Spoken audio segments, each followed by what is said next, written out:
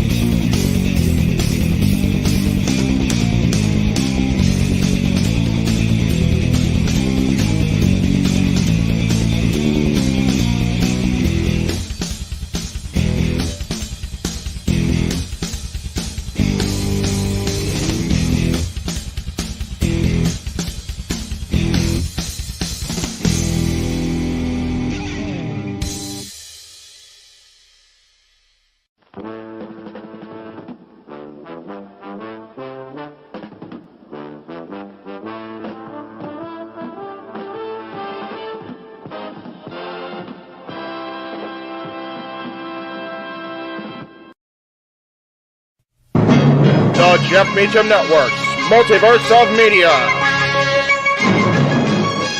For over 15 years, the recognized symbol of excellence and the standard bearer in coverage of sports and entertainment.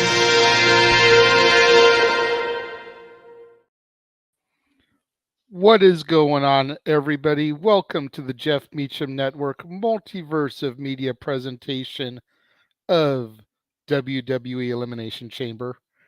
I am one of the hosts for the festivities, the Renegade J.J. Williams, being joined today by the man whose name is on the marquee, Jeff Meacham. We also have joining us for the pre-show panel, everybody's favorite statistician, Stat Boy Mike. Wearing his King stuff, notice. Yeah, of course. And joining us in the green room, popped in during the trailers there, Mikey T, the movie star. What is good, open mic fam? What Get there, Mike. There, we'll get there. Yeah. It's a little early for the open yet, mic right? night, but you know, I appreciate the enthusiasm, Mikey T. Oh hell yeah, that's right. It's good to talk about the pay-per-view though. Yeah, absolutely. You know, man, I cannot remember the last time that a B show has felt this important. Right? You know, granted, I had my almost decade hiatus, but the last one I can seriously think of was Money in the Bank 2011. Yes. There may have been a couple others in between during my hiatus, but for me, the last time a B show has felt this major was Money in the Bank Punk and Cena. It is so major. We got Bondus Barrett on the panel. So there you go. Hey, you know what? You raise your hand if anybody is paying attention to Bad News Barrett. Yeah, no, I think everyone's looking at Kayla Braxton. Hey, you know what, Even though? my daughter, who's sitting off here off camera, looks at me and whispers, "She's pretty." Yes, she is. It's like, I'm just saying, like, I'm not trying to hate on Barrett. He's rocking the purple. Everyone I knows was that's gonna my say. color. But let's be real. Kayla Braxton's got those standout features if you smell what I'm cooking. Yes, and regardless of what the Heyman Hustle thinks of Kayla Braxton, she is rocking that suit her own self. But yes, Wade Barrett may be bringing the bad news, but he is rocking that purple when bringing it. So I'm here for it. Good on him. Mikey T, this is the first time I can really think of that you've joined us for the predictions, the pre-show. Welcome in. Usually you come during the after dark hours, if you will, for the open mic night. Yep. Stat Boy, I watched you on Noah's Simply Predicting earlier today. You and the rest of his panel did an amazing job yesterday. Shout out to the simple man with the spectacular voice. He'll be coming in about a quarter till. Yes. To take his seat next to me for duties. As he do. We've got quite the crew in the chat room. Ryan Dempsey is here. What is going on? We've got Elizabeth. Awesome that you're watching us while the Canes hockey in the football stadium going to be Stadium awesome. series. That's right. I forgot they're having the Stadium Series game today in Carolina. So Ken, happy birthday, sir. Thank you for being here with us. Yes. Dwayne, hello, welcome. You did a good job on the predictions with Noah as well. Saw you there. Yes, he did. Good grief. We got a bunch of people, people are just popping in like crazy all of a sudden here. Things. Yeah, you know. Cape Rayer, what's going on? For a Andy, B show. What's up? Raymond. Bienvenue. That's it. Bienvenue, man. Everybody's coming in. And then Daniel came here right after watching my review of Winnie the Pooh, Blood and Honey. Woo. I have also heard the rumor about the Bambi horror. Peter Pan going to be getting a horror movie. Don't let it be a knockoff Freddy Krueger. If they go the Once Upon a Time route, I think they'll be okay. Go that maybe a little darker, I think they'll be good. Yeah, and if you're not familiar with Once Upon a Time, please do yourselves a solid and at least get on Disney Plus for that binge, because that series was underrated as hell when it started. It got good in a hurry. Absolutely, and I will not be seeing it tomorrow, Daniel. I'm a little bit preoccupied with my fam. We're going to be at that other Orange County amusement park that was founded by a Walt. The original one. We're going to be at Knott's Berry Farm, but on Monday, it looks like my clan is going to go see Quantum Mania, as that will be my new release Saturday film for next week. So more money for the mouse. I mean, great movie to go see. We appreciate that at the Masco Mafia, at the Walt Disney Company. Ken with a super chat already. Thank you very much. Thank you. Yes, you are most welcome for the birthday shout out. I mean, you're a frequent watcher here, so we definitely got to show the love. You know, happy birthday. Yes, tip of the cap, if you will. It's okay for the controversial antics every once in a while, Ken. Yeah, I mean, we're on the Jeff Meacham Network. We're not on NoDQ.com. We're a little more stingy on those. It's okay. I think the match everyone is looking forward to the most is Sammy and Roman, and we will definitely get there momentarily, Cape Rare. We're about to start running down the card and everything. Nathan, hello. Yes. I'm going to run through these matches. I told Jeff off camera, I was like, if I was booking the show, this is the order I'd run the matches in. So that's the way we're going to go. And we'll see if WWE follows suit and kind of runs with the way I would do things.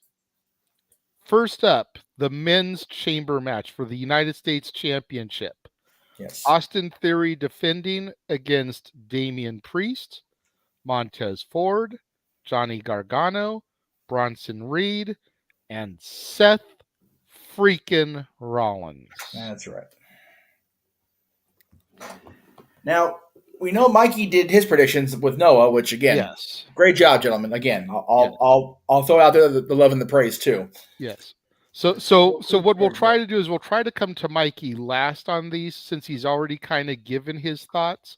Stat boy Mikey. Yeah.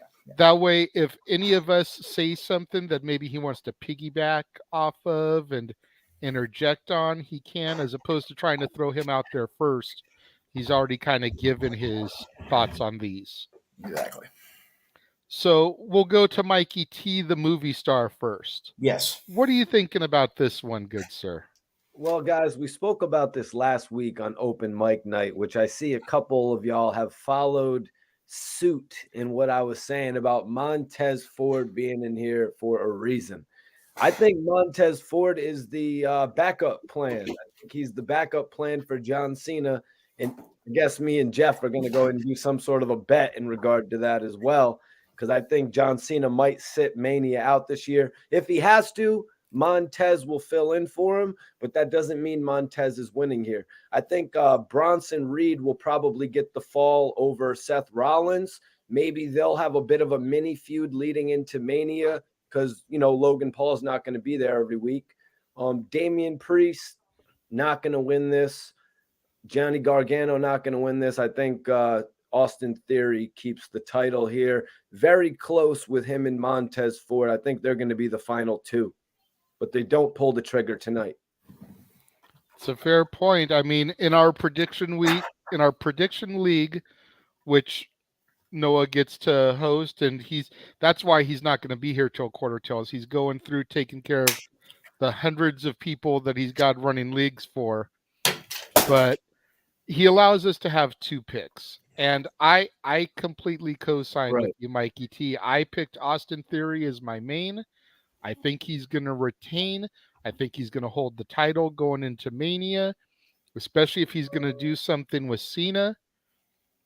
Cena in the last decade made a thing about the United States Open Challenge.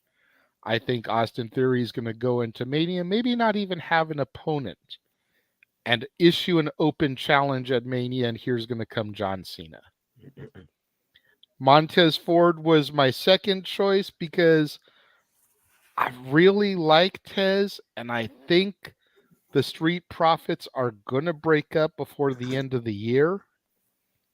Could this be that initial seed that gets everything rolling for them by giving him a singles title?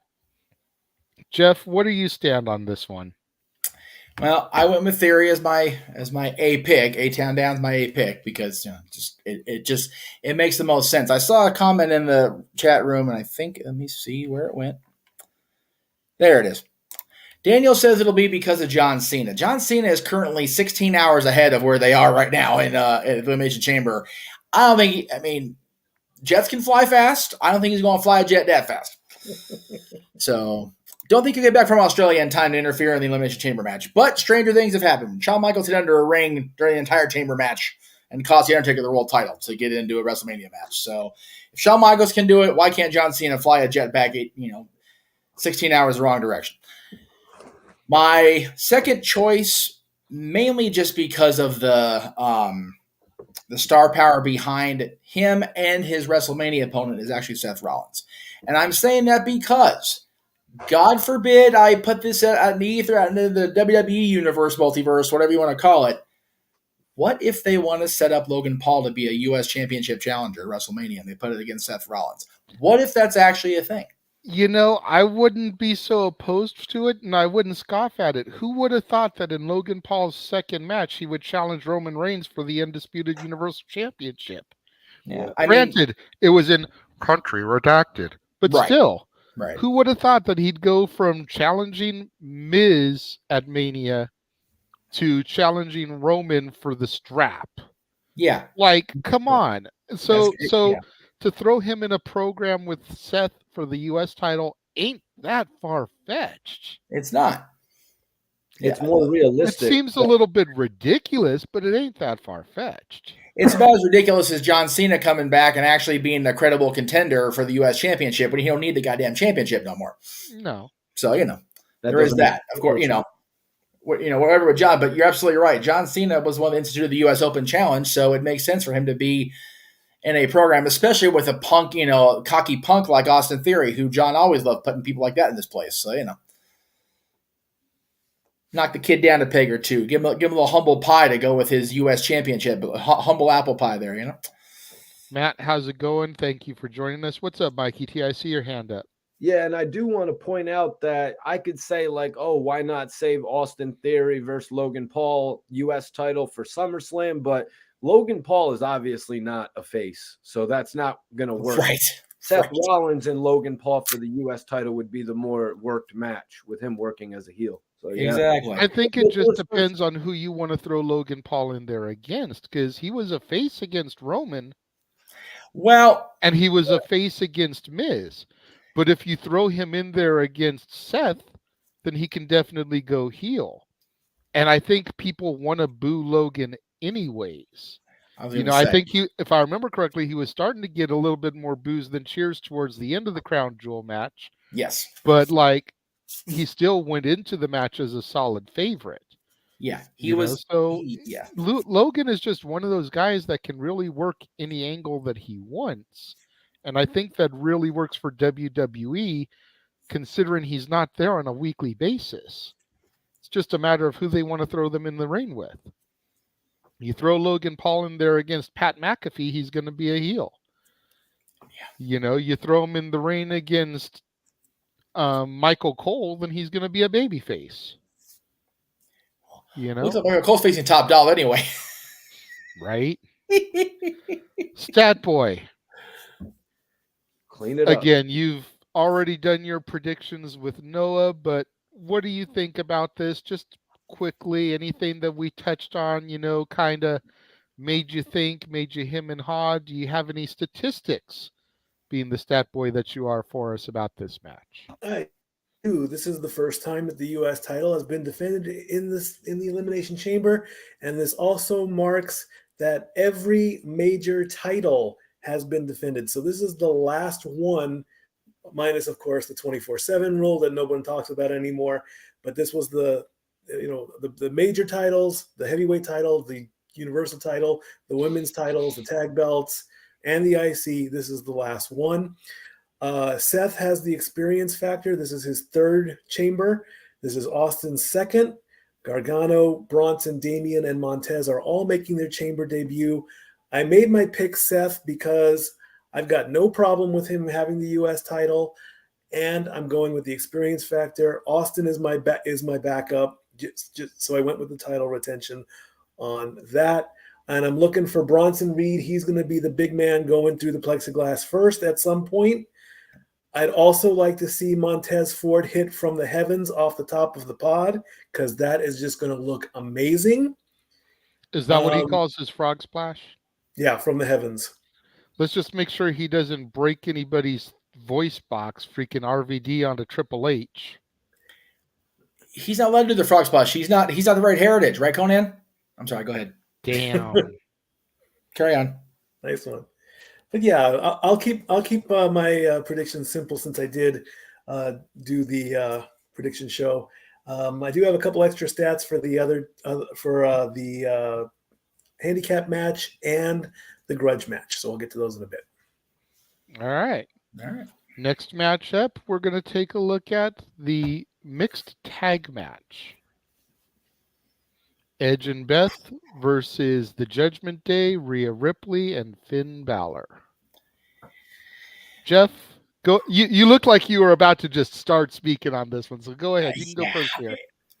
We all know how much I love the Grit Couple. I've been a rated R fan since before he became the rated R superstar, in 2005, 2006. I've been an Edge fan from the get, and it's been a long, crazy ride for Edge, coming back after all this time and, being back sporadically since that Big Rumble moment a couple of years ago, but Beth Phoenix, I say, appearance-wise, looks better than she ever has. She is ready to get into this tag match and whoop somebody's ass, be it Balor or Ripley. Let me be clear on that. Having said that, one of two things is going to happen here. Either Rhea's going to find a way to get the win because they can't have mommy lose at going into WrestleMania against the world champion. It's not going to be a thing. Number 2, big giant schmoz, which sets up everything else for WrestleMania.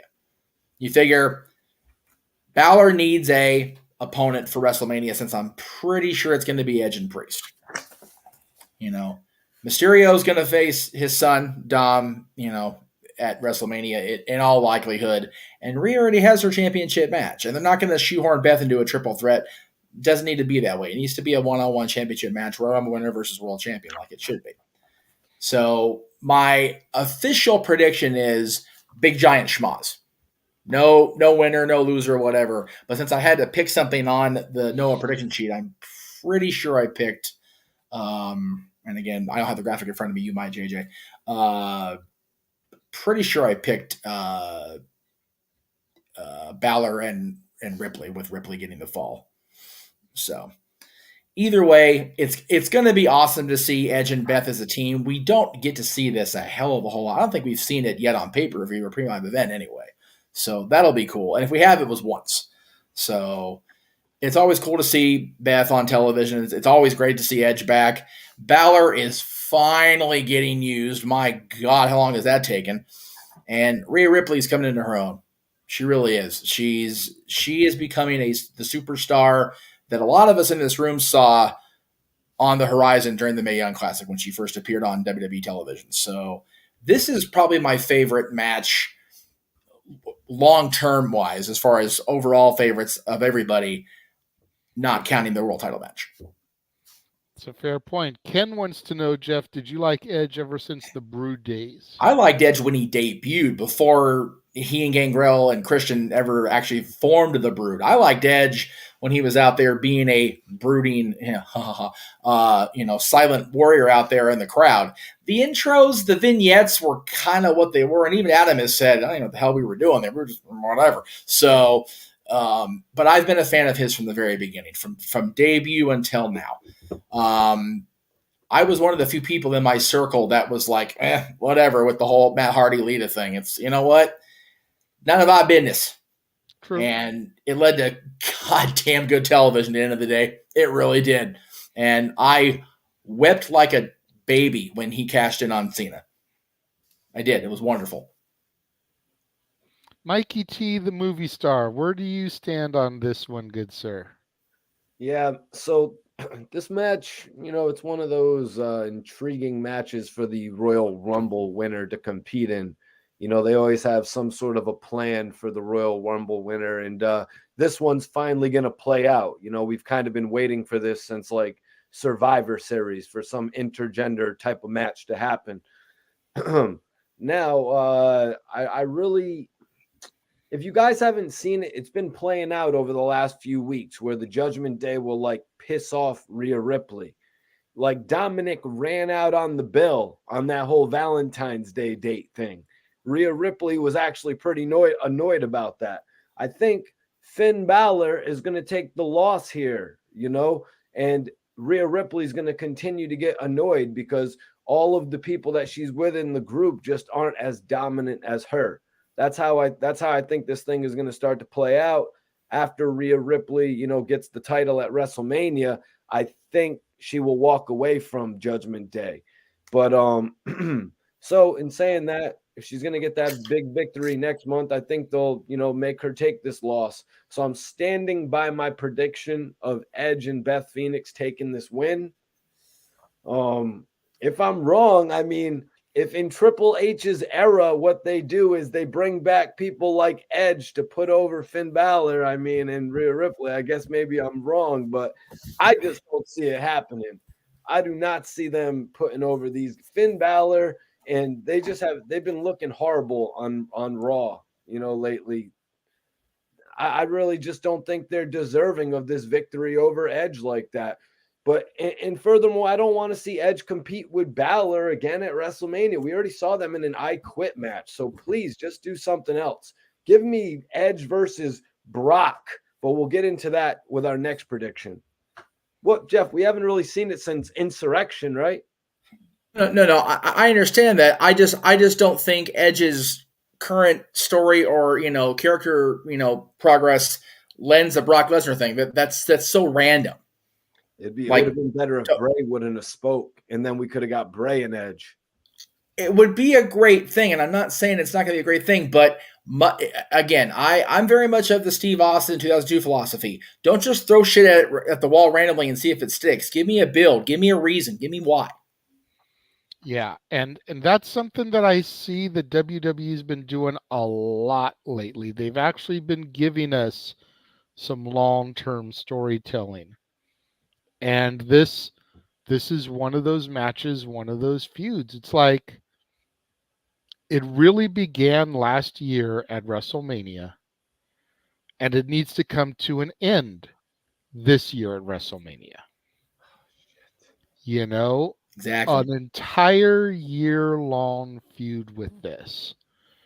And it's been said by me, it's been said by people in the chat, if Phoenix pins Ripley, that'll make her look weak. And you cannot have the number one contender to the title looking weak going into Mania.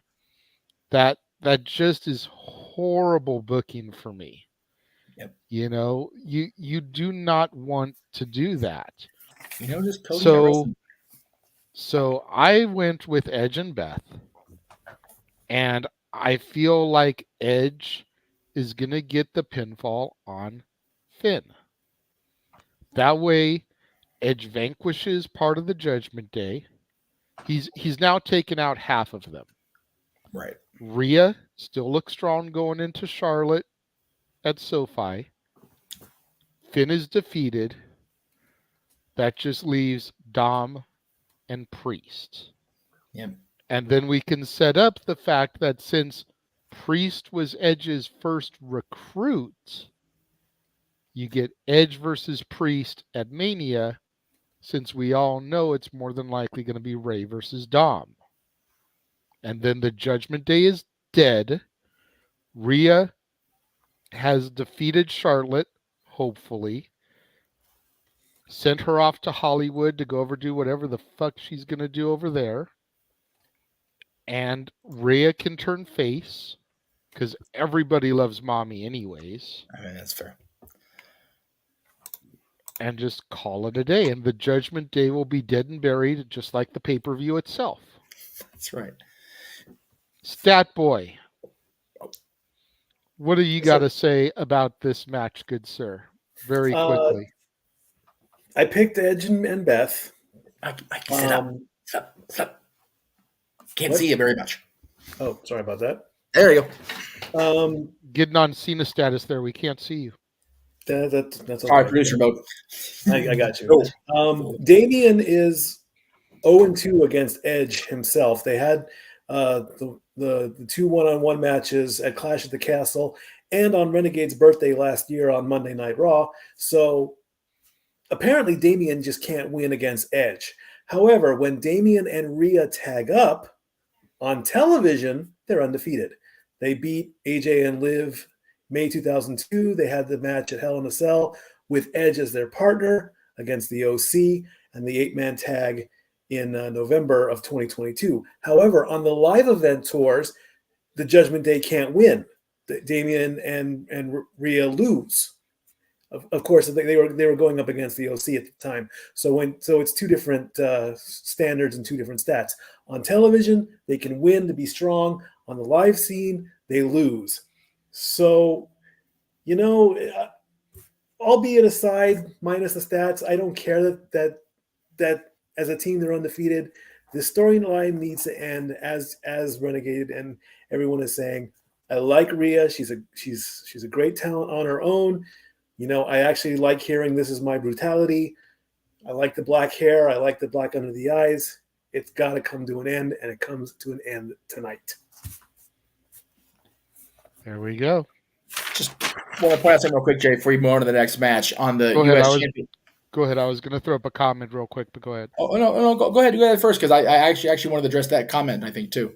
Oh, it was a different one. Something I had starred because Ken pointed out that he thought Ripley was going to choose Belair, since we've already seen her versus Flair many times. And while we may have seen Rhea versus Charlotte many times, you've got to think about the WrestleMania implications and the fact that Charlotte dethroned Rhea for the NXT Women's Championship at Mania when Charlotte won the Rumble. Yep. This was a completely different Rhea Ripley now than that person. So she's looking to get that revenge. She's looking to get that win back. Yes. Stat Boy Mike, as far as the U.S. Championship, if it does indeed change hands tonight, it'll be the only time it's ever changed hands in Montreal, but not the first time it's changed hands in Canada. 2 times, both in Toronto, it changed hands in Canada. 1970, where did it go? I just had it right in front of me, of course. 1974, I believe. Let me double. Yep. 1978, excuse me. Ricky Steamboat beat Ric Flair at a live event for Crockett. We're not going to call it a TV show because back then it wasn't a thing. But the other one was Bret Hart in 2010 becoming U.S. champion on Raw after his big comeback. There you go. Defeating The Miz, right? What's that? Defeating The Miz, right? Yes, defeating The Miz. So there you go. And it was vacated. Oh, I'm sorry. It was vacated in Winnipeg with that whole stupid thing with Cena and Angle when Angle was the GM of SmackDown. And he hit Kurt or whatever. The dumb storyline. But anyway. All right. And those stats were Stat Boy approved. There we go. And now we go to our middle of the pack match. The almighty Bobby Lashley versus the originator of cowboy shit. Fuck Adam Page. Right. Brock Lesnar. For me, it comes down to the fact that Bobby, I think, needs to get defeated and humbled so that he will go back to MVP, acknowledge the fact that he needs MVP in the Hurt business, and we'll just make that shit go from there. Period, point blank. And then Ratnick wants Gunther, or let's do this the Noah way, Walter, his name is Walter, to screw Lesnar tonight. His name is Robert Paulson. I'm sorry. It would be cool to see Gunther, Walter, whatever you want to refer to him as, come out and cost Brock to further that. But the fact that they don't have him defending the Intercontinental title here tonight against either Madcap Moss, who won the 4-way and should have gotten the title shot at the pay-per-view instead of SmackDown, or doing it against Drew and Sheamus in the triple threat so that you could do Gunther versus Lesnar at Mania, they're probably going to do that triple threat at Mania. Brock is going to be final boss status for Gunther. Maybe SummerSlam. But right now, Brock just needs to humble the Almighty. Who wants to go next? Having Lesnar challenge Gunther for the Intercontinental Championship for 2 reasons. Number one, my God, would it be a spectacle of a match, right? But number two, the last time I was at a pay-per-view pre-live event that Brock Lesnar was a featured player, didn't leave the place very happy or very sober for that matter. Just wasn't a good night for Jeff Meacham in 2014.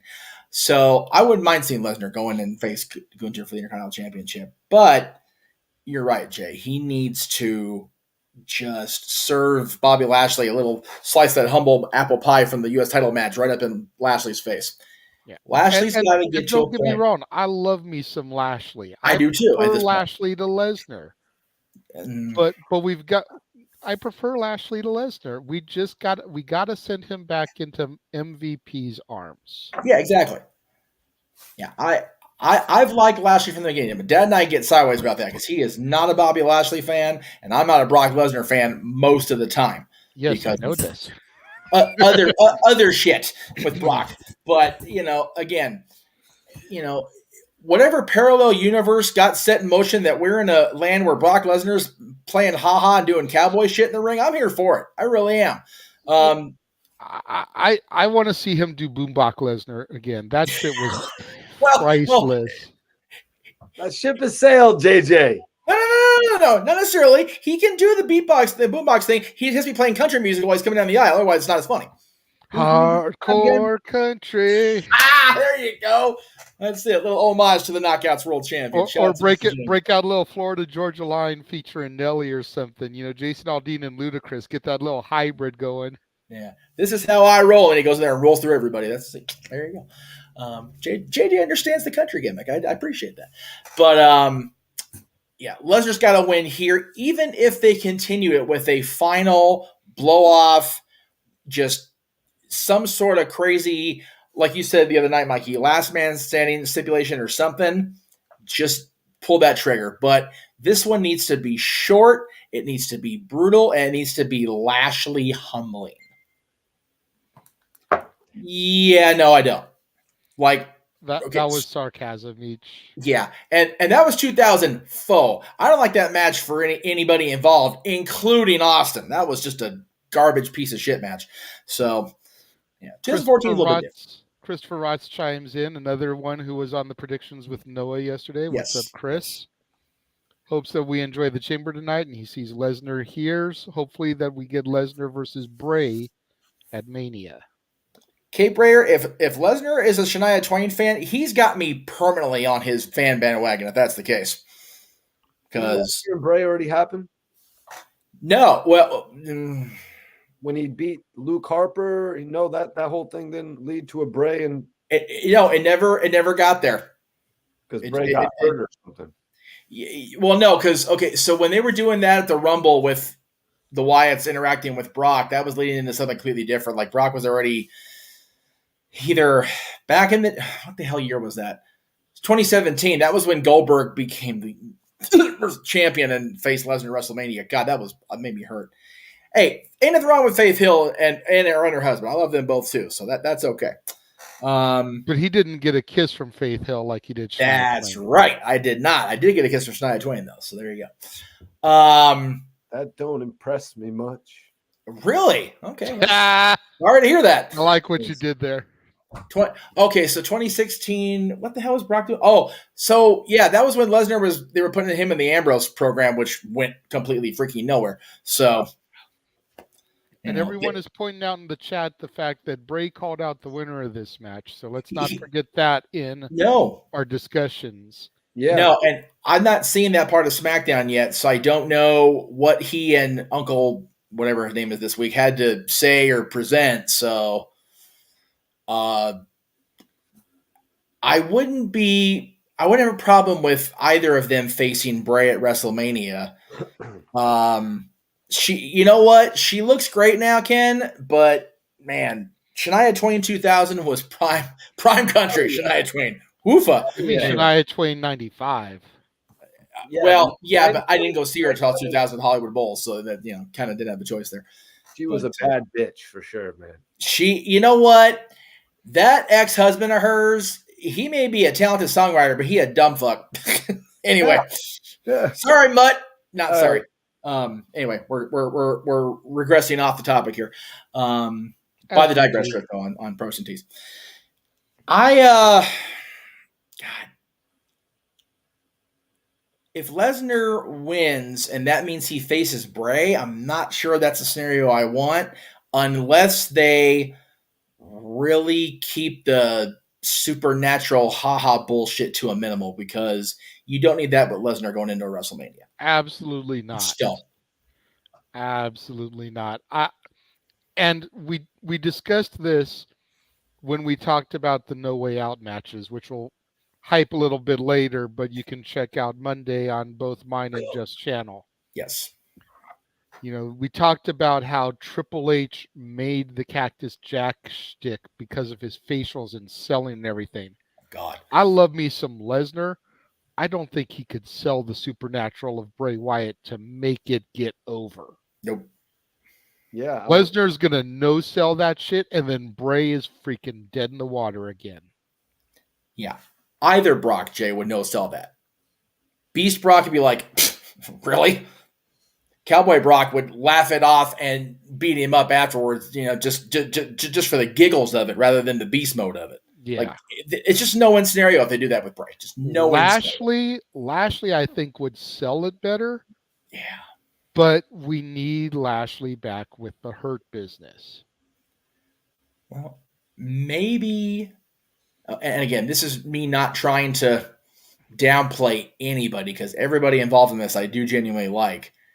I think the Hurt Business with a combination of scared of the supernatural and serious about getting Bobby back on track could pull off the thing with Bray and Uncle Howdy. It would be a delicate balance the next 40-something days, but they could pull it off. I just don't think Cowboy Brock by himself can pull it off because Brock's just not that guy. I think a combination of MVP with Lashley and the jobber, the other guys in the Hurt Business, better. I'm not saying either one's a great match, but it's a better match with a stable trying to dance around the shenanigans and the bullshit of Bray Wyatt than it is just having Brock Lesnar only focus on Strowman. So that's just how I see it.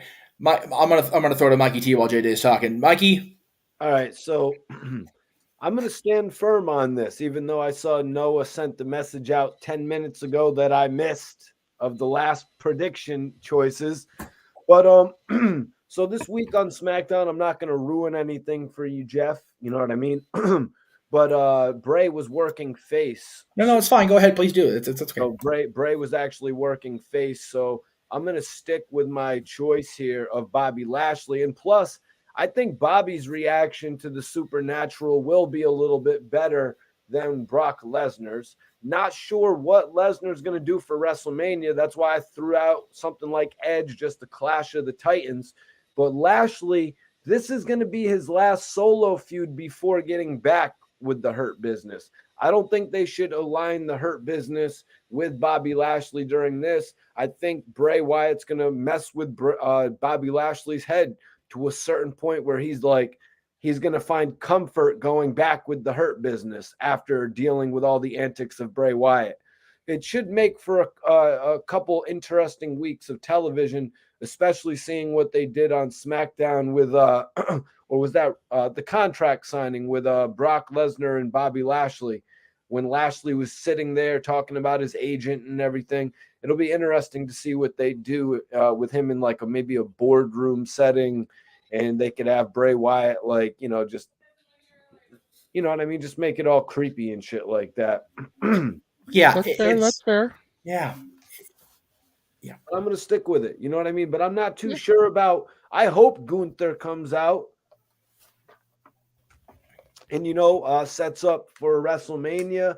I don't think they're going to move in the direction of Drew McIntyre and Sheamus going against the champs. I think, honestly, man, they're keeping or going against the Intercontinental Champion. I honestly think they're keeping Sheamus and Drew McIntyre as a backup plan for the Usos because this Sami Zayn thing is just catching so much fire. They got to have a backup plan for when they ultimately don't do Sami Zayn and KO, if that doesn't end up happening. Because WWE is burning money right now if they don't put the ball in the court of Sami Zayn. They could really do two major stars right now with Sami Zayn and Cody Rhodes at the expense of Roman Reigns. But they're going to send him to the tag division? I don't know. Well, we'll get into the Sami situation when we get to the main event. You're right. Boy, is there anything you would like to add to this match before we move on? They are hyping that this is the rubber match, which is true in a one-on-one setting. Of course, Bobby beat Brock at Rumble 22. Brock beat Bobby at Crown Jewel, and this is the rubber match between them. They have fought overall 6 times, with the first meeting, of course, being day 1, the Fatal 5-Way, where I think that's where Brock got the title, I believe. Yep. And of course, they met in the Rumble in this year, which in some cases it doesn't really count. So this is their 6th match overall. My pick is I'm going to go with Brock on this one, which is a shock. And on the prediction show, I said that Noah does need to put the option of the no contest in there because let's face it, something could happen where they could go one more match. They could go the last man standing route. They could go the steel cage route. They could go the lion den match or the fight pit match. I even said, hell, call up Dana White, make it a proper UFC match. Let these guys actually grapple because they both have grappling backgrounds. They both have actual wrestling backgrounds. Let's see what happens. Let's see if one's jiu-jitsu is better than the other. Stat boy, if you want them to go grappling, why not do a 60-minute Iron Man match? Because that won't just be all grappling. That'll be some power moves. They will slam each other once in a while. Okay, then turn it into the ultimate submission match. There you go. 2 out of 3 falls? No, the whole hour. Like Benoit 60-minute ultimate submission match. I would say if they're going to turn these two big guys loose in ultimate submission, it's got to go 30, man. 60 is way too long for these two guys. You don't think they could carry it? I'm not saying they couldn't. I'm saying it's too long for today's fan. I'd be all right with it, but that's fair. Yeah. All right, moving on. We've got the other chamber match. And as was asked in the chat earlier, yes, Ken, the women's chamber does get the title shot for Bianca Belair. Yes. So we have Mrs. Corey Graves, Carmella. We've got the crazy, deranged Nikki Cross. We've got Raquel Rodriguez. We've got Natalya. We've got Liv Morgan. And we've got Asuka.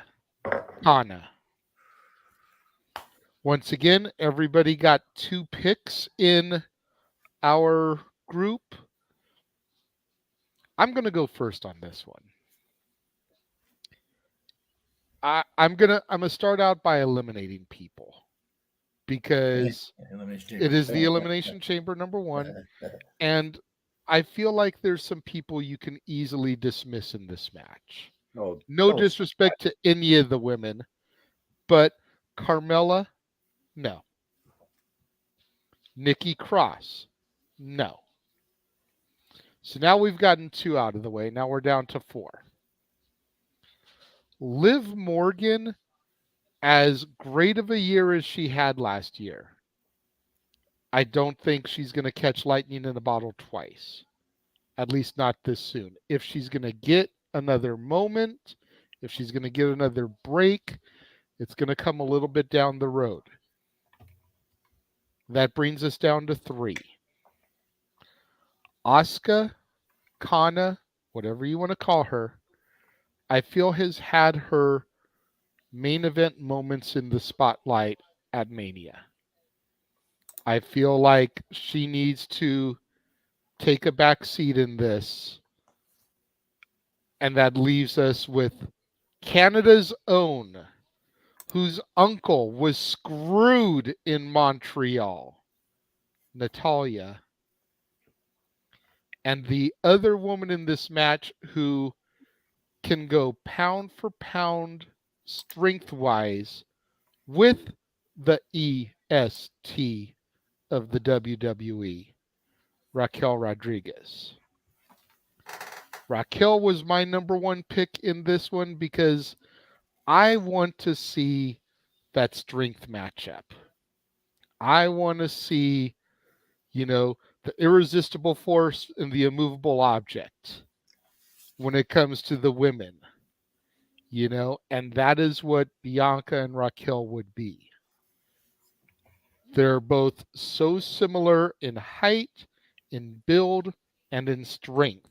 And when you factor in the fact that Bianca came up from NXT and basically started going up from that $1 million run to where she is now, and Raquel last year's kind of on that same trajectory.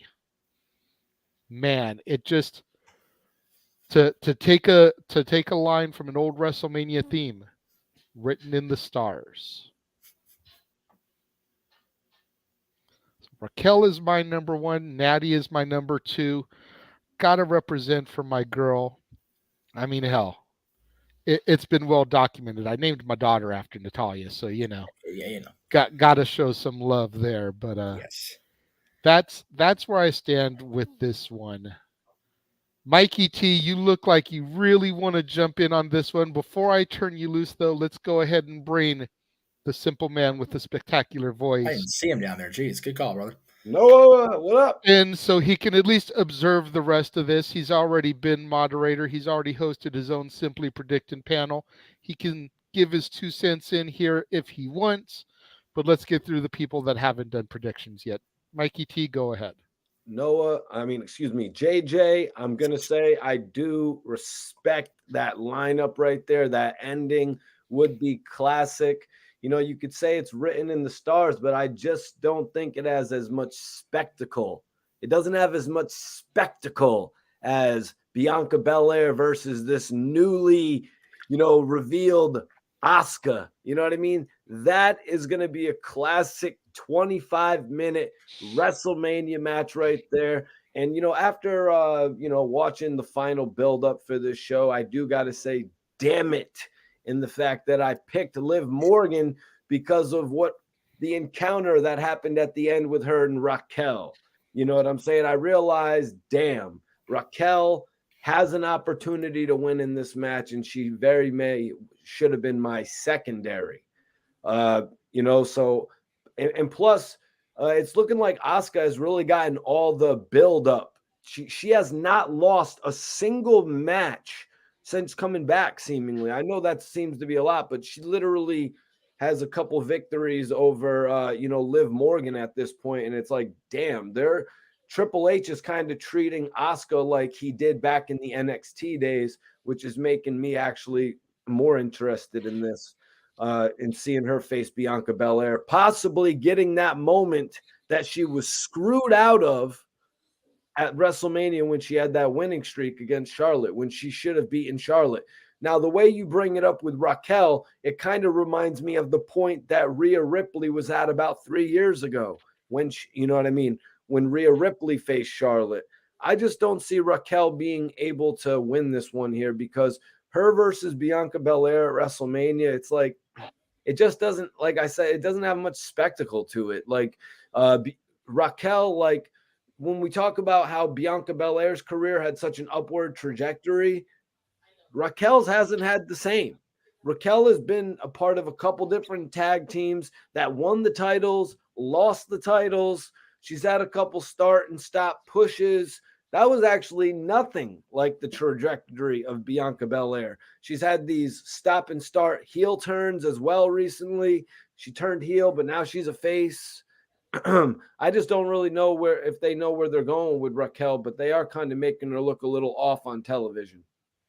I think Raquel needs to go heel. I think she comes off as way too fake a lot of the time.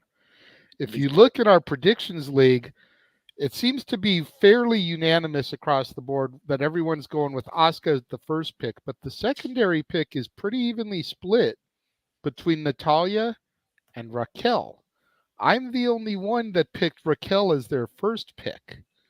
So if I end up taking this, if Raquel wins, that gives me a serious advantage on everybody else that picked her as the secondary. If Asuka wins, but I feel like she's had way too much time in the spotlight, and she needs to get taken a step back. And JJ, I want to note that Son Goshuaku, he actually put Bronson Reed as his main pick in the men's chamber and Austin as his secondary, basically giving everybody an opportunity right there. You know what I mean?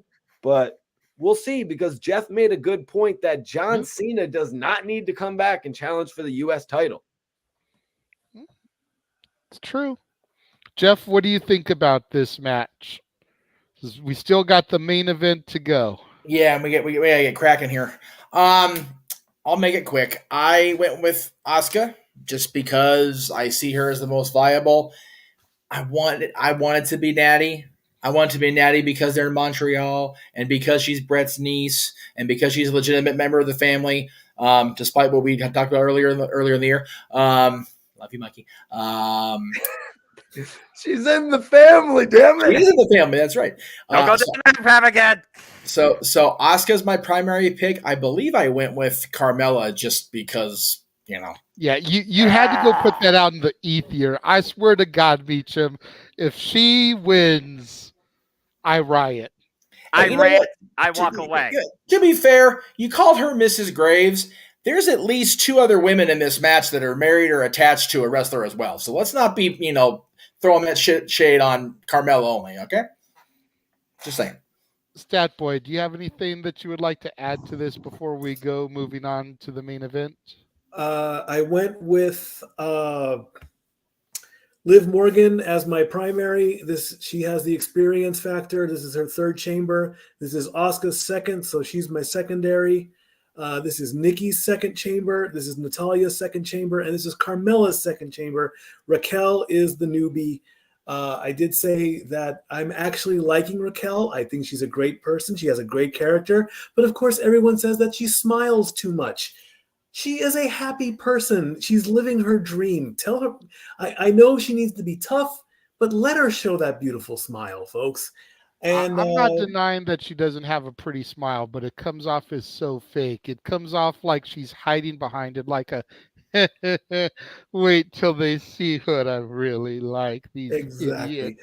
And I called that Nikki is going to be the one to do the crazy whatever, jumping off the pod. Maybe Asuka will do it, or maybe even Asuka will take the bump herself. I don't see very much crazy spots in the women's match, but I did in the men's. So there you go. All right. And that brings us to the main event. And right. It's one of those things where none of us are walking into a Las Vegas casino and betting against the tribal chief. Correct. None of us are going to do that. Nope. At least not for another 40-something days. But the what if factor is huge tonight. Yep. They're in Sammy's home country. Yes. Home city. Yep. Jey Uso is still a question mark. Yep. KO hasn't been seen since he was crucified, essentially, at the Rumble a month ago. Yep. You know, there's so much that can go into this. Where does Cody Rhodes truly lie? Was his promo Monday all lip service, or did he truly mean it like he told Sammy? You know, the money says that bloodline versus bloodline is the way to go. Yep. But we have seen these uprising, these movements in the last 10 years in WWE more than once, where the crowds have derailed the booking plans, and the WWE has had no choice but to alter course, pull the trigger, and go a whole other route. And if anybody in this room, or even in the chat room, can tell me that when they watched the main event promo on Friday night with Sammy in his home country and the way the crowd was reacting to him, the tears that man was shedding in the ring, them chanting his old Generico song, doing the ole, ole, ole. If y'all don't think that Paul and company in Gorilla heard that and were like, oh shit, what do we do? They are doing it now on the screen as we are talking, gentlemen. Yeah. If there is not at least a seed of doubt planted in everyone's mind, then WWE has failed miserably these last 9 months. Because when Sami Zayn stepped into the ring last year against Johnny fucking Knoxville and got bitch slapped by that oversized hand and pinned in the middle of the ring by the guy from Jackass, did we ever think 11 months later he would be here challenging for the championship and a legitimate threat to the head of the table? Better chance in hell if there a water drop being seen.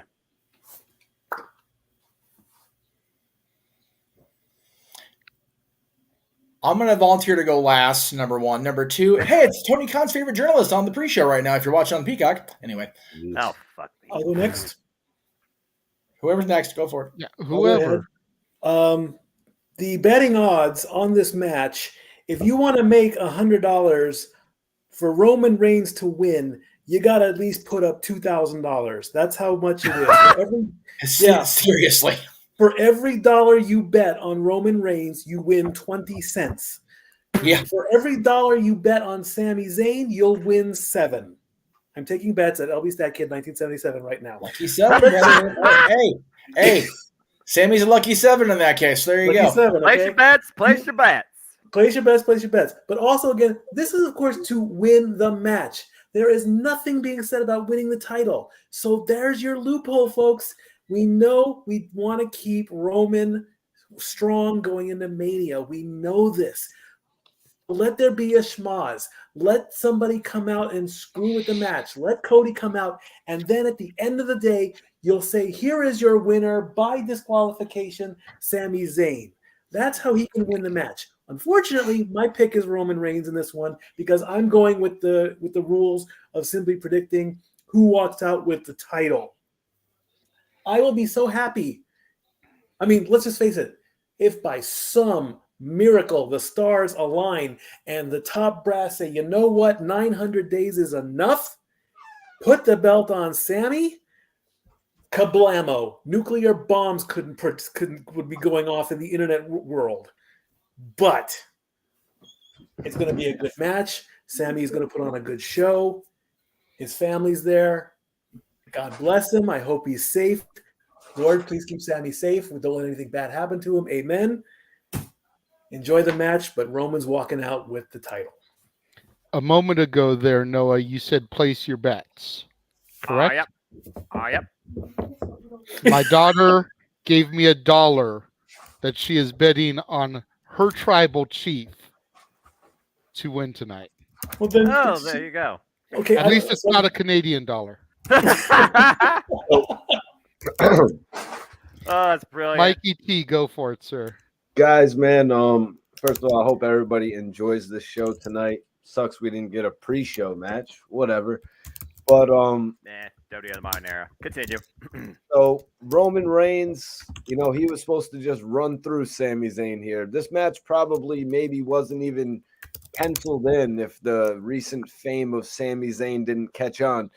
This is the guy that, what did he handcuff people to the ladder and climb up it and win the IC title in that one triple threat match? Correct. You know what I mean? Because I have the US FBI warning on my screen. Sami has really put himself in real contention for the title. I mean, you could arguably say that Sami Zayn has had a better career than Cody Rhodes. If you were to line both of their careers up from the very beginning, I mean, shit.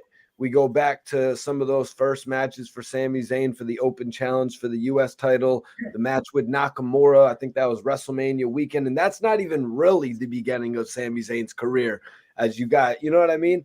But, so yeah, if you really were to compare their careers, it's like, what are we going to do? Are we really going to reward the guy who went and created AEW to beat Roman Reigns? Or how about we go with the homegrown talent, the guy who said screw signing with AEW and actually stayed with the WWE? I remember all that rumor was going on of Kevin Owens' contract was coming up and Sami Zayn, and they could end up in AEW, and where are they going in the WWE? Look where they are now. They are definitely the focal points of the new generation. So I just think it's really upsetting that Sami Zayn is not going to win here. I'm not going to change my vote. Can I change my vote, Noah? Nope. At 7:30 p.m. Eastern Standard Time, I made sure everybody in and out of the team was final. And that goes for all 105 of you in this whole entire thing tonight. Damn. But yes, I'm going to stick with Roman. But I will see y'all later on for the open mic night. I got to run. Meech, appreciate you. Stat Boy, JJ, and Noah. I will talk to y'all soon. Sounds good, Mike. We'll see you at open mic night. And then I planned the video package. So nobody said, but I made sure I typed my prediction out in case somebody decided to steal my shit, like pull a Josh on JJ after he talks. So I said it before. I'm saying it right now. All right. Nobody's talking about Sammy losing because Kevin comes out in Montreal and like, where the hell were you helping me a month before, 2 months before, and just guzzles Sammy himself? Yeah. I mentioned that the other night. I think it was on Talk Wrestling. I tried to suggest it as a possibility, bringing up the whole, where's KO been? That was also something brought up on Simply Predicting at one point. So it's definitely something that's been going through my mind. And when I gave my whole dissertation, I even said, what does Kevin Owens play into all of this? I firmly believe KO plays into it as the ultimate spoiler. I really do. It would be so bittersweet. It would. But you know what? It would be so on type with Kevin and Sammy and their nonsense over 20 years. It would be, but everyone is banking on KO and Sammy versus the Usos at Mania. Right. We talked about that before we went on the air, but it's like, yeah, that is a great feel-good moment to get the Usos back together in sync. But I don't know. There's that little part of me that looks like a cricket that's voiced by the guy that sings "When You Wish Upon a Star" during the movie that tells me, no, Kevin's still bad. Kevin's still bad. So I'm officially sticking with what I said, that Roman will retain. It'll be Jey Uso playing the spoiler and realizing where his money and his blood lie. But man, that Kevin factor is just right there, hanging over our heads like the freaking sword of Damocles. Like the chamber is here in Montreal Yes. as we go inside the arena. Michael Cole and Corey at ringside. Sam Fisher, what is going on, good sir? Hello to you too. Ryan Dempsey, go ahead and charge your phone, man. Shouldn't take you too long. We just hope that you stick around for us and our coverage here this evening. And down it comes, Jay. You were right about the chamber starting the night. Well, then this is They're it, starting folks. with the women. Let's get right into it. Hello, everybody, and welcome once again to another Jeff Meacham Multiverse Media live watch-along event production. You know what this is, for I am the simple man with the spectacular voices I have been coined, and my name is Noah Foster. With me, of course, is my color cohort in all things WWE, and we are on the final stop on the road to WrestleMania. While the storm ahead looks to be clear tonight, it is time for the Women's Elimination Chamber. The rules go as follows. At randomly scheduled intervals, a pod door will open at random, allowing another superstar to join the match. And this process will continue until all pods are officially open. Pinfall via and submission, you are eliminated from this chamber. And the last one remaining will go on to WrestleMania to challenge Bianca Belair for the Raw Women's Championship. JJ, this is it. Are you ready to go tonight? And is anybody ready for Kana Asuka? I don't think anybody is ready for Asuka, Kana, however you want to refer to. But yes, Noah, I am fucking ready. I've been ready ever since Raw this past week. And Cody and Sammy had that moment in the ring. I have been looking forward to this. And she's got purple on. God damn it, Asuka. Purple is my color. Killing me, girl. Well, But I digress. You're the color guy, so I don't expect you to not be biased at certain times. But yeah, she is wearing color. And also, this is not the first time Asuka, of course, has been involved in the Elimination Chamber. What's funny about this Elimination Chamber, it's to be the one to qualify to challenge for the Raw Women's Championship. This is the third Women's Elimination Chamber to be for that very circumstance. And Asuka, of course, is a two-time Raw Women's Champion. Kana, of course, trained by Yuki Izakawa, 41 years of age, 18 years in the game. She's been Raw Women's Champion, SmackDown Women's Champion, and was the undefeated NXT Women's Champion. Only had to relinquish the title due to, well, brand promotion. And it looks like she will be one of the first to enter pod. Oh, God. And here comes Carmella. Mella is money if you believe what her and Corey Graves spew out of their mouths.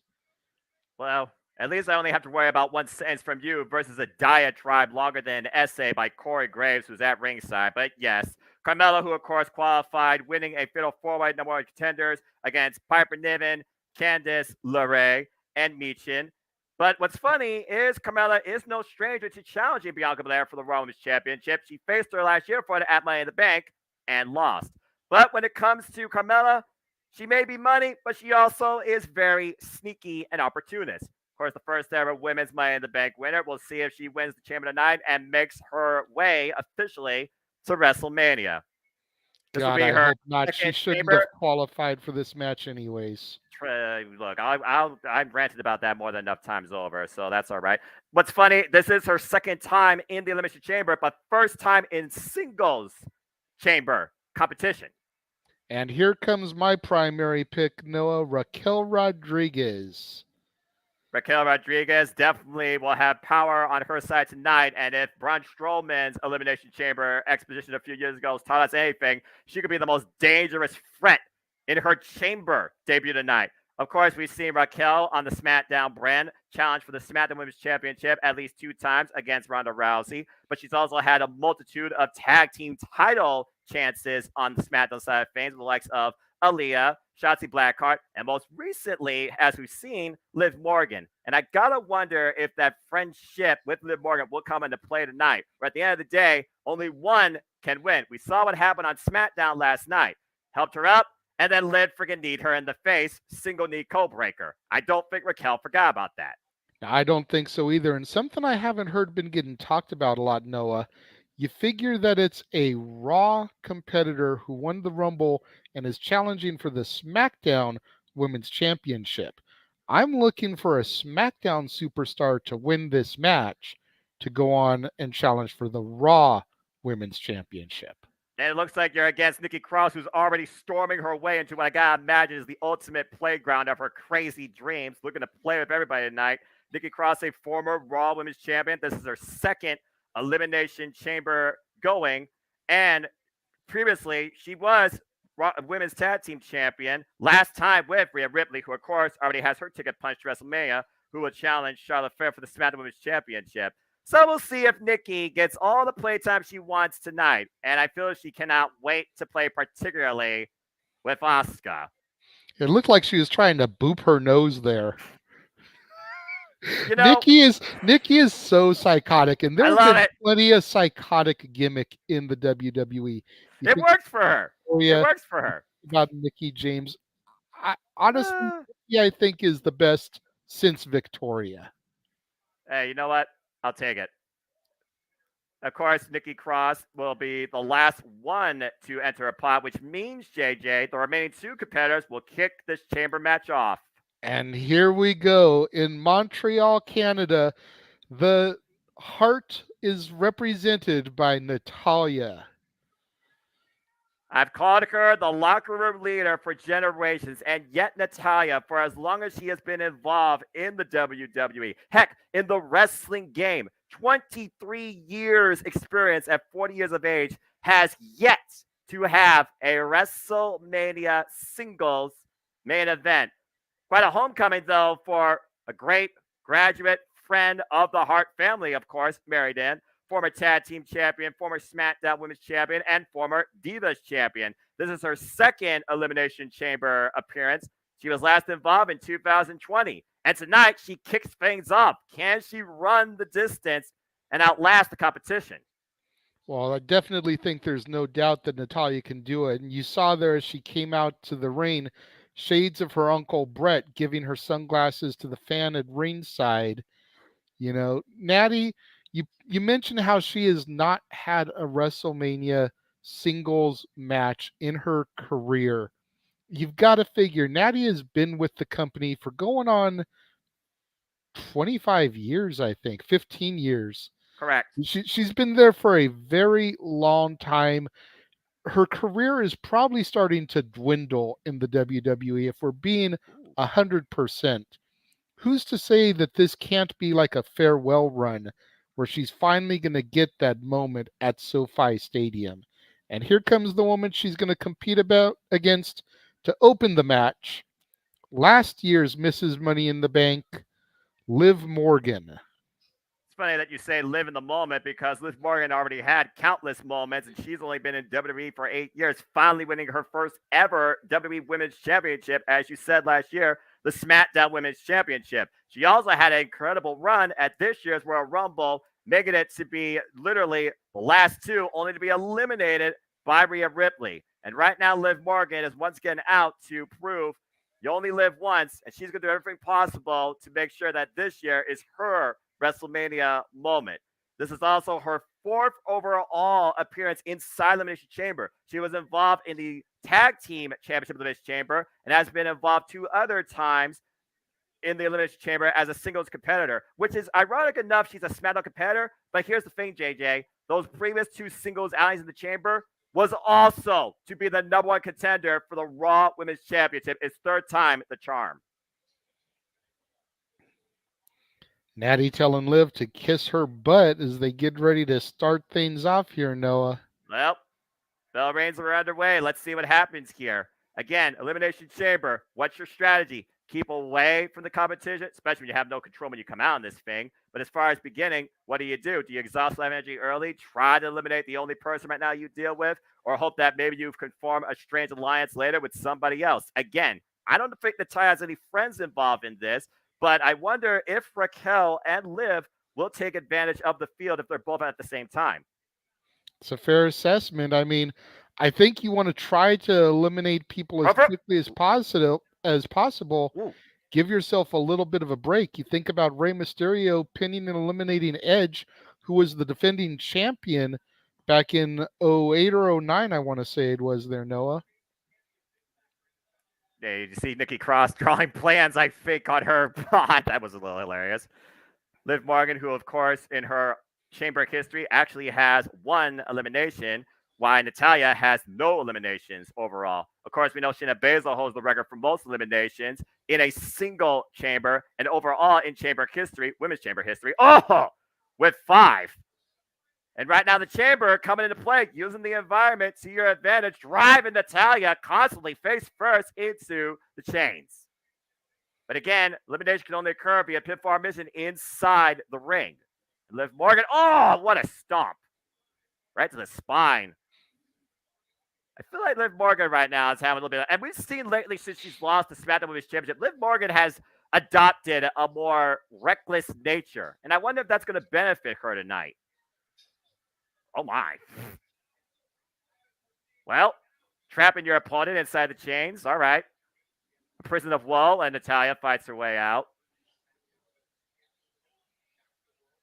And Liv Morgan, driven face first into a pod. Again, use everything possible. I mean, the only thing you can't do at this point is escape. And once again, Liv Morgan driven into Nikki Cross's pod, which I think she welcomes that. Again, I got to imagine the next person that comes out, who's going to be the most dangerous force to deal with amongst these two. And I feel like right now it's Nikki Cross. And Nikki looks like she is just taking some sick pleasure in watching Liv Morgan get bounced off of her pod there. There's a bit of euphoria for Nikki Cross there. And again, driven off. It's almost like Natalya's hearing Nikki say again, again, again. Yeah, for real. And Nikki looks way too comfortable inside of her isolation there. It's like she's locked in solitary confinement. Yeah, except there's no cushion. Meanwhile, 9 seconds to our next entrant. The first one to come out of the pods. 4, 3, 2, 1. No eliminations yet. Who is joining Liv Morgan and Natalya? Again, there is no advantage for anybody here. There is no matches to determine who's last. And Raquel Rodriguez. The powerhouse of the field, no doubt, and she goes after Natalya. And again, like I said, will we see Liv and Raquel work together here against the rest of the field or go after each other immediately? Former NXT champion, she held the NXT Women's Championship in a single run for 202 days. But she hasn't even been involved in the main roster for, I think, over about a year now, JJ. Oh! Yeah, it was around summertime last year, I want to say, when she got the call-up, because when I started watching again and started really getting into not your NXT, damn it, April of last year, she was still an NXT regular. So it wasn't until like June, I want to say, when she got the call-up to the main roster. And of course, her last NXT experience was sending Rhea Ripley in the previous Go NXT up to main roster and last woman standing. And of course, her last escapades in your NXT was going after Mandy Rose for the NXT Women's Championship after the fight with her and Dakota Kai, who were former NXT Women's Tag Team Champions. And we all see what happened there with the Mandy Rose incident, but I digress. Well, you know, things are what they are. History is history. Raquel Rodriguez looking to make history in her Elimination Chamber debut. What she lacks in experience, she's definitely going to make up for when it comes to strength and power. And taking Natalya up on her shoulders. Oh! Driving her back first. And again into the chains. Big Mommy Cool just displaying that strength on Natalya. Canada's own there. Yeah, Canada's own right now with quite a rough homecoming. And yes, we see you all in the chat. Please like, subscribe, comment, and tell a friend. We appreciate y'all's input and definitely will acknowledge you more as the match goes on. And what the hell? Liv Morgan, Natalya. Whoa, wait a minute. Ooh. The sunset flip sends Raquel finally down off of her feet into the chains, courtesy of Natalya. And Liv Morgan might have been safe there impromptu. Well, right now, though, we got a bit of a standstill here, JJ, as Nikki Cross and Carmella and Asuka look on. Natalya first to her feet, trying to take advantage of Liv Morgan here. All three of the other women in the pods are just jonesing to get in. Uh-oh. Stomp in the midsection. Looks like she's going to set up for the sharpshooter here. I was about to say, it is Canada, right? Liv Morgan aware of it. The up kick pushes her off. Up and over. Uh-oh, wait a minute. Natalya. Pick the ankle. The roll through, cover two, almost eliminated Natalya. Gets to the midsection, Liv Morgan, nice up kick once again. Right now we got, oh wait, Raquel come back and play off the second rope. Oh, look for the code breaker on Raquel. Raquel caught her, impromptu neck breaker, assist, power bomb combination, and still got the code breaker. Cover, two, double effect, and Natalya almost took advantage of that and eliminated Raquel. 7 seconds as we are going to get our fourth participant here in this Elimination Chamber field. Still no eliminations yet, JJ. Yeah, I'm surprised by that, Noah, if I'm being honest. Who's going to be the next woman to come in? Let's find out. Time to play. It's Nikki Cross. The unpredictable, wild, reckless ball of excitement and fire, bringing her own insanity to the Elimination Chamber as she literally is attacking everybody corner to corner. The Psycho has entered the ring. Thank God there's no shower here. Well, right now, Nikki Cross in the grips of Raquel, driven into the second turnbuckle. Raquel falling out. Oh, no! God. Even yeah, I was going to say, even Carmella's like, damn, girl, that looked like it hurt. She almost went head first into Carmella's chamber pod because of her height. And Nikki driving Natalya to the outside. Now we're down to Liv Morgan and Nikki Cross. Imagine these two getting along. Stephanie Segura misses, and Nikki Cross driving everybody to the outside. What is this crazy little Scott thinking? Carmella's like, hi. And of course, recently we've been seeing Nikki Cross playing hide and seek, particularly with Candice. Wait, what is this? Catapult. Oh, man! Liv Morgan face first, catapulted into the pod. But again, you can't eliminate her out there. You got to pin him inside the ring, Nikki. Now just driving I was going to Natalya. say, right now, I don't think Nikki's worried about pinning anybody. She just wants to inflict pain. Pain for pleasure is Nikki Cross's game right now. At this point, let's not lose, again, the objective here that's at hand. The winner of this match will go on, replay and see Liv Morgan eliminated for now from the field. Again, the winner goes on to face the EST of WWE, Bianca Belair, for the Raw Women's Championship at WrestleMania. Nobody can lose sight of that, even Nikki Cross. And right now, Nikki is looking on Carmella. And honestly, I can't wait till she gets her hands on her. And Raquel driven now face first into the pod. I think Carmella Nikki kind of telling Carmella this is going to be you here in a minute. Meanwhile, Carmella's just talking smack, asking Raquel, how does that feel? Well, you'll find out soon enough. Like, what's Nikki thinking here? Oh, no. Here we go. I think Statboy called it. Nikki Cross going for the crazy spot. Nikki heading up to the top of the chamber on top of Carmella's pod, looking down from above. What the hell is this little lady about to do here? Then Nikki Cross, good great crossbody! Taking out pod. all three of the other competitors there, Noah. Well, caution to the wind, safety be damned. Why the heck not? Live in the moment, even though you're not Liv Morgan. All right, Nikki Cross, but what do you do now? Everybody's down and out. If Carmella or Asuka come in here literally next right now, they have a super easy opportunity to eliminate somebody. As we look at the replay here, literally Nikki Cross free falling. Eat your heart out, Tom Petty. Dropping down on Raquel, Natalya, and Liv Morgan. And everybody's down for now.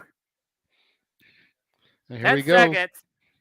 Counting down to who's going to be next. Will it be Carmella or Asuka? As we still, Noah, have not had a single elimination.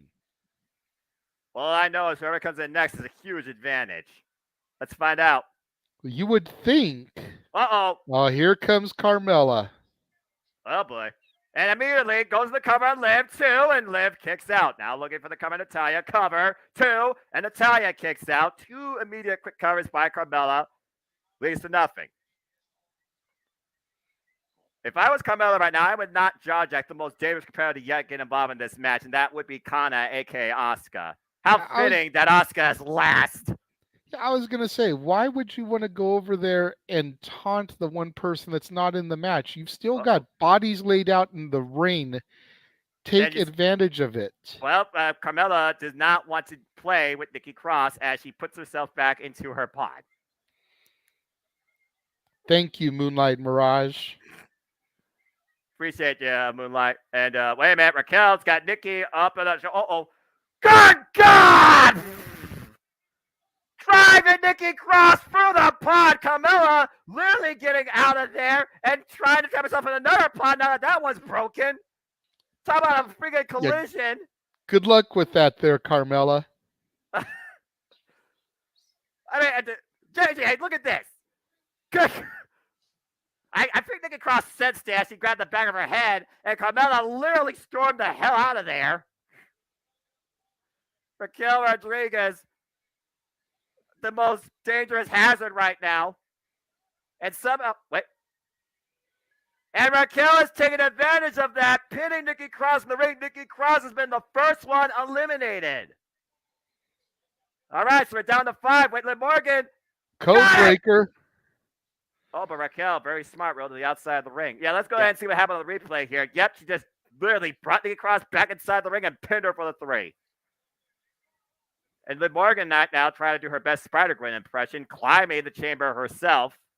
Natalya, though, coming in from behind against Raquel. And Raquel, I also like the fact that right now Raquel is not smiling, JJ. Good. She needs to be more serious. She needs to be more determined. If she expects to be a big deal in the main roster, the time for fun and games of smiling is over. You've been on the roster for a year, and you've done jack diddly shit. Yeah. And meanwhile, Raquel's looking to do something. Losing her balance. Perched Natalya on the top rope. Might be looking for a superplex here. Oh, boy. And right now, Natalya, experience, escaping. Going underneath. Oh, wait, trying to hook her up. Maybe for a power bomb. Raquel trying to hold on with all her strength. I was going to say, do you see that strength there, Noah? Yeah. But again, we call her the powerhouse for a reason. And she just drives the boots down into Natalia's face. Wait. What's Liv Morgan doing here? Sunset flip. God! What a freaking sunset flip powerbomb top of the bar. Come on with the advantage. Should nearly piss Raquel off that. Raquel able to kick out from Carmella's opportunistic pin attempt there, Noah. But what a sunset flip powerbomb by Liv Morgan off the top of the pod onto Big Mommy Cool Raquel Rodriguez. And here comes Donna.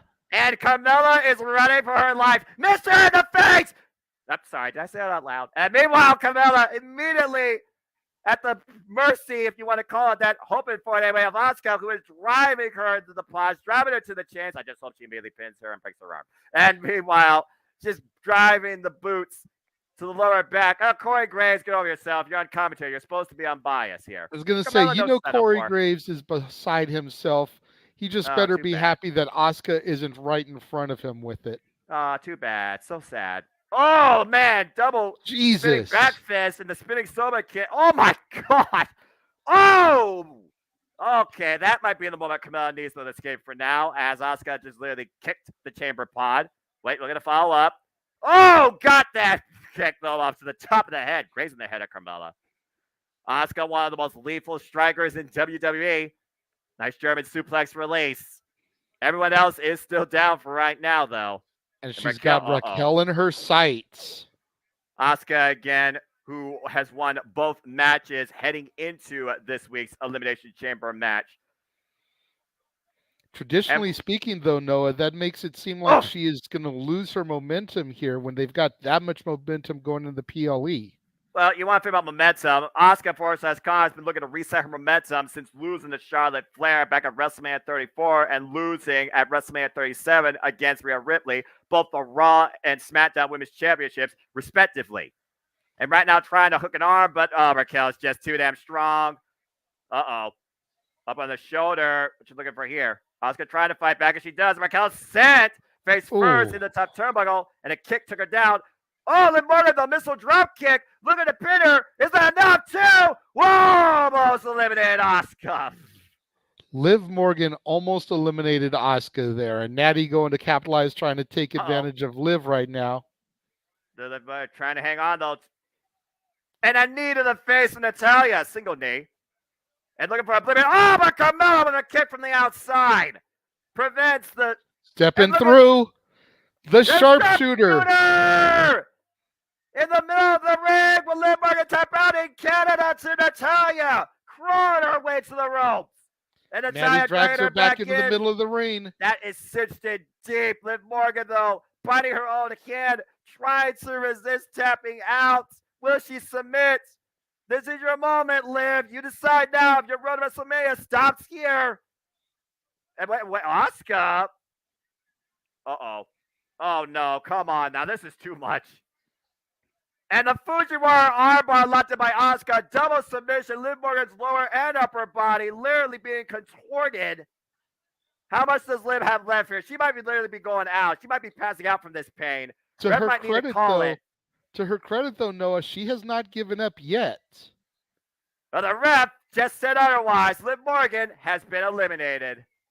Thanks to a double submission by Natalya and Asuka.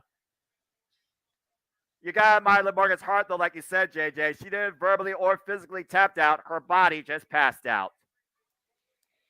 And now Natty and Asuka eyeing each other up. Over for the discus. Blot. Looking for the Asuka lot, baby. And Natalya immediately rips off Asuka. Stepping through it again. Out on the Empress. And there it is! Tomorrow is locked into the sharpshooter as well, middle of the ring. And there's no... Oh, Carmella with a cheap shot from behind. Oh, you got me kidding me. Look, take advantage. Cover. 2. Natalya's been eliminated by Carmella. Go figure, a super kick to Natalya eliminated her while she had a sharpshooter locked in. Can we just examine that here in Montreal of all places? I'm about to say, I mean, to be fair, it wasn't a screw job. It is 100% legal. We are inside the Elimination Chamber. Speaking of which, now we are down to Carmella, Raquel Rodriguez, Asuka, our final three. One of these three will be facing the EST at WrestleMania. I did not expect this to be my final three. I'll tell you that right now. Raquel finally getting up to her feet. She's going to take advantage here. And it looks like both are going to try to go after the most powerful threat here. Oh, looking for the trickle of bomb and chop block by Carmella. Takes Raquel off her feet. Spinning back. Try to take the tree down. Oh. Super kick into a kick from Back to Asuka. kick. Just Good grief. trading back and forth. Double cover by both Asuka and Carmella. Deep stack. Ah. And Raquel's been eliminated. Well, both my picks are gone now. We are Damn it. down to Carmella and Asuka. Oh, the super kick out to her lights out. Cover, not like this. MacBook. Oh, my God. Carmella nearly won it. I would have lost my shit. Same here. At this point, as long as Carmella does not win, I'm happy. Holy hell. Nobody wants to see a Money in the Bank rematch with this diva in 2023. That was too damn close for comfort, though, JJ, as that super kick was flush as she stacked Asuka up. Nearly stole it. And now, once again, Carmella, and Asuka. Uh-oh, Asuka picking the ankle. Looking for an ankle lock, maybe. Carmella Can she trying trap to her, find though? some leverage. And rolling through, again, former cheerleader. Oh, cover, hooks both legs, 2. Asuka roll through cover, 2. No, reversal. Ooh. Schoolboy from behind, 2. And nearly got Asuka again. Asuka, though, grabbing the arm and the leg. Carmella in serious trouble here.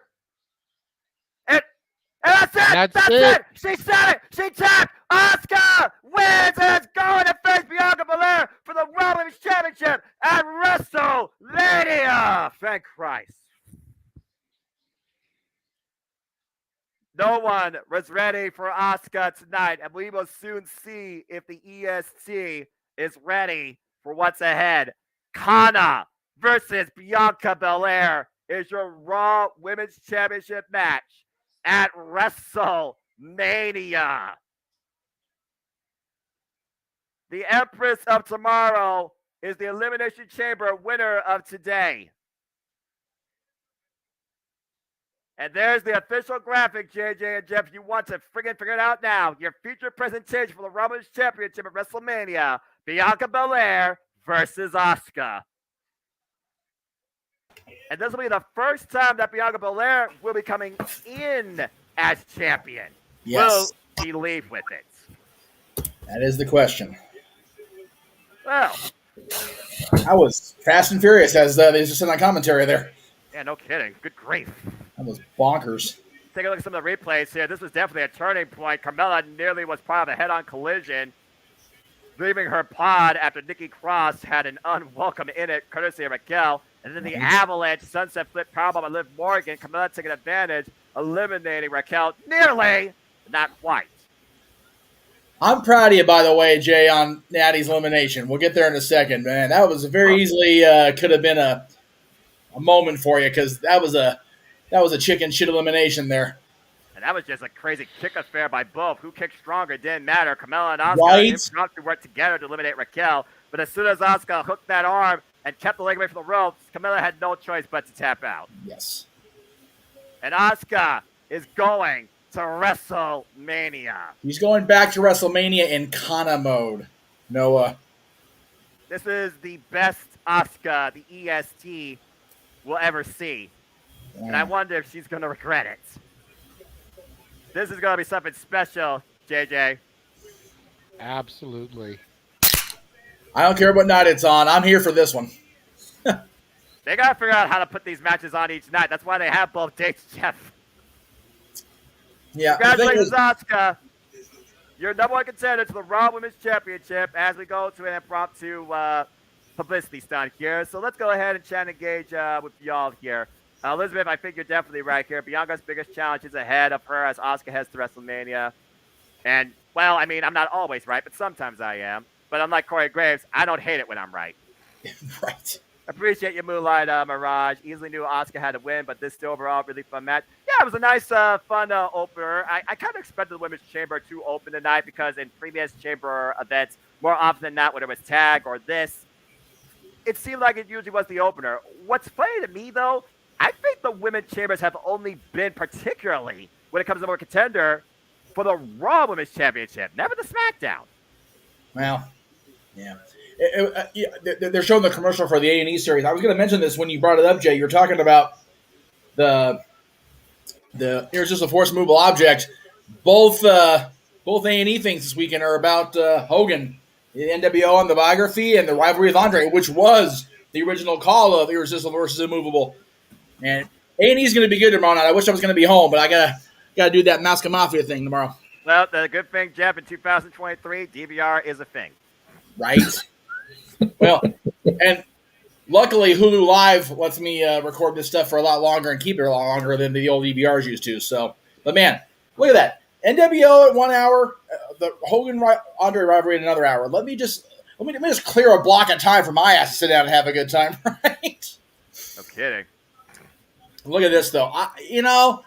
I hope all these hype videos for Ronda mean something. Like seriously, because it has been misstep after misstep since her first hiatus from WWE. Yeah. Well, I think a lot of it had to do with the fact they were trying to A, push her as a babyface, and B, let her try her hand at mic skills, where more so she is a fighter, not a speaker. Especially since she's had that whole speech impediment type thing since she was born. She let her action do the talking. Exactly. Give her Paul. Paul and Ronda get along so well anyway. Why not? I mean, back then. Now not so much because she's not bloodline, but when she first debuted, shit. Well, again, the fact that she doesn't have an advocate, a manager, a mouthpiece like Paul Heyman has only hurt her further in her presentation. The fact now that she's been doing this whole tag team thing with Shayna Baszler, I think it's kind of been a more comfort zone for her, and I'm kind of okay with the two together. It does make me wonder, though, do those two have a plan together at WrestleMania? That's my hope there, Noah. Just saying.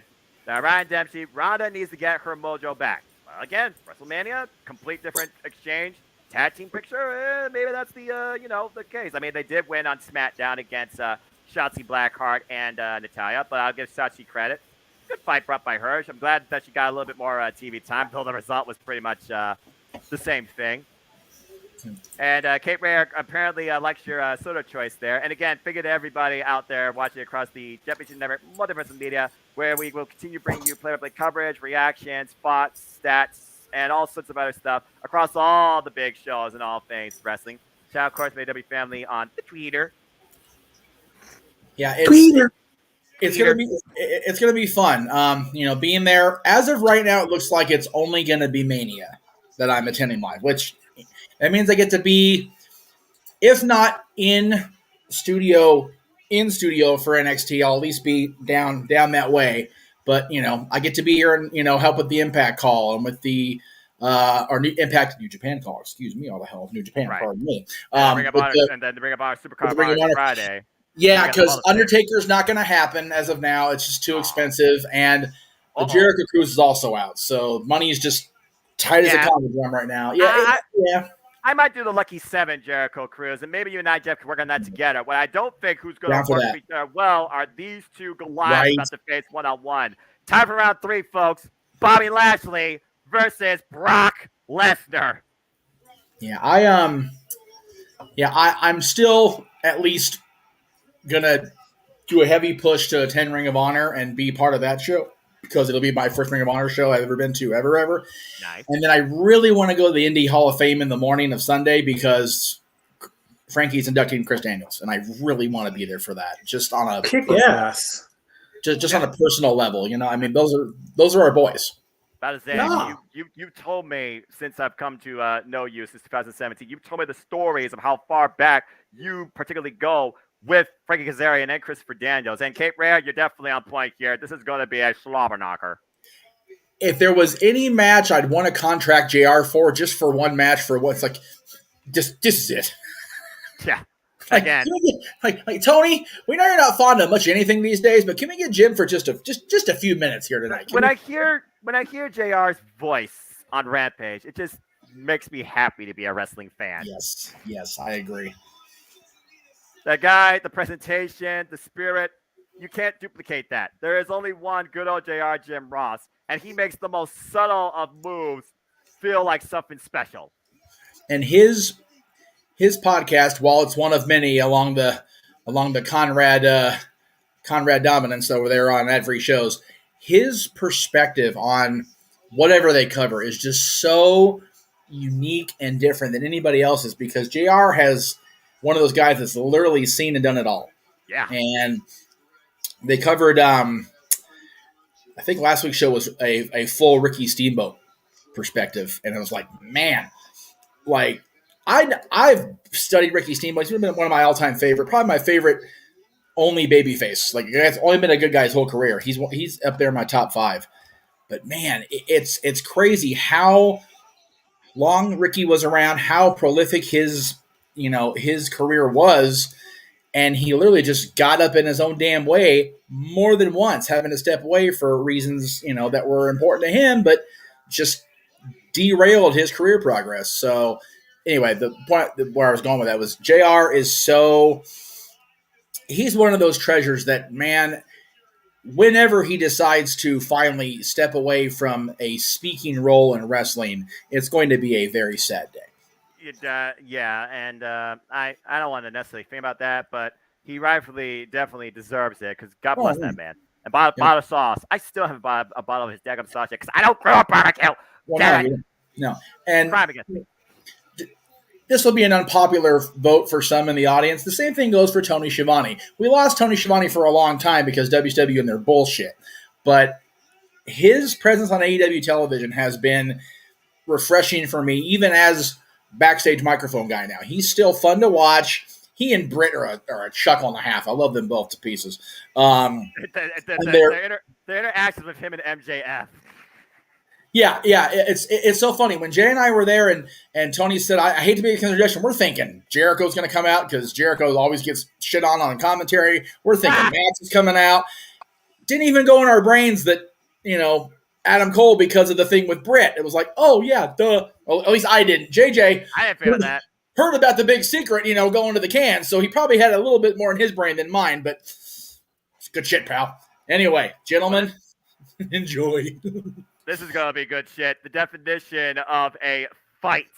Big money box office fight, JJ. As a masterpiece in his own right, the Almighty stands upon his obelisk. Bobby Lashley looking to break the beast tonight.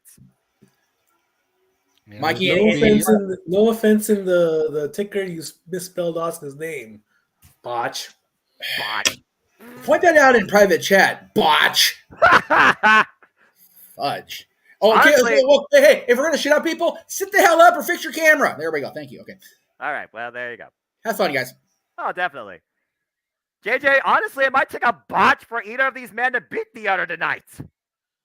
That's always possible too, Noah. I mean, like we talked about in the predictions, Bobby needs to go back to the Hurt business, and we're all looking for Brock to just humble him to the point where it basically sends him back to MVP's arms. So you feel that Bobby Lashley needs to be brought down a peg? I do. That's a hot take. I love me some Lashley. Don't get me wrong, but he just hasn't really achieved gotten to where he should have gotten on his own. Like, he needs MVP back guiding his career. We've already got Shelton and Cedric back together. MVP's been making strides trying to get Bobby back in the fold. And I think Bobby will acquiesce the request if he gets humbled by the originator of cowboy shit. Fuck Adam Page. Brock Lesnar. That's not Cowboy Brock tonight. That is MMA fighter Brock Lesnar we're looking at tonight, JJ. And usually you're the guy that says it. I'm going to say it here since you talk about Bobby Lashley, because you're definitely about to see some pain. Brock Lesnar is in full-on fight mode tonight. And to think, these two gladiators have been going at each other since last year's Royal Rumble, when Brock Lesnar lost the WWE Championship to the almighty Bobby Lashley. We haven't seen high nor tail of these two engage with each other until the season premiere of Monday Night Raw in the Barclays Center, where impromptu, Brock Lesnar cost Bobby Lashley the United States Championship after bringing his arm, and Seth freaking Rollins took advantage. In their second ever singles encounter at Crown Jewel, Bobby Lashley looked like he was dominating the Beast, but the Beast got him in a roll-up pin. And yet Bobby Lashley still incapacitated him in the end afterwards. Brock Lesnar's been stewing ever since, and then once again showed up on Raw is 30, costing Bobby Lashley the United States Championship in a no disqualification affair against Austin Theory. After F5ing both Bobby Lashley and Theory on top of Lashley. Then we saw at Royal Rumble, Lesnar eliminated in less than 3 minutes when the two came out back-to-back, and Bobby Lashley eliminated Brock Lesnar. Since then, though, Brock Lesnar has been looking for a rematch, and Bobby Lashley feels like he's in the driver's seat. Why it is 1-1, it was Brock Lesnar who asked for this match. Bobby Lashley didn't ask for this. So I honestly gotta wonder, does that come in favor of the challenger? In this case, I would say Brock Lesnar. It's always a possibility. And as we constantly are getting reminded in the chats, let us not forget that Bray Wyatt has challenged the winner of this match. Yeah. And we're well aware of that, folks. And Bobby Lashley just went to suplex here with that belly throw. Good Lord. Get your counter ready, Stat Boy and JJ. And chat, we do see you. As always, use the hashtag WWE Chamber, and we will firmly acknowledge you in between the matches. But as the bell rings, we got to pay attention to the action here as Brock Lesnar drives the knees. By the way, no knee pass, JJ. Bone-on-bone impact to the almighty Bobby Lashley. Big clothesline taking Lashley over the top rope to the outside. How's that for symbolism? And thank you. Bobby Lashley, 24 years of experience, former 2-time WWE champion, 3-time United States champion, held the WWE Championship 1 time in a single run for nearly 200 days. Brock Lesnar has only been a top prize fighter, 22 years of experience. Spear! Spear! Spear! That might be it! Cover! 2! No! That isn't going to be it just yet, Noah. Well, we have seen, though, JJ, how much the spear has compromised Brock Lesnar in the past. And Bobby Lashley's already in position for a second one. Looking for it. Spear again. Got it. And he's not going for the cover. He's taunting for the hurt lock there, Noah. I don't know. This is wise strategy. This early Well, I in mean, the after game. 2 spears, why not? Look at him. Brock can barely get to his feet. True, but he's really compromised his core. He hasn't compromised his neck. Obviously trying to lock in the hurt lock, as you alluded to earlier. Brock Lesnar fighting back. You see the hands are not clinched yet. He literally has fingers gripped in each other. Oh, up on the shoulder! He got him! He got him! F5! And Brock Lesnar in the cover. 1, 2, no! Both men so far with their best move, at least once tonight, have not been enough to put down one or the other. Good grief. Explosive impact. Great counter by Brock Lesnar, lifting Lashley up for the F5, but only gets a 2.5, JJ. And right now, I'd say both men are compromised. See Lesnar hobbling. But he is back to his feet first. Brock Lesnar, a 3-time Universal Champion, held it for a total of 688 days, 504 days in a single run. And looking again for an F5. Hits a second one. But will that be enough? Hooks the far leg. 2. No. It's 2 F5s and 2 spears so far there, Noah. And we're barely like 5 minutes into the match. JJ, if we were scoring this on points, I think the score right now is tied. Good grief. Brock might get the slight advantage because of that suplex that we had at the start of the match. Well, that's been the only other wrestling move in this match besides the spear and an F5. And Brock is back on his feet. The crowd firmly in favor. Asking one more time. Can Bobby Lashley endure 3 F5s? Oh, wait a minute. Able to counter. Looking for the spear. This again. And spear! Spear! Spear for a 3rd time! The crowd is booing the almighty, by the way. I guess that's fair, though, because Brock Lesnar is from Canada to a degree, even dual citizenship, as we talk about in Sydney predicting. And one of these men right now, I'm not sure what's going to take, but Bobby Lashley is in position, looking for the hurt lock. Brock Lesnar up to a knee. He's poised. Can he get it in this time? And it's clinched. He's got it. In the middle of the ring. Again, Brock Lesnar was able to counter this and roll through for a pin and win at Crown Jewel, JJ. Can he do the same thing here? Will Brock hang on? I don't know, Noah. I mean, it looks like Brock is seriously hurting here.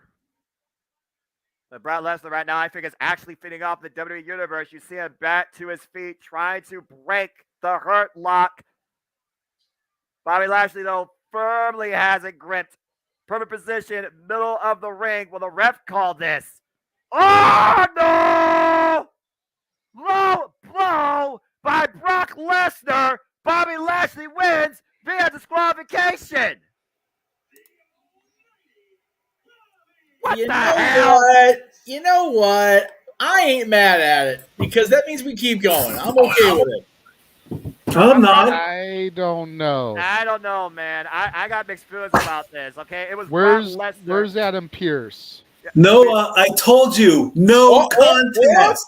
No.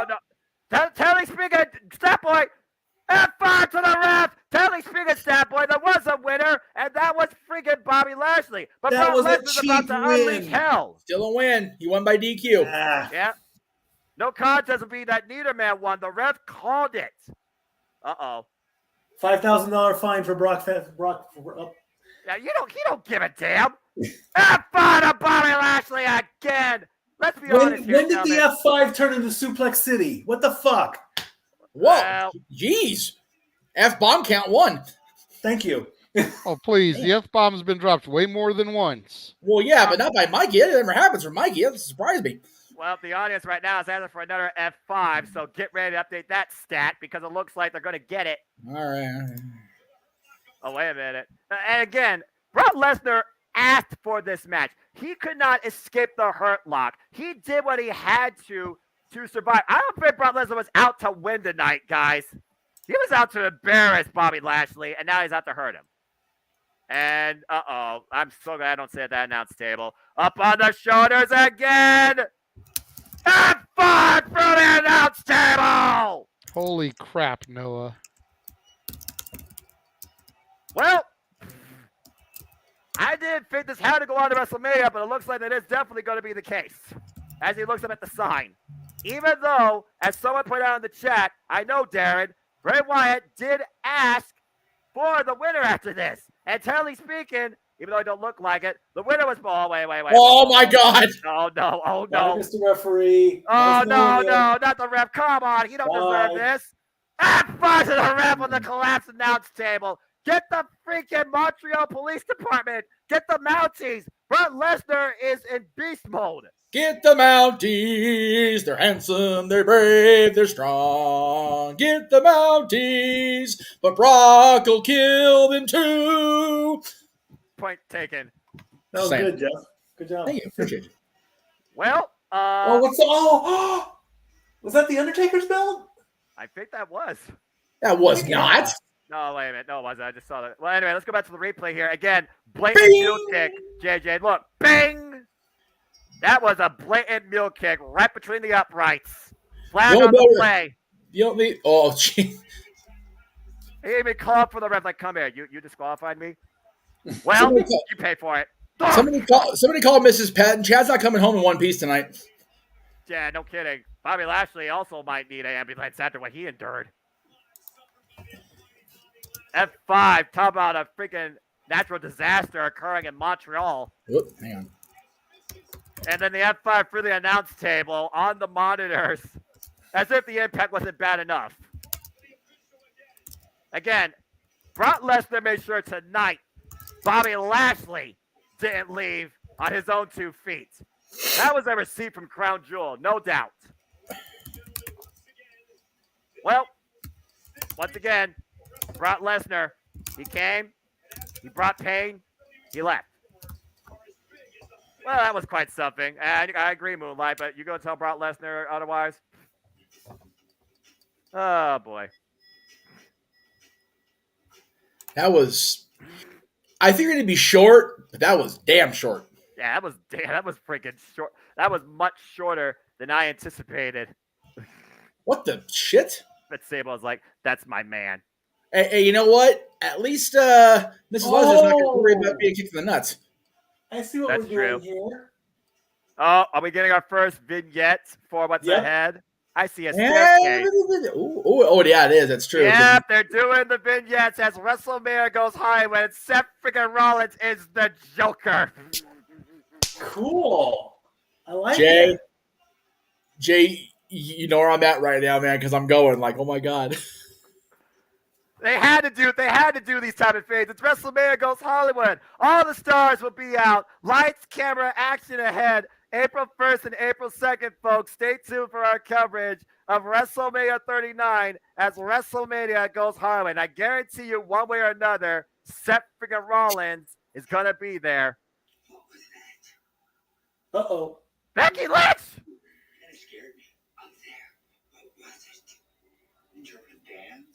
All right, I'm not going to lie. This is pretty damn hot.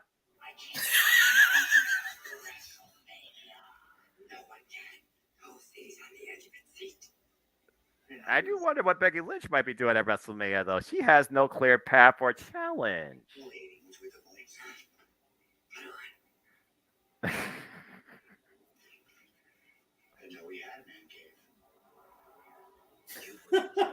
I hear somebody's TV. That's me. Sorry. It's fine. Sorry. Well, at least Seth freaking Rollins realizes that. Ladies and gentlemen, again, WrestleMania Goes Hollywood live from Los Angeles, Saturday, April 1st and Sunday, April 2nd on Peacock. And we'll bring you coverage of the whole thing here across the Jet Meacham Network, Multiverse of Media. There's your first Hollywood vignette. And Jeff, I feel like right now, has had a moment. I still haven't seen Joker yet, and that's, DC. That's my jam. But I will say this.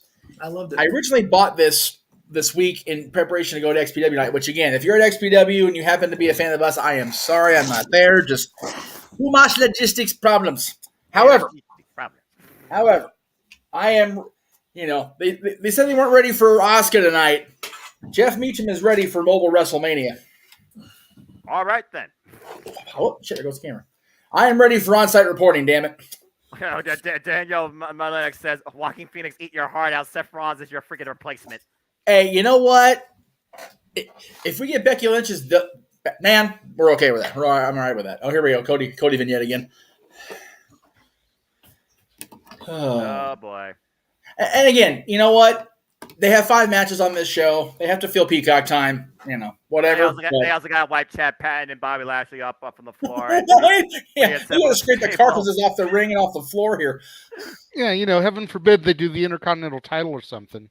Oh, who would challenge Goofer in Montreal? I'm just saying.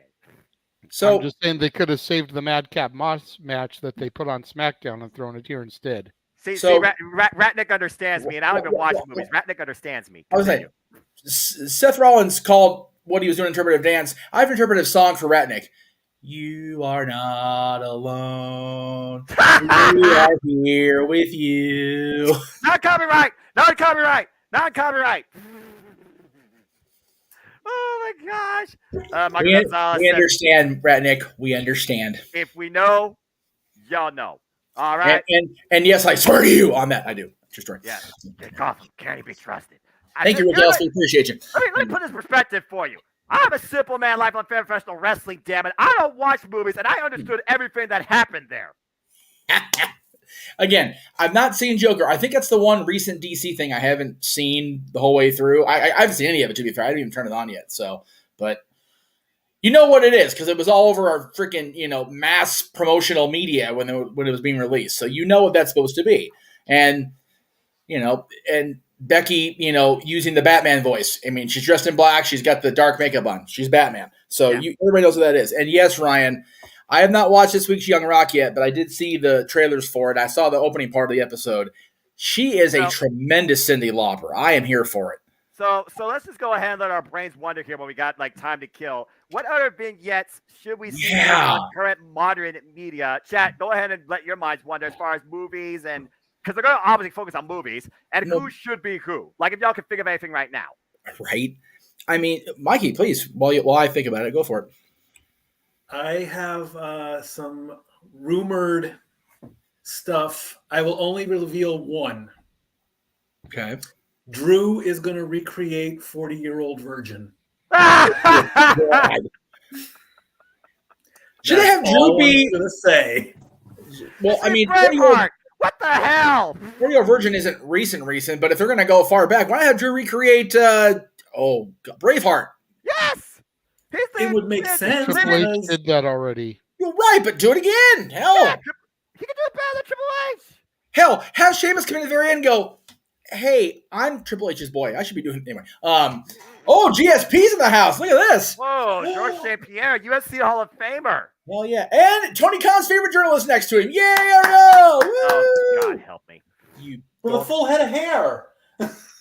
Well, when you retire at the top of your game, you can actually grow your hair back, Mikey. I don't know anything about that, but you know. You mean Getsy's going to get his hair back now that he doesn't play hockey? No. He was a captain of the Ducks. He stress lost his hair a long time ago. Well, someone might lose some hair here, and definitely there is some stress ahead as it's time for mixed tag team action. Edge and Beth Phoenix welcomes Finn Balor and Ripley to Canada. Don't invite the duck conversation, Mikey. You know it's good for you. All right, you've been warned. Well, I went with bald people that I knew, so. There you go. I like this one. Yes, I agree 110%. Yes. And as much as I'm not a Tom Cruise fan most of the time, I co-sign on this one too. JJ, you're the movie guy. Come on, man. American Nightmare doing the Top Gun gimmick. Well, JJ's probably going to have Top Gun Tower do it, but that's a whole other. Well, JJ is our movie guy, and right now I feel like JJ's brain is processing everything he saw, not only with the Joaquin Phoenix vignette, but like, what else could I see? JJ's the man that thinks. He's a thinking man. He's thinking. A long-term story threader. Yeah. Dom can do Shawshank Redemption. No. You wrong for that, Ratnick. You're bad. You're bad. If you're gonna have Dom do a prison movie, have him be John Coffey in The Green Mile. I'm out of here. Oh, dude. Don't spoil Michael Clark Duncan for me like that. That's right. Michael Clark was a rock homie and a wrestling fan. Damn you, JJ. Bobby Lashley can play that part. Bobby Lashley and can this do is John why Coffey. he is the renegade with the review. As simple as that. That's right. The easy answer would be to have John Cena do a Superman parody. Well, but yeah, who? obvious. Oh, Superman himself? Especially if he's challenging for the U.S. Championship. Hello, American Boy Scout. Okay, so who is damn, what's the news lady name? Lois Lane. Lois Lane, thank you. I almost said Lois Clark. Well, they're not going to bring his wife on there because Shay don't want no part of that mess. That's fair. And I don't blame Shay for a minute, by the way, to stay out of that limelight. God bless her. All right. Jesus. If they're going to go full bore with a Lois Lane parody with John being Superman, again, please send your hate mail to @_Jeff Meacham on Twitter and Instagram. Charlotte. Or, no, I'm sorry, that's Charlotte. My brain went to Charlotte because she's the top star. Bailey has that Lois Lane Bob-style haircut right now. And the glasses. Good. The glasses. Yeah. She has the glasses. Well, no. Clark wears the glasses, not Lois. So. Oh, I thought she did. No. Did she now? Oh, okay. No, the glasses on WWE Hall of Famer, Nikki Bella. You wrong for that on levels. And you know why. No, wait, hold on. No. I'm defending my brother on this one. He's right. What? Nikki can do that part because she has the same hairstyle. But opposite John Cena right now? Are you ribbing? No, I'm not ribbing. Take my name off the marquee. I'm out of here. I'm back in There's a my hostile color. takeover. Do you understand? Do you know who you're talking? You think you know me? me? The conversation I returned from Arizona. Did this not take place? Well, you think you know him. You maybe not known him at all. We maybe haven't known yet what Finn Balor and Ripley's true intentions are ever since Judgment Day was formed. But tonight, they're looking to pass judgment on Edge and Beth Phoenix. Dominic Mysterio is in their corner. This is going to be interesting. And yes, I agree with Daniel and Ratnick about doing something with Avengers Endgame or an MCU thing. That has to be a thing right now. And I know the company will grant the licenses for real. Yeah. So you're not wrong. And Alexa Bliss, that's Harley Quinn. Alexa Bliss, that's it. Yeah, the name. That's Harley Quinn. Yeah, that's a duh. But I think she's taking time off, mental break. So I don't think that's going to happen. Yeah, please do that.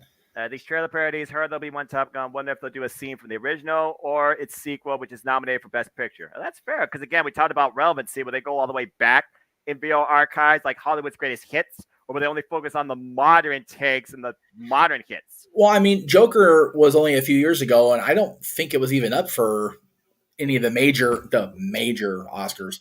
But they can. Joaquin Phoenix got Best Actor for it. Oh, did he really? I didn't know that. Okay, so again, I haven't watched the Oscars in years because the Oscars has become one-upping Heath Ledger, who only got a supporting actor Oscar. That's right, and probably wouldn't have got it if he hadn't passed away. We you and I have had that discussion. That's a whole different discussion for another day. As Thor and Loki. Ooh, I like that. I like that. I'm getting the stink eye from my daughter because Thor's another one of her mans in Dim. Okay. Okay. So which set of brothers then, Miss Duty Poo out there in the background? And then we'll recognize Stab Boy. But I want to hear this. Yes. Curious what she's going to say. Yeah. But anyway, Mikey, go ahead while we're waiting for Nally's response. Well, I just realized I totally botched during the pre-show that I said Damian was in this match. I was totally wrong. I was going to correct you, but I figured you'd get there. So Damian is in the chamber. Yeah. But to be fair, I said Damian was in this. Oh man. To be fair, based on order, he very well could have been in their corner, but clearly this is before the United States Chamber. All right. Hello, mommy. Right. And hello, Edge and Beth Phoenix. Welcome home. Yep. I was gonna say. Oh, Edge man. in Canada, baby. And look at Beth. She is ready to break a bitch. Again, Beth's walking in the ring and damn it, Adam, can we go handle some shit?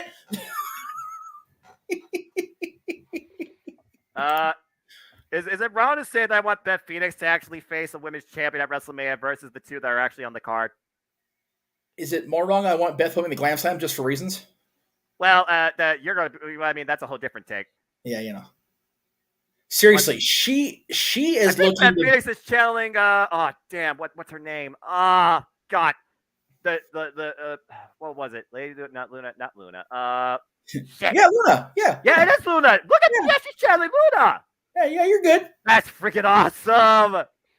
Well, the Vachon family, Canadians in their own right. I was going to say that's exactly why she's doing it. Good call, Jay. Well, again, it's a homecoming for Beth Phoenix and Edge. They are in Canada. They're back home. As I see Moonlight Mirage, Rhea needs a W as pickup for her WrestleMania headline. That's fair. Bobby Lashley has played. Hot take. Bev and Lita were on the same show the other day. #awkward. Yes. Well, I mean, yeah, I remember the rivalry, but you know what? It's honestly not awkward because Amy and Adam were what they were, and it was tumultuous when they were. Right. But they're all way growed up, glammed up than they were in 2005-06. We all grown folk now. It is what it is now at this point. Well, I mean, this isn't WrestleMania 23. This is WrestleMania 39 we're heading into, but I do understand what you're saying. Right, exactly. So let me see. We'll see if Dominic actually grows up following this match, seeing if he receives any discipline. Right. Oh, he will for mommy later, but that's if he wins or loses. Anyway. Oh, you're not. Oh, I was talking about during this match if he decides to get involved. Oh, I got you. And just remember, Mikey's goof up on the stats and everything else we talked about so far today is always and forever Snapway proof. All right. Well, have fun, kids. Yep, JJ, here we go, man. This is going to be interesting. I don't think interesting even begins to describe it, Noah. Yeah. Caught up time as we kick things off here. Again, this match literally a year practically brewing it in the making. And I got to wonder if final verdict will be carried out tonight or at WrestleMania. Finn Balor, you got some balls on you right there to jack up to freaking Beth Phoenix. Oh, what a boot. Is Rock face first. I think this is Edge and Beth Phoenix's second time in mixed tag team action since last year's Royal Rumble, taking on The Miz and Maurice. And of course, we haven't seen Beth Phoenix since that concerto by Rhea Ripley at Extreme Rules. And then she made her presence be known in her return at Royal Rumble, spearing Rhea Ripley not only that night, but also Monday Night Raw following that. Tag to Beth Phoenix now. And Beth Phoenix with the shoulder block to Finn Balor. A little bit of double team there by the Poetry Grit in couple. motion. Tag to Rhea Ripley. Oh, yes. Here we go. Oh, I've been waiting for this for the longest damn time. Oh, baby. Can We have been wanting this ever since the rivalry began. I need this one-on-one. Thank you and good night. All right, I just need this one-on-one. I don't care if Rhea Ripley's facing Charlotte Flair. I don't give a damn. I need this one-on-one. Please and thank you. Oh, two of the meanest, baddest, most powerful women in WWE history. The then and the now. The Carnival time. Fierce Carnival time. Good grief.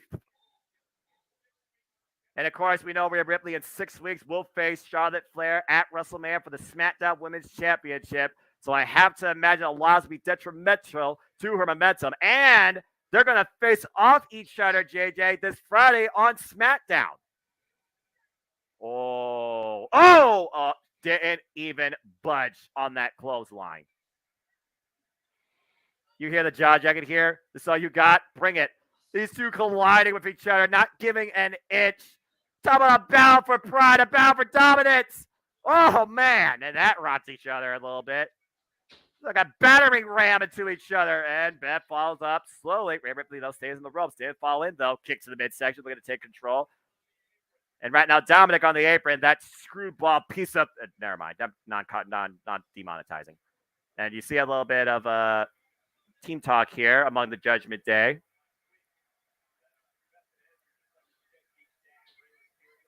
Uh-oh. Honestly, I can just listen to these two jaw jack all night. You don't have to wrestle. Looking for a test of strength here against the Glamazon? I guess if anyone could try and match her for that, it would be Rhea Ripley.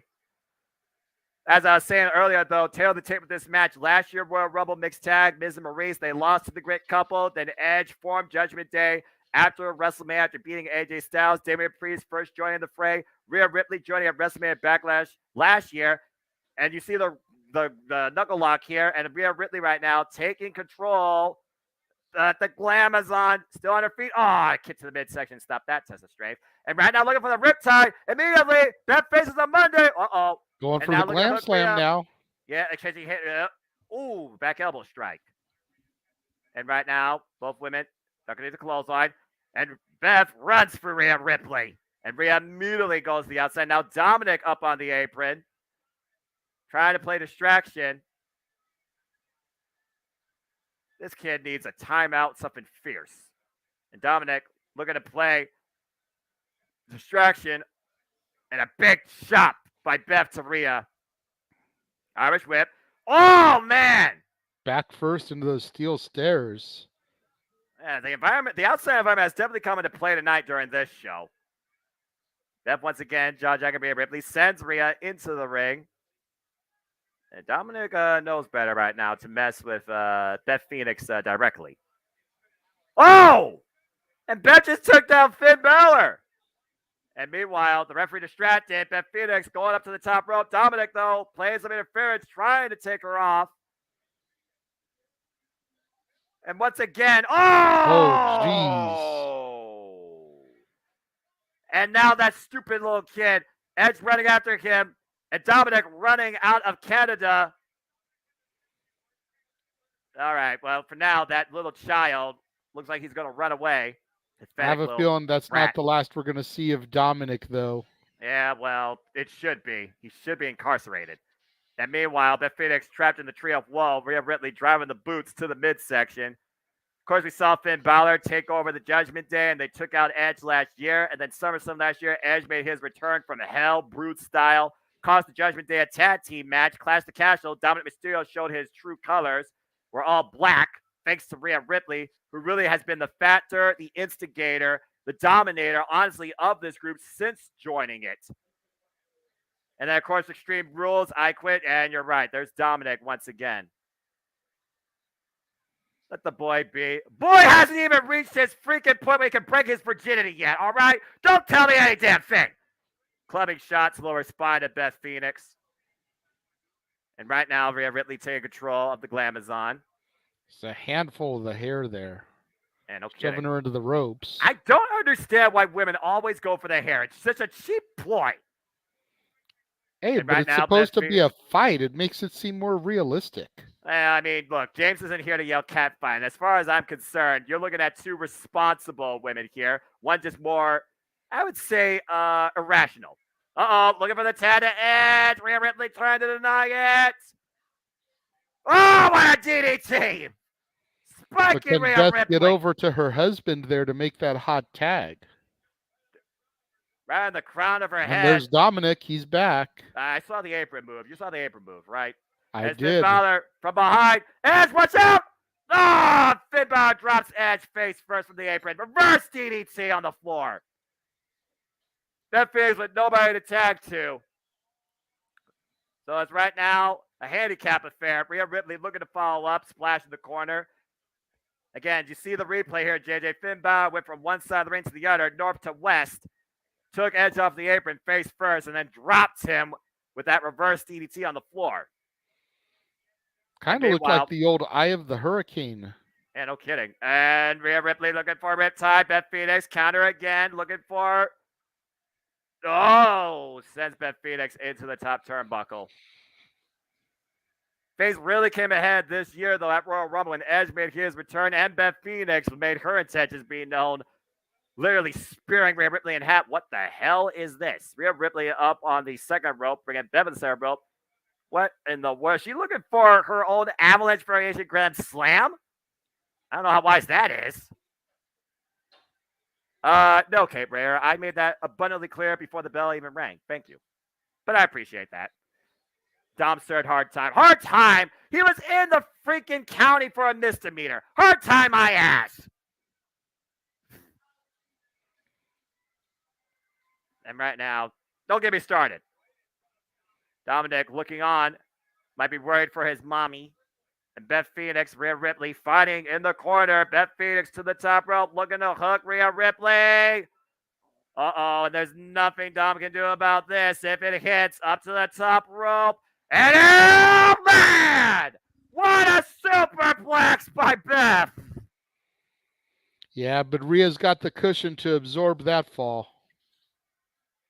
Yeah, it's funny you mentioned that because it looks like she's grasping more of that than her lower back. Either way, though, talk about wringing the entire body. That's some bad vibrations for you. Take a look at the replay here, JJ. Good grief. Both women bounced off the mat on that. And neither one right now able to capitalize at this point, but both right now can really use a tag. Again, look at the replay here. God. Beth has been desperate for a tag for the last few minutes, Noah, and at every opportunity she's been turned away because of the Judgment Day. And as you say that, there's the tag to Edge. Edge is legal and is fired up and ready to break Finn Balor in half. He's been waiting for this since Extreme Rules last year when Finn Balor forced Edge to say, I quit. Unwillingly. Looking for the double stomp. Misses. Edge rolls out of the way. And Edge. Oh, we're going to get a sharpshooter? Oh! Look at that! Can he get him to tap out here? Oh, and there is a small modified spear. Good save there by Beth. And right now, looking to wrap up Rhea Ripley. Going for the educator, dueling educators. This is a real learning experience for the Judgment Day. Rhea trying to prevent Finn Balor from tapping out. Dominic trying to distract the ref. Dominic trying to actually get in the match. Again, and Beth is going to have none of that. As Beth breaks the hold on Rhea. Oh, God, what a headbutt. That's a heart stopper. Oh! What the hell was that? Brass knucks. Did Rhea just dead touch? No, not like this. You gotta be kidding me. This is bullshit. No! I think that was a botch on the ref. Call it what you will. The match continues. Judgment Day has not won this match yet. And Dominic can't believe it. About last split-second affair. There's a spear again by Beth Phoenix to Rhea, dropping her off the apron to the floor. Beth and Rhea fighting on the outside. They are not the two legal competitors, though. I want to Finn see Balor that in the and Edge replay, illegal. Noah. Yeah. Because that looked like a botch in the ref. It didn't. There was no kick out. Beth was late for the save. Yeah, I think that was a miscue. I think we all could see that. Even Triple H from Gorilla could see that. Oh, but Dominic driven into the ropes. Private Balor's balance. They're hard to say that twice. Oh, modified Russian leg sweep. Rhea drives Beth into the barricade. Dominic's impromptu impact on the ropes causes Finn Balor to lose his balance. Edge and Finn Balor are still the two legal men. Botch or not, JJ, this match is continuing right now, and it technically is anybody's game. It's definitely still anybody's game there, Noah, but I'm curious about that. I still want to see that in a replay. Yeah, Not that that's how I wanted the match to end, mind you, but still. Yeah, and Tower of Doom. Boy. Dueling Tower of Dooms, I think, is about to happen here. Rhea has Edge. Go! Planted! Both men planted by the women. What feats of strength there by the two respective women. Rhea Ripley with Edge and Beth Phoenix with Finn Balor. Beth is fired up, though, JJ. And oh, God, what a collision. And everybody's down. What will we do now? There's Dom at ringside. Looks like he's looking into the ring for something. Yeah, you saw Dom playing distraction earlier, trying to save his mommy. And yep, there it is. You were right. He tossed in brass knucks to Rhea Ripley, who clocked Edge in the back of the head. But somehow, watch or not, the match was not over. Got a couple of chairs. I think Dominic's thinking concerto here. Well, I mean, also we saw recently how Dominic and Rhea Ripley tried to ruin Rey Mysterio and his wife's Valentine's Day. Yeah, and where's Rey Mysterio in all this? I think we're going to see him before the end of this match here, Noah. But you know he went to SmackDown with negotiating Triple H after saying he refuses to fight his son. And to a degree, he still has yet to do it. Wait, whoa. You can't do this. You can't do this. You get disqualified. Impromptu concerto on the steel ring steps. Edge literally forced to watch Finn Balor holding Edge on for the far side of the ring. Not like this. Oh, and Beth got out of the way faithfully. And driven face first in the steel ring steps. And now Beth is pissed. Oh, wait a minute. Beth got slam on the outside. Go! Glam slam, like you say on the floor. Execution of the ring. Come on, the man. Oh, wait, what's Edge doing here? Oh, the spear between the ropes to Dominic. Suicide dive. Tell me suicide, what the hell you want to call it. Call it a long overdue receipt. And Edge is fired up. Stalking Finn. Look at the eyes. Oh, sling blade counter the spear. Well scouted by Finn Balor. Finn Balor in the driver's seat here. Will the Prince not miss? Look at the follow. Spear! Middle of the ring! Back of the ring now! Shadow Machine! Coming up at 1, 2, Edge and Beth Phoenix with the win! Edge has finally got his retribution on the Judgment Day. Justice served for our Canadian grit couple. Well said, JJ. Well said. What a battle. What a fight. That definitely has some personal animosity to it tonight. Beth Phoenix and Edge pull out the win, sending out their own judgment against the Judgment Day. All right. About time someone freaking finally give Dominic a taste of his own medicine. Good grief. Take a look at some of the replays here. Dueling Towers of Doom right here. Rhea planting Edge, Beth planting Finn, and then the two just colliding each other with a stiff clothesline. What an exclamation point on the outside of the ring by the way to Rhea Ripley. She was seeing stars on the way to WrestleMania after that. And then Finn Balor literally ran full force into a spear. Shout out to FTR.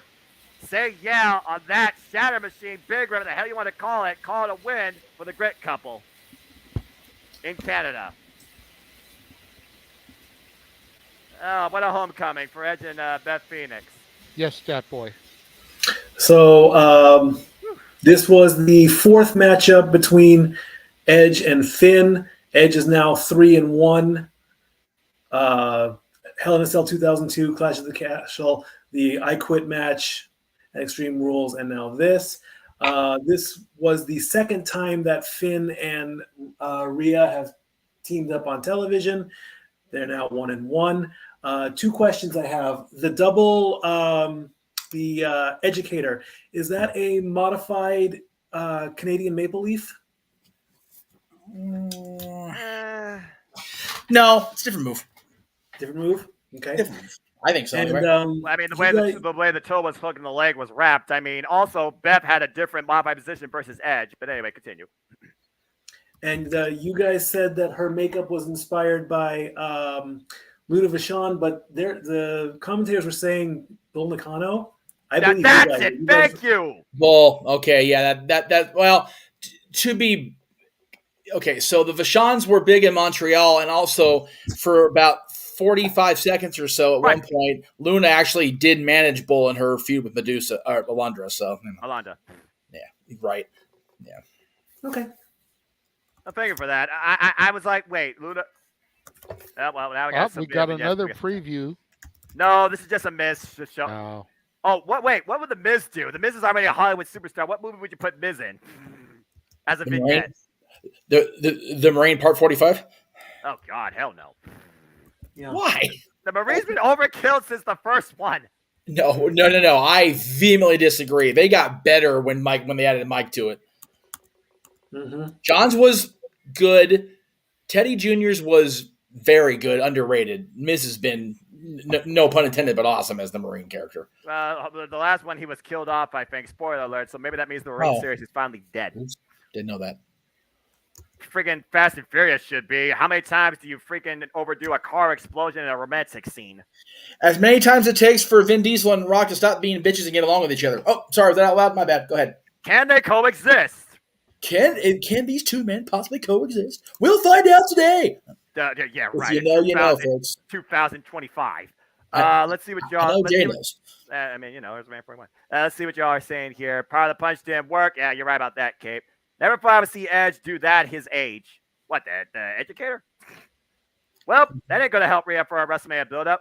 I disagree. She wasn't involved in the decision at all. It wasn't like she was pinned. Beth Phoenix got her revenge. We move on. Charlotte Flair can use that as trash talk on SmackDown. There you go. Exactly. And Moonlight, predictions are what predictions are. Michael, I agree. Very fun match. Shout out to Medusa. Good on you, Cape. All right, good on Deuce. Happy recent birthday, by the way, Deuce. We love you. Yeah, I think John Cena could play the Terminator.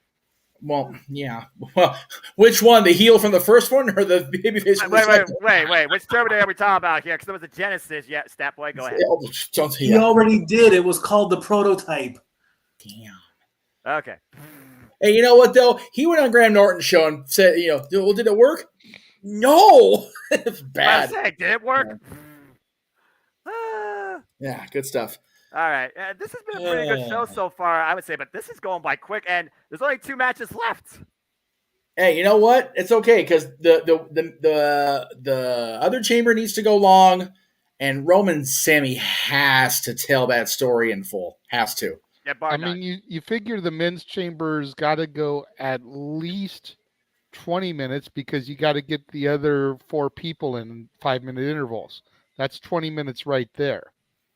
Yep. How long is the introductions? Right. That match is probably going to go close to 30. I think it's going to surpass 30 minutes. I'm honest with you, JJ.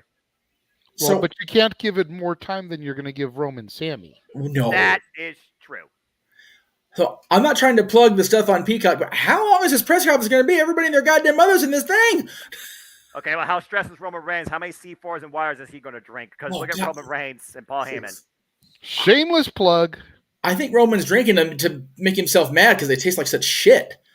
I'm just saying. Those things are nasty. I wouldn't know. I don't drink. I wouldn't know. I don't drink that stuff. What's Logan Paul's drink? Prime? Yes. I sell a ton of that stuff. Oh, gross. Well, again, still to come tonight, our main event, it will be Roman Reigns defending the WWE Undisputed Universal Championship against Montreal's own Sami Zayn. Cody Rhodes told Sami he needs to finish his story, and we will find out soon enough who awaits Cody at WrestleMania. But in the meantime, but wait. JJ, you did talk about it. They have it in place. For the first time ever in Elimination Chamber history, it is time to determine the United States Championship. The only title to this day in WWE history that has yet to be defended inside the Elimination Chamber. Has the Women's Championship proper on either brand been defended? Yes, the Raw Women's Championship by Alexa Bliss, and she won successfully. She did. That's right. Sorry, Alexa, if you're watching, but you're not, and that's okay. We appreciate you doing. Well, again, we already know what's ahead with this one.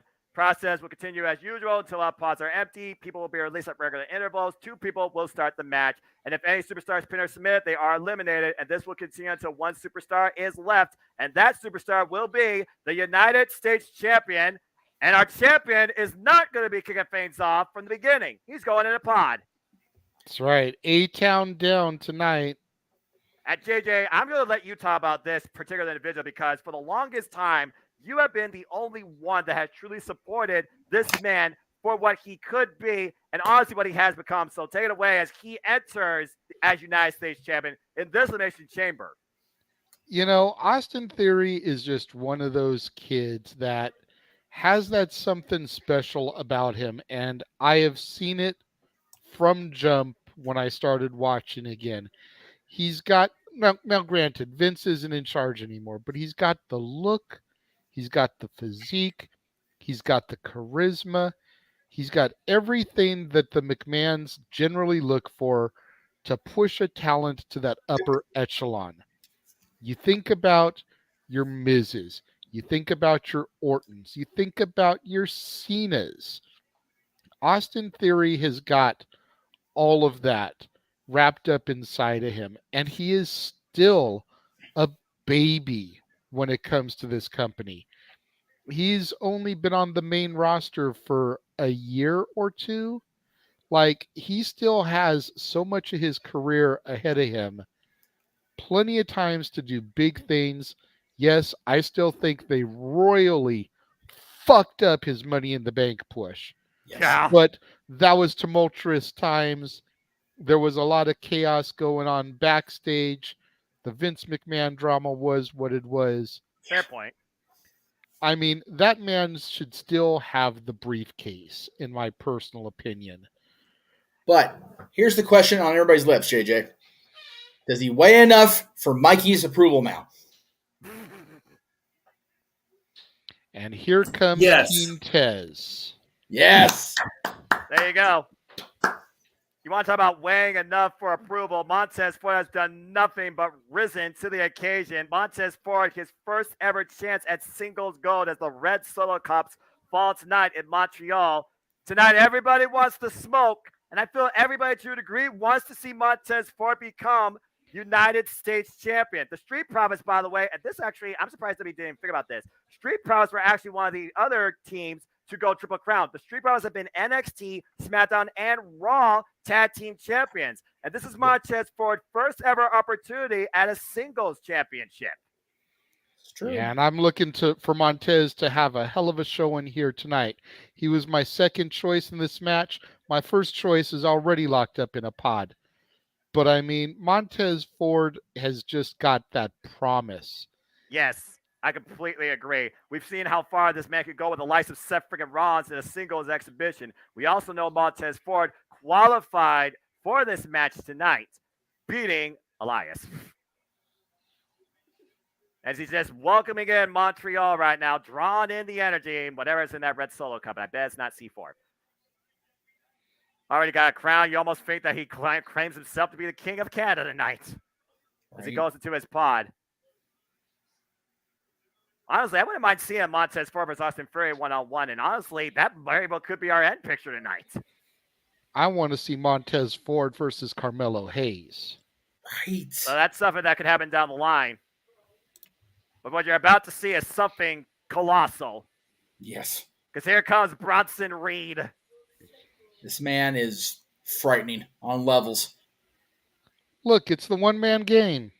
Damn. Ooh, good one. You know what, though?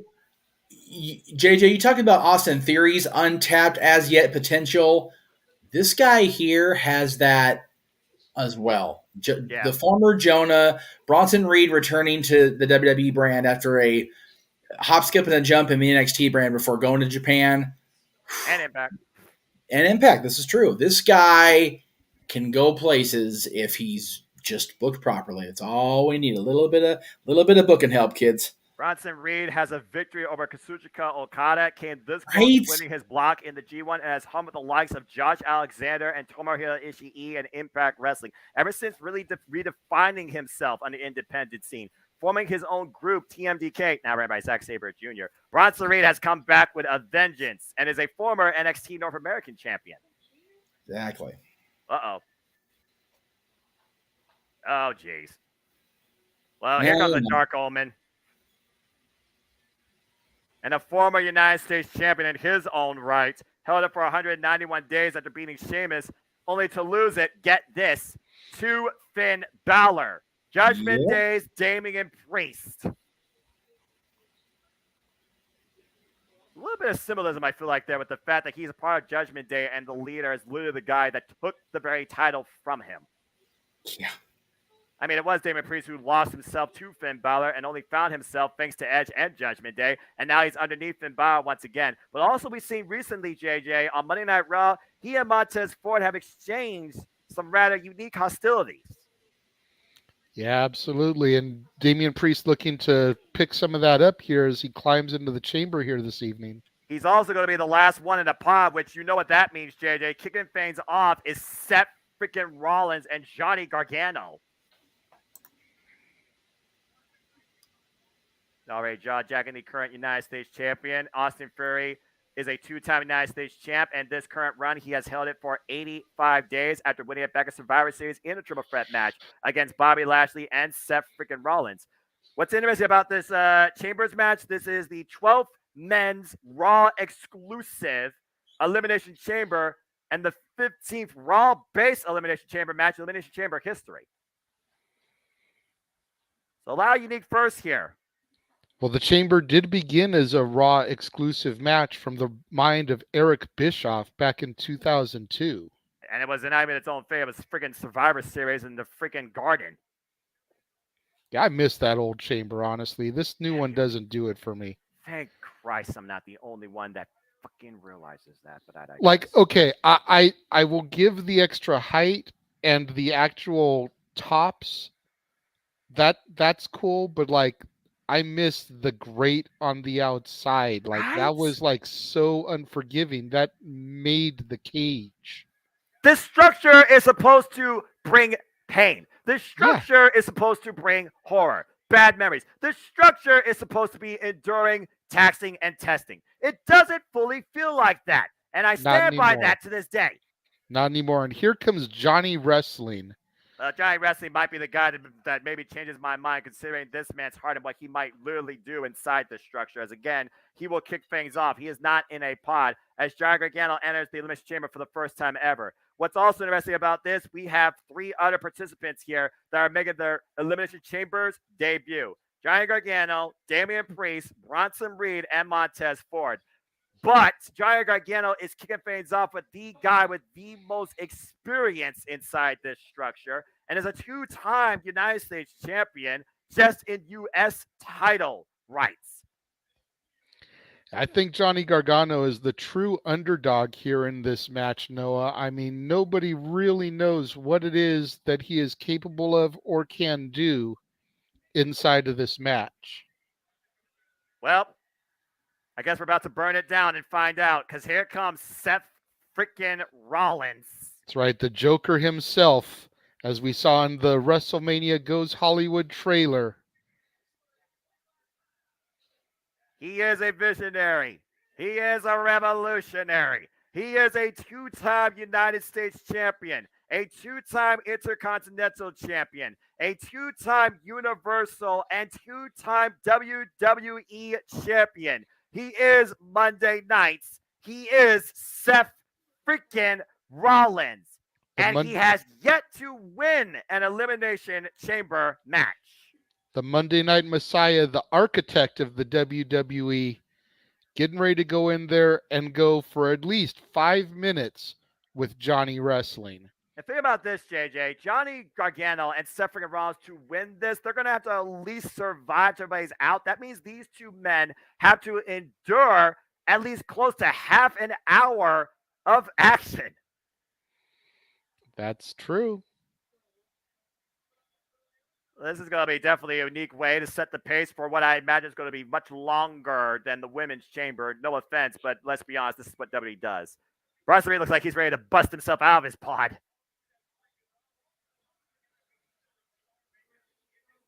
Of course, we've also seen recently, though, Seth freaking Rollins has had some subtle criticism towards one Logan Paul. And I got to wonder if that's going to be preying on Seth freaking Rollins' psyche at all tonight.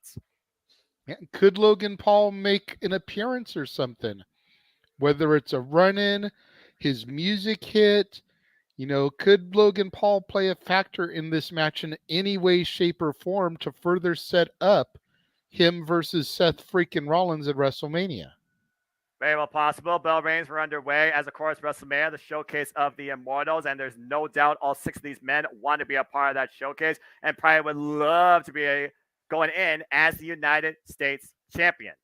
WrestleMania, known as the Super Bowl of wrestling, the only Super Bowl I give 2 shits about. Amen to that, brother. Sorry, not sorry, as I am a lifelong fan of professional wrestling. Hashtag non-sports. That's right. When I watch the other Super Bowl, it's for the commercials and the live performances, the halftime show. When I watch WrestleMania, it's for the goddamn matches. Keyword matches. I don't need no damn musical performances, Triple H. Thank you. I don't care how many times you use the weekend for your themes. Nobody is there to watch a music concert. You want to go watch that? Go watch Elton John. Damn sure don't go watch that Harley dude, or whatever the hell he is, Kid Rock wannabe. I'll talk about that later. Drop down. Oh, went for the lateral. And I knew these two were going to set a fast pace to begin with. And definitely look for the mat game early. Absolutely. I was looking forward to seeing these two go at it.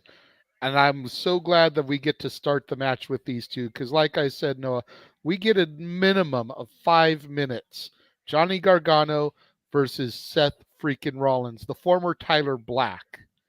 And Johnny Gargano, of course, multiple-time champion from his previous promotion, Absolute Intense Wrestling, former NXT champion, former NXT North American champion. Seth freaking Rollins was the first NXT champion in NXT history, beating Jinder Mahal in the inaugural tournament. And meanwhile, dropped down by Seth Rollins, Gargano up the ropes. Look at that agility with the rope for under, though. Oh, went for the clothesline, went for the rope, went for the kick. Seth Rollins ducks, Seth Rollins cuts out. Gargano got it. There you go. Counter, cover, 2. Got the shoulders down. Seth Rollins, cover, 2. Oh, nice reversal, cover, 2. No. And again, combination covers, 1, 2. Hooks the near leg. Crucifix now by Gargano. Roll through. Seth Rollins, Gargano up on the shoulders. Good grief. But also, I got to consider this, Jay. You did talk about this is going to be a great showcase for these men. We got them at least 5 minutes. They're still exhibiting a lot of it. They're still exhibiting a lot of it. Oh, boy. Rope assist pedigree. Nope. Over the top rope. Seth Rollins on his feet. Catches him with a forearm. And Gargano looking for the signature. Go, man! Tope. Short-range tope. Cutting Seth Rollins in half. I was trying to say if I could get my words out there, and they finally slowed down. Well, wow, that was 5 minutes already. Damn. Talk about exhibiting a lot of energy, but also setting yourself for a vulnerability. 4 seconds, JJ. Time for our next participant. Who we got? Right now, chamber match action has come to a standstill. Uh-oh. And the United States champion, JJ, is about to be tested. The Elimination Chamber is now going A-Town down. Clothesline to Seth Rollins, taking him back up into the ring. Who can forget the hostilities that Seth freaking Rollins and Austin Fury have exchanged?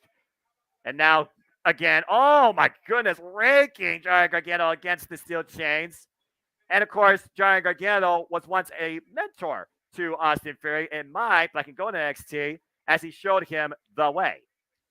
I was going to say, former stablemates there. I've I've done my homework.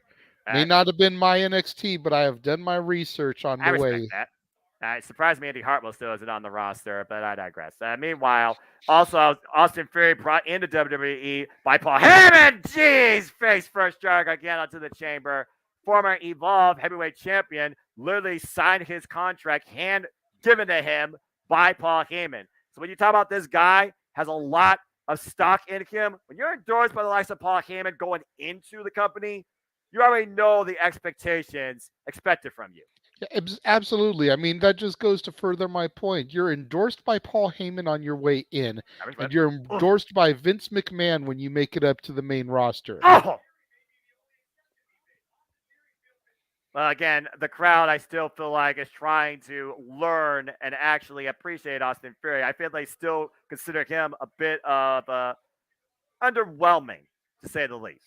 Untested. That too. I don't know how wise it is, though, to mock the Monday Night Messiah. I think of winning this match here tonight, Noah, would go a long way to proving Austin Theory's merit to the WWE Universe. But Kevin Owens freaking chastising him, telling him to grow up and really show these people what you're capable of. Do it all on your own. Don't take the cheap way. I think only helps further is that, oh my gosh, that was an open bomb straight to the back. You notice how Johnny Gargano did not give his fist to Seth freaking Rollins. I think we have a common target here. Well, yeah, I mean, it's the United States champion. If you can wear him down and beat him, then we're guaranteed a new champion. Fair point.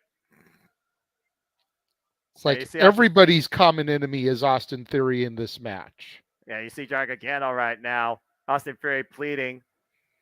Remember, we were the way.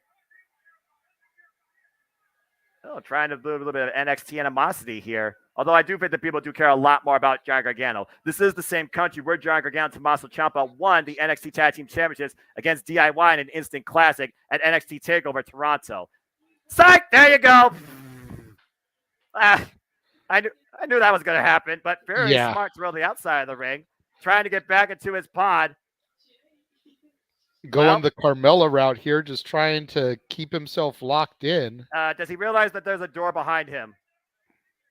I think he forgot about that. You might want to turn around, Austin Theory. Hello. Welcome to Seth freaking Rollins. Oh, good grief.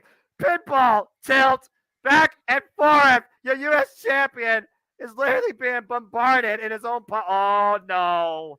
Wow, man, that's a horrible house enclosure to be trapped in. What a clubbing by Seth freaking Rollins and Johnny Gargano, Austin Theory. All three men trapped in a pod, JJ. And we're about to get our next combatant coming into the match here, Noah. If Bronson Reed just comes in there and storms into that pod, I'm going to freaking lose my shit. All right, who's next? Damian Priest, the Archer of Infamy. Whoa, man! Jesus, turning Seth freaking Rollins inside out. Chucking Johnny Gargano back into the ring. Big boot. Well, I also want to say this. Damian Priest and Johnny Gargano had a hell of a hot rivalry in the Black and Gold NXT over the NXT North American Championship. Big right hand on court on Seth freaking Rollins. Damian Priest right now showing his power and agility. The Punisher of the Judgment Day. So Edge proclaimed. Look at Johnny Gargano up. Oh! Broken arrow. Modified Falcon arrow. And right now, Seth out of the corner. Catches Priest. Looking to hook him up. Maybe for a pedigree. Is it game over? No, Priest fights out of it. And meanwhile, hooking him up. Oh! God, face first. It's like a 1% by EC3. And hooking Johnny Gargano up. Elevated flatliner cover. Hooks the near leg. Johnny Gargano is still alive in this match. You see Montez Ford still looking on from his pod. Bronson Reed also still looking on from his pod. There have been no eliminations yet so far. So far for his debut, Damian Priest firmly in control. Goes with Seth Rollins. Oh, Seth. Nice roll through. Oh, and catches a kick to the back of the head. Kill switch engaged. Hey, shout out to Christian Cage. Cover 2. No. Well, we are in Canada. Call it what you want. The unprettier the kill switch, it's still a damn effective move. Yeah, no kidding. And now Austin Theory, that might not have been wise, young man. Yeah, you don't want to bring attention to yourself. And yeah, he paid for it with a kick to his heart. And what's Priest looking for here? What the hell? And Damian Priest the step up. Oh! Crushing Austin Theory with the step up over the top. I thought he was going for a leg drop. No, that was just a straight up senton drop of his body. Crushing the chest cavity of the United States champion. But again, so far, no eliminations. Just a lot of punishment. Hey, Punishment Martinez. I remember that guy. Seth Rollins preventing himself from going into the chains. Hanging on. Again, the most experienced participant inside of the Jesus. What a counter! Oh, Damian Priest out the back door, and there's a head clap. Oh, it's a Guri. Oh, man, Rocky Gargano. Roll through drop kick by Fury takes Gargano out. And a head kick takes Fury down. And Priest is the only man on his feet. For now. Whew. For now, you got to figure it's pretty close to the next combatant to come into the ring, and you got to figure it's more than likely, I'm guessing, going to be Montez Ford trying to bring the smoke. Well, let's see what Damian Priest brings from the heavens. Looking to send somebody to hell, looks like. Oh, it's Seth freaking Rollins. Agile as a cat to the top rope. Hooking Damian Priest for the superplex. Roll through. Is he going to the Falcon Arrow? He got it! He got it! The cover! Hooks the leg too! No! Priest kicks out. Man. Here we go. Next competitor. I'm just going to say this. Every time I see that combination of moves by Seth freaking Rollins, I wonder why it doesn't put a man away. Uh-oh. Who's next? Still no eliminations. Damian Priest rolling the outside of the ring, and here comes the Colossal Bronson Reed. That's a game changer, JJ, in the worst way. Absolutely. Coming through, just decimating the opposition. Uh-oh. Talk about Rampage. Uh-oh. Look at Seth Rollins. And Drag Gargano. Oh, no. Oh! Impact tried to choke slam Gargano on top of Seth Rollins. Thankfully, Seth was rolled to the side, but still a bad impact for both. Oh, got some of it. What's your weapon of choice, Bronson Reed? Oh, human beings. This double splash in the corner. Again, Bronson Reed, a former NXT North American champion. He beat Johnny Gargano for that title inside a steel cage. There you go. A little bit of a callback here of sorts, because you got Johnny Gargano, and they're confined inside the cell here, this time for the United States Championship. And now Bronson Reed, what have we got here? This? He's got him stacked up. And he's marching around with them like nothing. Seven Gargano on the shoulders of Bronson Reed. Ooh, what a Samoa drop. God. That was friggin' impressive. Montez Ford look shot. Cover on Seth. 2. No. Gargano Personally, I think Bronson went for the wrong pinfall. I know Seth was the one in the ring because Gargano rolled out. Yeah, thankfully. But I think that was the wrong call trying to go for Seth Rollins. And the thing about this, though, he probably thought it was like immediately he could have gotten it. And now Damian Priest and Bronson Reed finally mixing it up for the first time ever in WWE.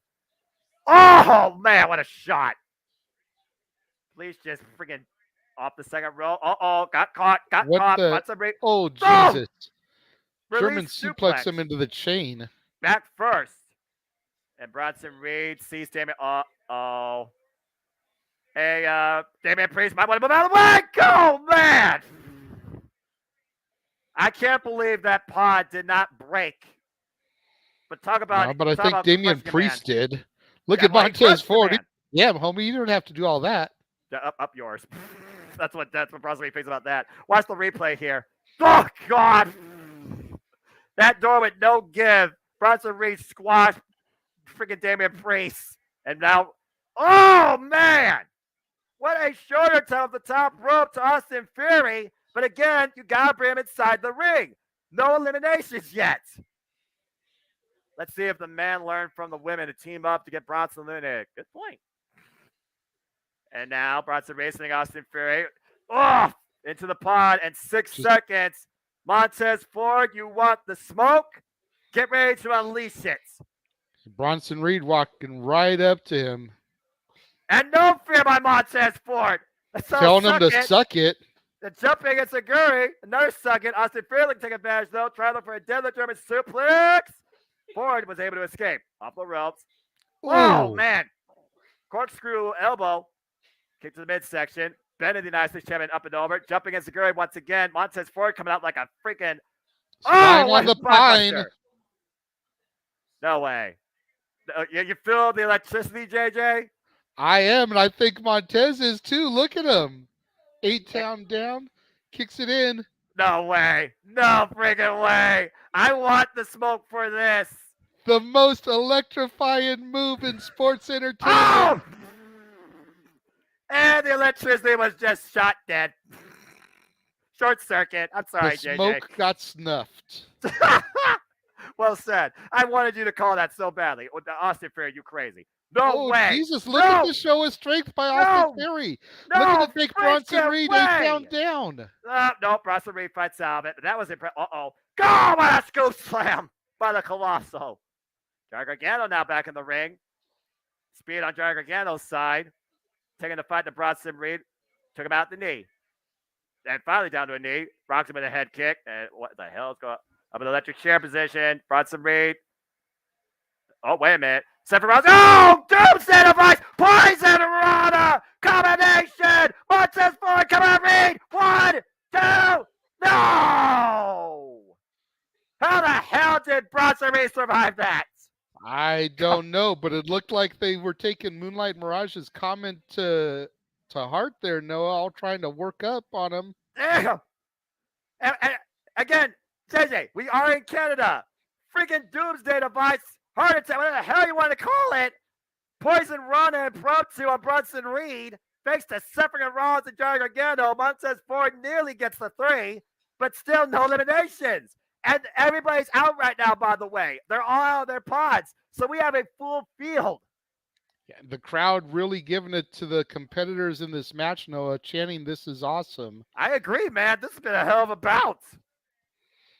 Good grief. You see Seth freaking Rollins and Austin Theory on the outside of the ring. Montez Ford getting his breath back. Bronson Reed still out on his feet. Whoa, my! Uh-oh, got caught. Whoa, and counted out Damian Priest. Oh, God, got clotheslined. And that might take Montez Ford out for now.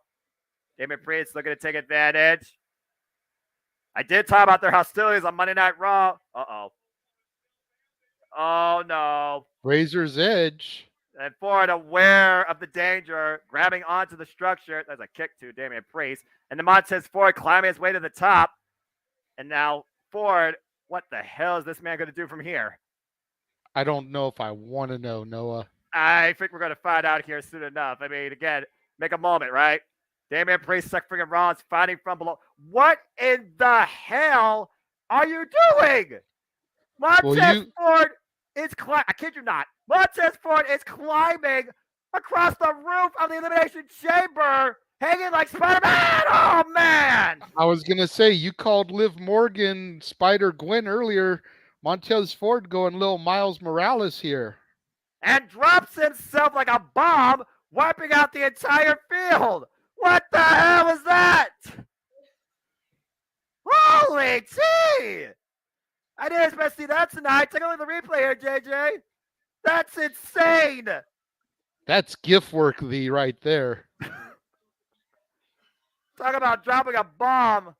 Oh, my gosh. I don't know if he's a fan of the Gap Band, but I think the Gap Band approved that. Dropped the bomb on everybody. That was amazing. And Bronson's got him up. Montez able to counter super kick, but he doesn't take him down. Double team kick. Still doesn't. Now how about 3? Triple team. Oh, God. Still doesn't. Still not off his feet, JJ. Seth Rollins, Montez Ford, final big slingshot DDT. Curb stop! Proving and to now those Montez people. Ford, the splash! Cover! 1, 2, 3. Bronson Reed eliminated! Gargano, Tez, and Seth proven to those competitors that call themselves all elite that a triple super kick doesn't end every match. Yeah, but a triple combination of finishers does. Talk about a slam dunk. Talk about a worthy finish. It took 3 men to finally put down the Colossal one. And we have our first, keyword, first elimination. as the crowd chants, a farewell to the Colossal One. Bronson Reed has been eliminated. We are down to 5. Austin Theory defend the United States Championship. Damian Priest, Suffering Rollins, Montez Ford, and Johnny Gargano. And I don't think this match is nowhere near over yet, JJ. No, not at all. Now everyone's starting to turn their attention to Damian Priest, the Archer of Infamy. Ooh. Well, I mean, he is the next biggest threat, to be fair, I like to think. And meanwhile, Austin Theory taking Suffering Rollins to one corner. Oh! Big uppercut by Damian Priest to Johnny Gargano. I don't know. I would think that Seth Rollins is a much bigger threat considering his name recognition and his stature on the card. He's been around. He's multi-time world champion, as you pointed out earlier. Yep. He doesn't need the U.S. title, but he's been to the top of the mountain. He knows how to take advantage of these opportunities and catapult himself to WrestleMania. He also knows how to catapult himself to climb to the top of the chamber, as we see in the past, but Austin Theory is following him towards the top of this structure. And Johnny Gargano climbing on the other side. What the hell, man?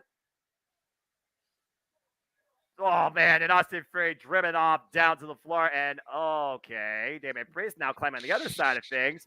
Johnny Gargano and Suffering Rollins are sitting comfortably, if I could say that, on top of a pod, respectfully on opposite sides. And I think they just realized that they are literally back and back to each other.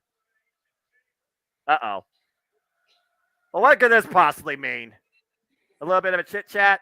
A little strategy? I mean, what are we going to do here? Going to share a coffee? Talk about good times? Oh, God! Okay, maybe not. The chop to the chest will definitely fire things up. Gargano and Suffering Rollins fighting on top of a pod. Everyone else is down. This is a dangerous spot, though, to be in, JJ. Oh, man! Gargano being driven head first into that plexiglass constantly by Suffering Rollins. That's a whole different form of headbanging. Again, it is about winning the United States Championship, and what is Seth thinking here? Oh sweet my God. Jesus. No, Seth, not from there! Not from there! No! James Seth, would be beside himself right now, Noah. You got to get the 2 by. Holy shit! Freaking thrown Seth Rollins! Avalanche Frankensteiner! Holy hell! Where is Don West when we need him? Rest in peace, because you have got to be kidding me, Noah.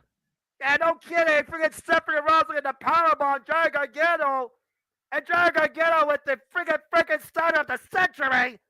Setting Suffering Rollins from the top of the pod down to everybody. And himself in the process. Bodies screwed everywhere on the outside of the ring. Damian Priest is somehow back up to his feet. And I agree, Gargano took the worst of all that as I briefly glimpsed at you all in the chat. Yes, I agree with all of your facts. We are still down to 5 men, including the United States champion. The first time ever, the United States Championship being defended inside the Elimination Chamber. Oh, super kick to Priest by Gargano. And meanwhile, looking for the tail. DDT! But on the outside of the ring, Austin Theory looking to fall in and gets caught with a super kick by Johnny Gargano. How is Johnny Gargano even on his feet? Oh, man! Montez Ford flying into that kick. Off the top rope. Gargano is feeling something here. Finally going back inside the ring. Looking to maybe pin the United States champion, Austin Theory. Wait a second. Maybe looking for one final beat on the outside. Oh, man! Spiking United States champion. But again, on the outside of the ring, you cannot pin or submit people there. Damian Priest grabs in the back of his head as he stands on the inside. Gets rocked again in the head. Oh, uppercut, though. Stops that one final beat. Damian Priest hooking Gargano up. Got him set for the Razor's Edge. Razor's Edge hits. Cover. 1, 2, and Gargano's been eliminated by Damian Priest. And we are down to 4 men. The final 4. Performance by Johnny Gargano, JJ. Yeah, absolutely no love lost for Johnny Gargano. He did an amazing job. We're down to Damian Priest, Seth freaking Rollins, Montez Ford, and the defending champion, Austin Theory. And Johnny Gargano started this thing off by the way, with Seth freaking Rollins, who is still in this match. As you said, the most dangerous threat here with the most experience, despite the fact he hasn't won an Elimination Chamber match yet. But also the actual prize at hand, currently with Austin Theory, is at stake, and Austin Theory is still in this match. Damian Priest right now, again, bringing his punishment forward, these kicks and uppercuts. Oh, man, booting Montez Ford, almost sending him head first to those chains, excuse me, not change. Then meanwhile, Seth freaking Rollins right now playing the role of a kickboxing bag. Oh, caught the kick. What's Steph looking for here? Trying to stop Damian Priest's momentum altogether. Oh, eats an uppercut. Gets to the midsection. Might be looking for a pedigree. Is a game over for Damian Priest? Nope, too big. Oh, God. I don't want to jinx it, but I haven't seen Seth go for that buckle bomb yet. True that. He was going for a freaking release power bomb where there was no buckle earlier, to your point, though. And meanwhile, Montez Ford, okay, Damian Priest surveying the scene, going to the top rope as Montez Ford is stuck between the ring post and the pot. Oh, wait. Why did you say that, JJ? Seth freaking Rollins says Damian Priest up in position. And Montez Ford, oh, what a blockbuster! Come on, 1, 2, 3. Damian Priest eliminated! That was like a street sweeper by Proud and Powerful. That was amazing. And I do believe that is Tez's second elimination of the match there, Noah. Yeah, you're right. He pinned Bronson Reed, and he pinned Damian Priest. But literally, that was a page out of a tag team playbook there. Seth freaking Rollins with Damian Priest in the electric chair position. Montez Ford with the takeover blockbuster. Again, tag team work cohesion, allowing them to eliminate the participants. And we are down to 3. It is Seth freaking Rollins, Montez Ford, and the champ himself, Austin Theory. At least both of my picks are still in this one, Noah. You're right. United States Championship is the prize at hand. The golden ticket to WrestleMania. If I can put it in a movie reference for you. And Montez Ford and Seth freaking Rollins face to face. And Tez taunting, conducting the crowd a la Seth Rollins. Rollins kind of enjoying that. Like, ha, ha, ha. I feel there's some mutual respect between these two, if I'm honest with you. Yeah, just a little bit. Oh, well, now we're going to get into the fight. Figure Rollins, a tag team specialist when he came into the company, obviously was able to break out, climb the ranks to, as we alluded to earlier, multi-time world champion. Tez looking to try and do the same thing, break out of the Street Profits tandem, eventually climb those ranks. Everyone says he's got what it takes to be WWE champion or Universal champion. This is very well the first step for that climb for Montez Ford. The agility and athleticism of Montez Ford is enough to make this man be qualified for a world championship. Oh, man! Wiping out Fear on the outside, cannonball, and again to the other side of the ring. Montez Ford is the all-star here. I know we had the all-star basketball game just a couple of days ago, but damn. Or yesterday, excuse me. And Montez Ford again setting his body on the top rope. Top pin calling hello, wiping out both Austin Theory and Seth freaking Rollins. Talk about steal the show, steal the spotlight, steal nothing. Uh-oh. But Theory's got him up. Oh, counter. Looking for A-Town down. Rock bottom. Rock bottom. Are you kidding me? And now Ford going to the top rope. The most electrifying man in the Elimination Chamber right now. Oh, no, the knees. Uh-oh. Curb stop. Stop on the outside of the ring. And Seth Rollins drove into the outside of the chains. Austin Theory in the cover. 1, 2, Montez Ford eliminated. Well, what a hell of a showing by Montez Ford in the chamber here, Noah. 2 eliminations, final 3, pinned by the champ. And if this guy is not an exemplified most electric man to happen sooner or later in WWE, I don't know who, and I don't know why you would ask the question why. What a performance, like you said, JJ, in chamber debut. The crowd definitely not happy about this elimination. And we are down, finally, to 2. It is either Austin Theory, the United States champion, or Seth freaking Rollins with the super kick to the jaw. And hooking Fury up. There's your Lager bomb cover to new champion. Almost got it. I thought I was going to go for the Buckle bomb. Referee was slightly out of position at the start of that count because he was tending to Tez. If he had been a little bit more free to move around, that very easily could have been the match, Noah. Yeah, I think you're right. As right now, Montez Ford is literally out. He hasn't moved, JJ. We saw what Montez Ford took, by the way. So, I mean, curb stomp on the outside of the ring. The match could be mildly concussed at best. Well, hopefully it's not that. Well, and considering the trainers are in, that's why I'm saying like a mild concussion could be the best case scenario because he is not getting up on his own. But the crowd is still applauding this, man. Again, let's saw what happened earlier. Look at this curb stomp. Oh, God, face first on the outside. I mean, again, I understand it's padding, but still, that's nothing but steel chain grate underneath. Yeah, the lights are on, but nobody is home right now for Montez Ford. Yeah, well, the entire house is literally being woken up by the crowd here tonight. Tremendous respect being shown to Montez Ford. What an effort. What an athlete. What a future singles champion. I guarantee you before 2023, that man will be a singles champion before the end of this year. Mark my words. Absolutely. And I still predict Mr. Money in the Bank.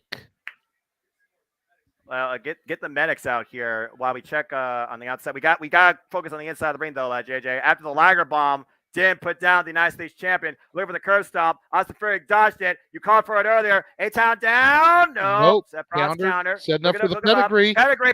Nails it. Game over. Pedigree. Pin the man. What's he doing? Going for the curb stomp. He wants to put the final nail in the coffin of Austin Theory. Logan Paul. Logan Paul! Buckshot lariat! What the fuck? I knew it! I talked about this! I mean, he did Joe Jack him on Monday Night Raw. Logan Paul eliminated Seth Rollins at the Royal Rumble. And the curb stomp! You gotta be fucking kidding me! This viral disease just curb stomped Seth freaking Rollins! And it's closing the door tight. Seth chanting Seth, who Austin Fury getting back up to his feet as Logan Paul literally manages to cost Seth freaking Rollins the match here. Austin Fury now in prime position to take this whole thing down. Oh, you've got to be fucking kidding me. Sets Not him like up. This. There it is. A-Town down. Count it, JJ. Fury for the pinfall. 1, 2, 3. Fuck that shit. And still your WWE United States champion with a huge assist to Logan Paul. Austin Theory. Absolute bullshit ending on a classic Elimination Chamber match.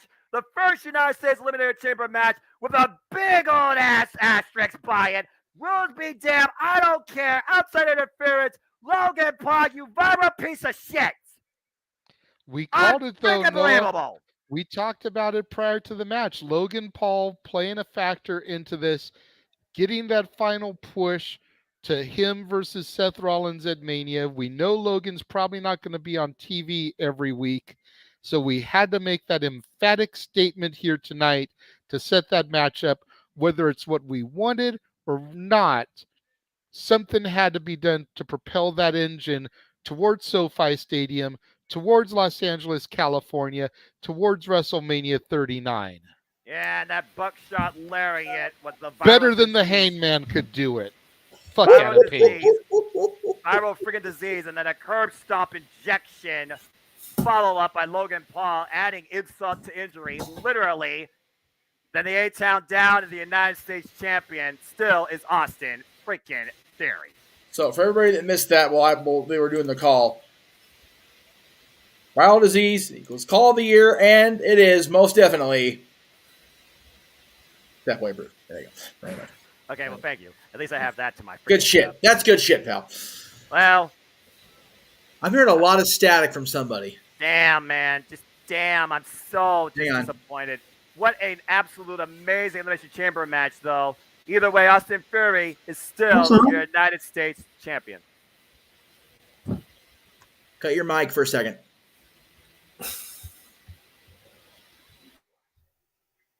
Yep. You, dude. I'm hearing static or a fan or something really loud in the background. Mas noise.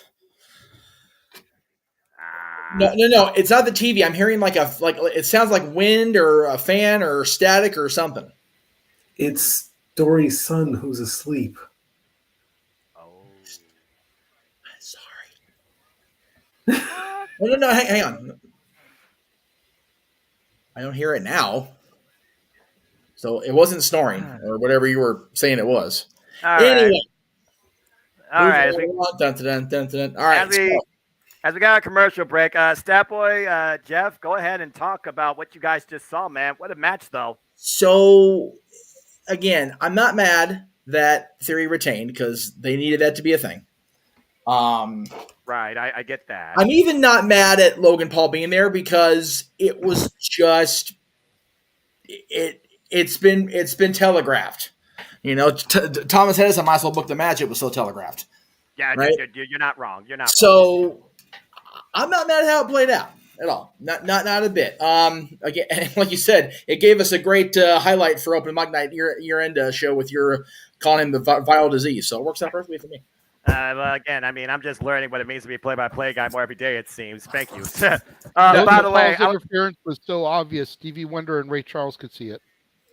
Damn fact. Yum. And I approve that comment as a music lover. By the way, Jeff, Fairy Tale ending is Ciampa's finish. So what does Gargano call the slingshot DDT? Yeah. The final beat. One final beat. Oh, final beat. Okay. Yep, I got you. Don't worry. I can't remember which one because they both used the slingshot. I can't remember which one called it which. So yeah, and he uses like the overhead and plants them in the mat. I got you again. DIY. Hey. Yes. I'm just looking at the chat here real quick.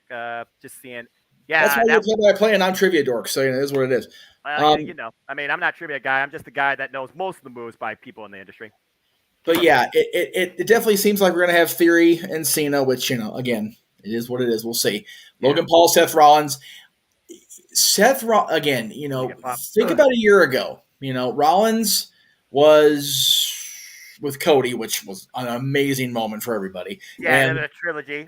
And Logan and Miz were a team, and then Miz dropped him, right after the match. So both these guys had big, high-profile moments last year going, at Mania, and they're out in Hollywood this year. Logan Paul's, for better or worse, a star. It is what it is. So I'm not mad at him being involved. I'm not mad at the way the match laid out, and I'm honestly just nervous right now. My camera's really blurry. Let me pop back out and then give me a second here. Hey, you're fine. I'll see here, Chad. Michael Zaz, Incredible Chamber, match of the night. Well, to this point, I agree. Ryan, so Ford wasn't hurt. They needed a reason to open the chamber for Logan Paul to enter. Fair take. That might be a fair take. Osprey vs. John Cena, possibly. Sheesh, what did Heyman do to the Renegade? LOL.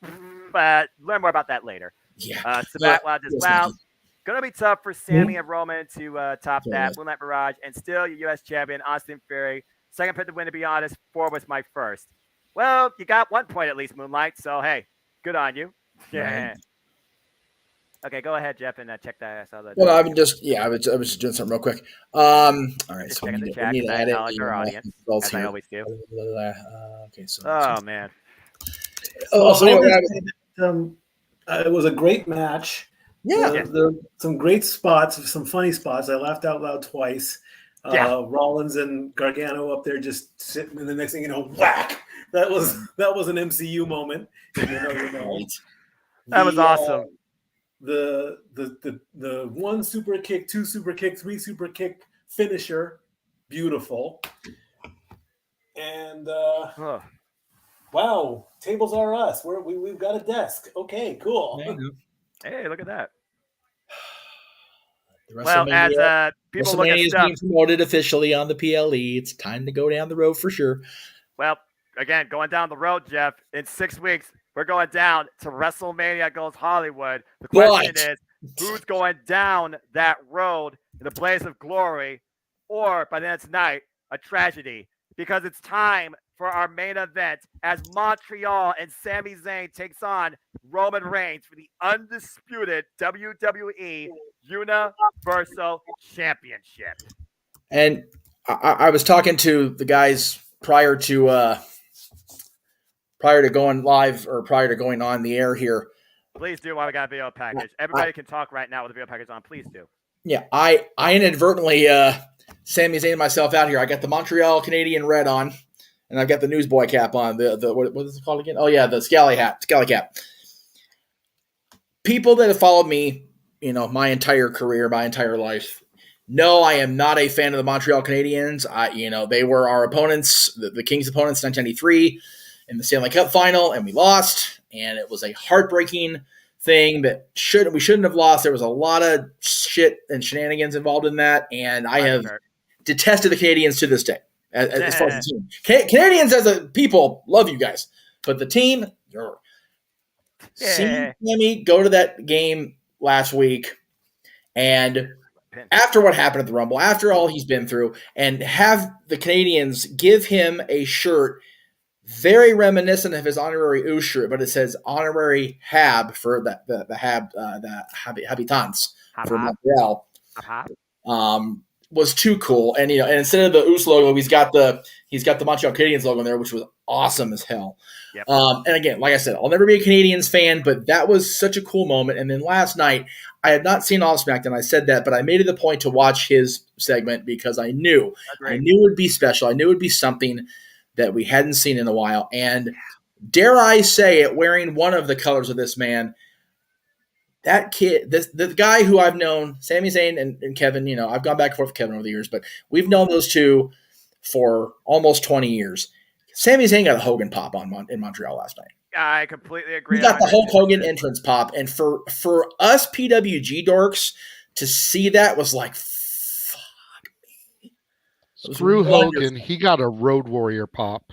Okay, I understand, the feelings about Hogan, but I thought back to 2002, 2003 when Hogan went back to Montreal after redonning the red and yellow, and that crowd just would not let him talk for 10, whatever it was, 15 minutes. And luckily it was a taped SmackDown, so they were able to cut it down. But you watch the unedited clip, he's out there a long goddamn time. I know people feel how they feel about Hogan and whatever, but the emotion that man drew out of this same building, by the way. Yes, this is the same building. Just resonates with me, Hulkamaniac or not. Sammy got a bigger pop than Hogan got last night. And it was so wonderful to see. And to have, I kind of briefly touched on this on Talk Wrestling this Tuesday because Tuesday was such a clusterfuck, and I apologize for that already. I'll do it again. Everybody I've talked to that I've known or admired in wrestling for as long as I've been involved, including the man above me here it's not on screen right now. He is. He's just pictured with Lord Regal, but him and Aaron and Eric Bischoff, and even in his ungodly usual stupidity, Dave Meltzer, have all said this story that we're about to see maybe play its final chapter has been the best storytelling in wrestling, not WWE, not Japan, in wrestling in my entire fandom going back 30 years. Bischoff said this story, this bloodline situation with Sammy, was better than the NWO. Eric Bischoff himself said that on his own podcast. Damn. This is incredible, unbelievably intricate storytelling. This is family. This is just real, raw emotion. And it doesn't get any more raw than some guy who, as they played in the opening part of this montage, a guy who was literally going to the Anawahis for protection, to seek a deal, to try to work out something for a mutual, beneficiary. It's about family infiltration. It's about hometown here tonight. This guy who, went in for one reason, came out of it with a completely different view on it, and then, had to make a decision in a moment. This is, again, JJ and I have a show coming up in March as part of our double wrestling month on Dads, the top 10 feuds of all time. And I'm not going to say where it ranked on my list, But Undertaker and Kane definitely comes up because it's one of the best rivalries ever. Your brother's alive! Continue. Undertaker and Kane, especially Glenn, and I think even Bruce Pritchard did as well, okay, well, they're back, so here we go. Yeah, Jeff, you might want to be quiet for a moment because Sami Zayn's about to make his entrance. Oh, what? Whoa! The champion electing to come out first. I dig it. Well, talk about the ultimate heat. Instead of the ultimate welcome, Roman Reigns enters the Lion's Den in Montreal, being the complete opposite of acknowledged. Whoa. Exactly. That's ballsy. Because usually the champion is the one that comes out in the dominant position to the second position because they're the champion. Roman Reigns is here to take everybody out tonight, not just Sami Zayn. This is going to be absolutely crazy. As we wait for Roman Reigns to make his way out, he's making them wait too. There he is. For over 900 days, Universal Champion, undisputed WWE Universal Champion, WWE title playing accessory for 322 of those days. This guy is right now ranked up with the likes of Bruno Sammartino, Bob Backlund, Hulk Hogan, Pedro Morales, in the longest reigning champions in WWE WWF history, just trailing behind those names and surpassing the likes of Brock Lesnar, John Cena, and CM Punk. The absolute definition of domination. The unstoppable, unsolvable force, the head of the table, the tribal chief, Roman Reigns, has literally held the WWE hostage for well nearly over 3 years now with his special counsel, wise men, Paul Heyman. But for the first time ever since he has adopted this role, he truly believes there is a threat to it tonight. We have seen the cracks in the bloodline. We have seen the dissension. We have seen the separation. But tonight, will we see the conclusion? That remains to be seen, Noah. The environment, the field is set. Our feature presentation on this motion picture of a storyline is just a bell ring away and one other participant. What is it going to take? Hope, passion, unbreakable will? Can Sami Zayn figure out Roman Reigns with the fact of the matter that he has literally been underneath this man's wing for the last better part of 9 months?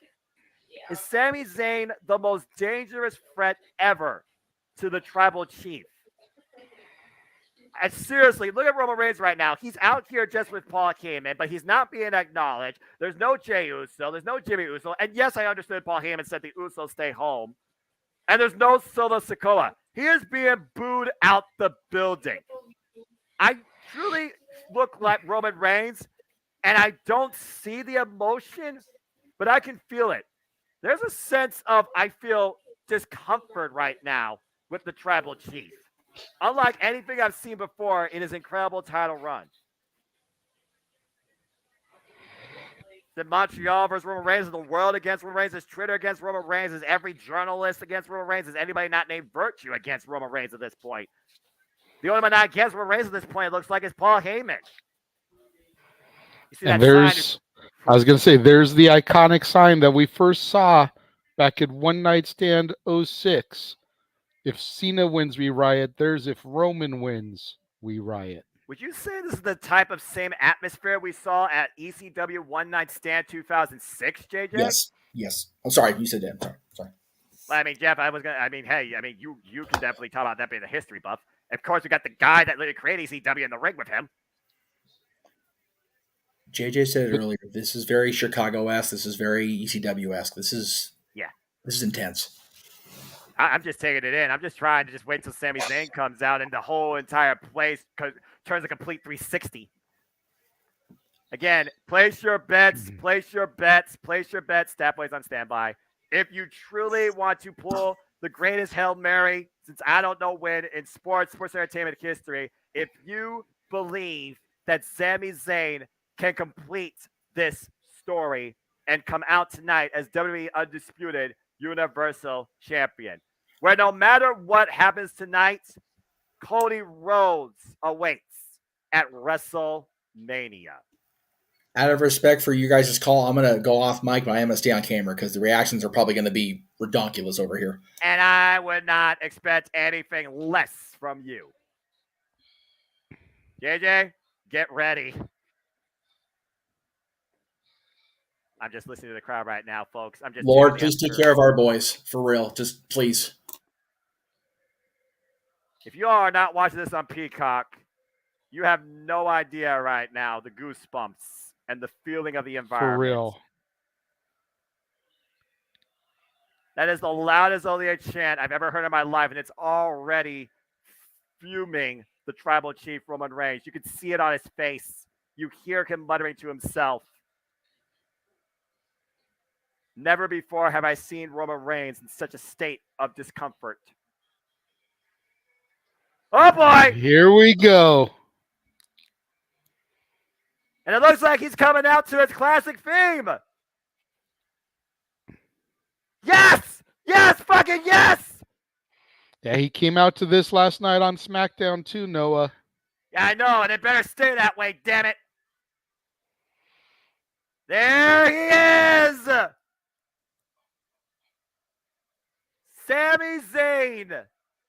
Once an honorary... Go ahead, JJ, because I think I spoke enough. Yeah, I was going to say, you said everything that there was to say about Roman Reigns. Let's talk about this man right here, Noah. We've said it a couple times. The former honorary Uce. Did we ever think a year ago at WrestleMania when he was fighting the jackass Johnny Knoxville and getting bitch slapped with oversized hands, a farce, an underling, an afterthought in the WWE echelon? Did we ever think that that man could be here challenging the tribal chief, the head of the table, 900 plus days as your WWE Undisputed Universal Champion for the belts in his hometown and be considered a viable threat and not just a cog being fed to Roman to keep the train moving until we could get to Inglewood, to Los Angeles, to SoFi Stadium and WrestleMania 39? The answer is an emphatic fuck no, we didn't, Noah. There was no chance in hell anybody looked at this man and saw viable threat to the tribal chief, to the head of the table. And now, having been under the tree that is the bloodline, under the branches headed by the wise man Paul Heyman, we have a man who knows Roman's strengths, Roman's weaknesses, a man who has sat idly by, and while he has opened his mouth more times than he should have, instead of keeping his shut and his ears open, if anybody that does not have the name Uso or Sikoa knows how to topple the tribal chief, it is the man in the ring, Sami Zayn. As we go to the introductions, I'm just going to say this real quick. James, I saw you. Damn it. Get in here. You know what to do when it's time. And not a moment too soon before I finally finished up. My damn brochure is where my wrist is sore as fuck. There you go. Oh, man. Yeah, I saw that, by the way. Oh, he did say I'm going to embarrass you in front of your wife. I'm so glad I can make this. I'm so glad I can make this main event. In my history of play-by-play commentary, this by far is the greatest match I have the humble honor to call with you, JJ. Oh, man, and I cannot wait so for this bell to ring. Forward to this. You look at Roman smiling at Sami, and you got to ask yourself, how much of that is character smirk? And how much deep inside is Roman thinking, I'm honored to be doing this with you, bro? because I don't even think Roman thought a year ago that Sammy could get to this point. And Right. look at him now. You want to talk about the ugly duckling turning into a swan? Yeah, no kidding. By the way, Savannah Irvin, again, greatest call since Lillian Garcia and The Fink. All right. Roman Reigns to the left. Sami Zayn on the right. Referee held up the prize. Not yet for us, James, so pause it. Mm. There's the one title. There's the FU Roman chance. He just Let me held know him up. when- He just held him up. Okay. Let me know when you see a There's girl. the Universal graphic. Let me know when you see them cut to a girl welling up in tears. There is the WWE Championship graphic. We already got past, I think, the girl you talking about that. There's the ref. There's the two competitors. Oh, man. Roman filling things out. There's the girl. There she There's the is. girl. Yep. That was his Oh, wife. man. Yep. Here we go. I figured Here we go. as much. Here we go. All right. Referee checking. Are you ready? I'm ready. Are you ready? Is everybody ready? I'm ready.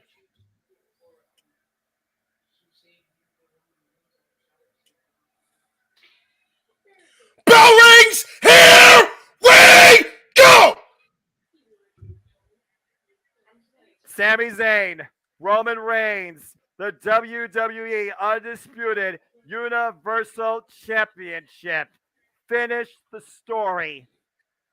Roman just staring a hole into Sammy's soul, assuming Sammy has one, since gingers supposedly don't have one. Oh, I think it's safe to say tonight that every ginger in Montreal is making sure Sami Zayn has the biggest soul of them all on the planet Earth. Yeah, seriously. Oh my gosh, this environment.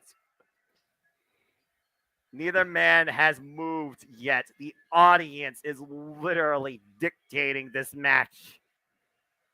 Paul Heyman on the outside praying to the God mode of Roman Reigns. It's going to take more than God tonight to survive Montreal with this atmosphere.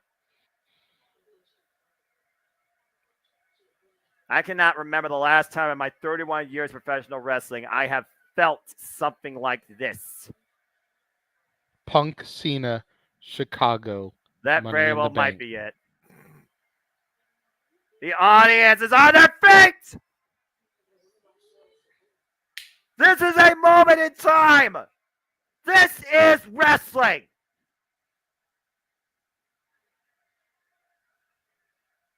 See, and this right here is reminiscent of freaking Rock Hogan. Just both men looking at each other, looking at the ring, taking in the electricity that the WWE Universe is feeding to them here tonight.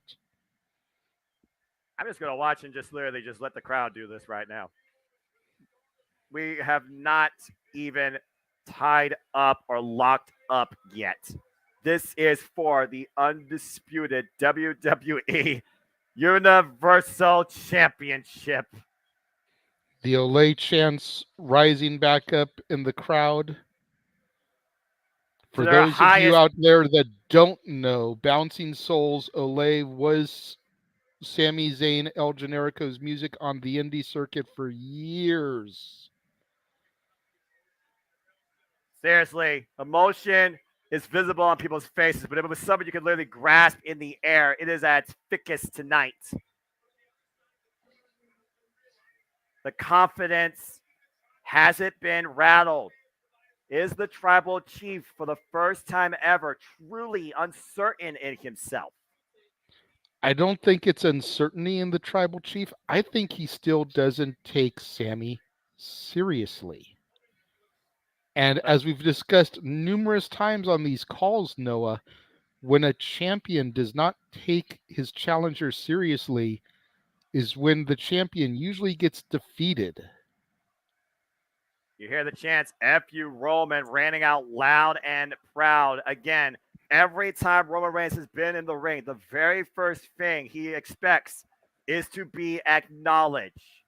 He hasn't even asked Montreal to acknowledge him tonight. May I interject for a second, gentlemen, because JJ, you brought up an extremely crucial point. Roman doesn't take Sammy seriously. He might not take this seriously, But right now, he's taking that Montreal crowd seriously. He knows he is not on home turf. He knows he is the most hated man in the room.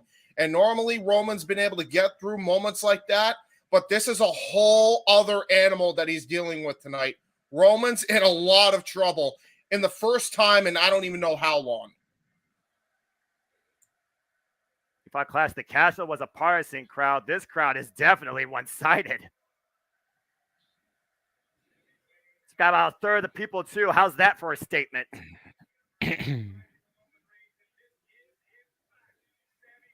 Here we go. Finally got a lockup. The side headlock, Roman Reigns trying to take the crowd out of the match. The crowd right now might be his biggest threat versus his challenger. That's a fair point, Noah. And Sami Zayn, oh, dropped down with the shoulder block.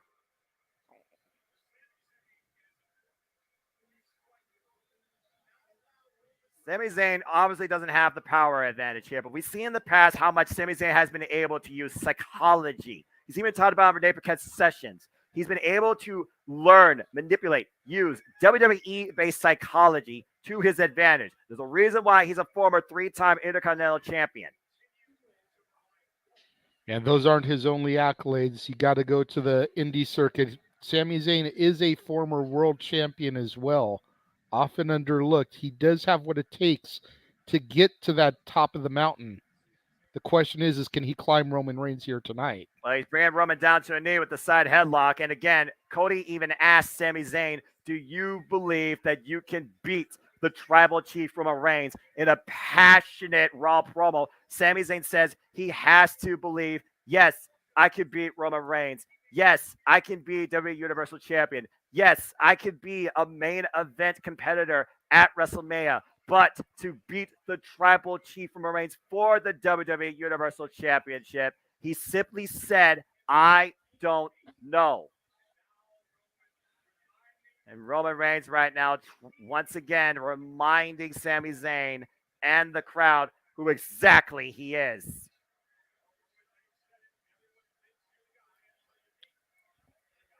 Roman jaw-jacking Sami, trying to play some mind games of his own at this point. Trying to take Sami Zayn out of his game. Trying to take the crowd out of his head, I feel like, too. He talked about before at one point, can you handle the pressure? Do you know how important, how big, how serious a position it is to be the tribal chief? He once thought that Sami Zayn was threatening to be the tribal chief. And ever since then, we have seen subtle cracks in the bloodline form from within. And that's how it got to tonight. And once again, Roman Reigns locking up Sami Zayn, side headlock. Sami Zayn throws Roman Reigns off into the ropes, drop down. Roman Reigns off the ropes again. Sami Zayn sends Roman Reigns to the outside of the ring on the top. And Zayn right now, kind of surprised there, JJ. Wait a minute, Sami Zayn looking to follow up off the ropes again with a chop. Flies and wipes out the tribal chief on the floor. And Sami Zayn is hype right now, Noah. His wife, feeding off the energy. His wife, his family, the entire country of Canada is behind Sami Zayn tonight. He has to feed off this energy if he's going to claim victory. Finish your story. Fulfill your journey. Sending Roman Reigns face first in the top turnbuckle. He's got to take every opportunity that he gets to capitalize. Roman is not the type that is going to stay down for long. These 10 shots, though, are just going to further feed the ire of the tribal chief. But Sami Zayn is in control as you spoke. Oh, my goodness. Sami Zayn unleashing what has to feel like 9 months of pent-up frustration and fury.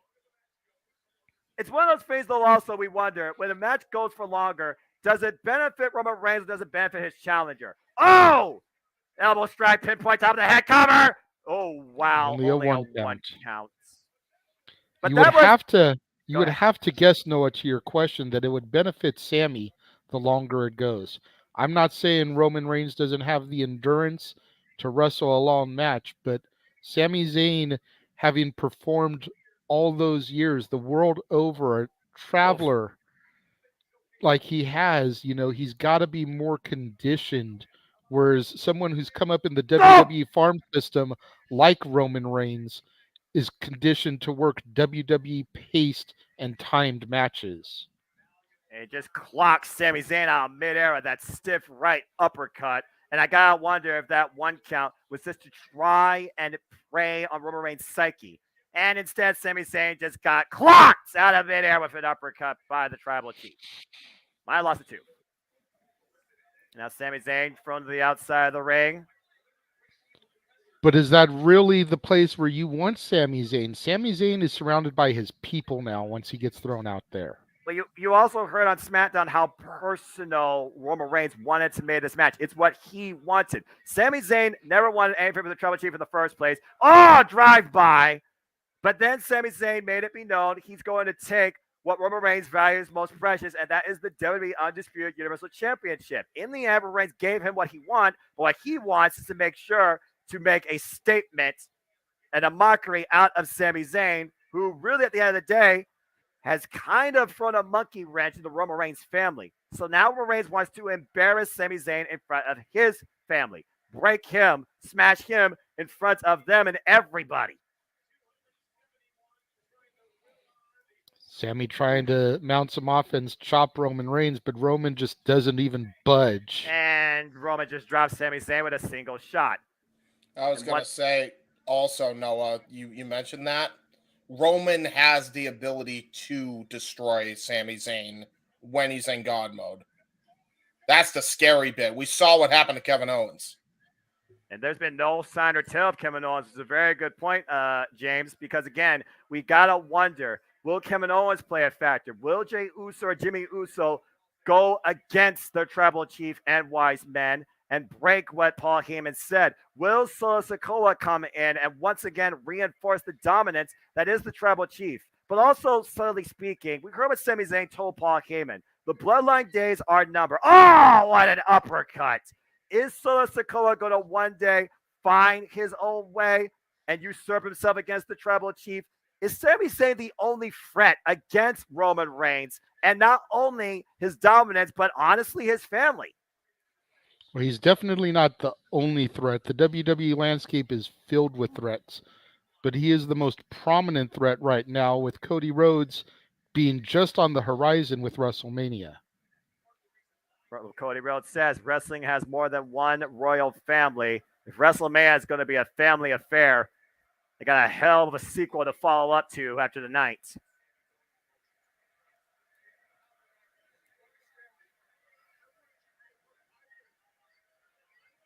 And Roman Reigns literally saying, you wanted you to be a part of my family.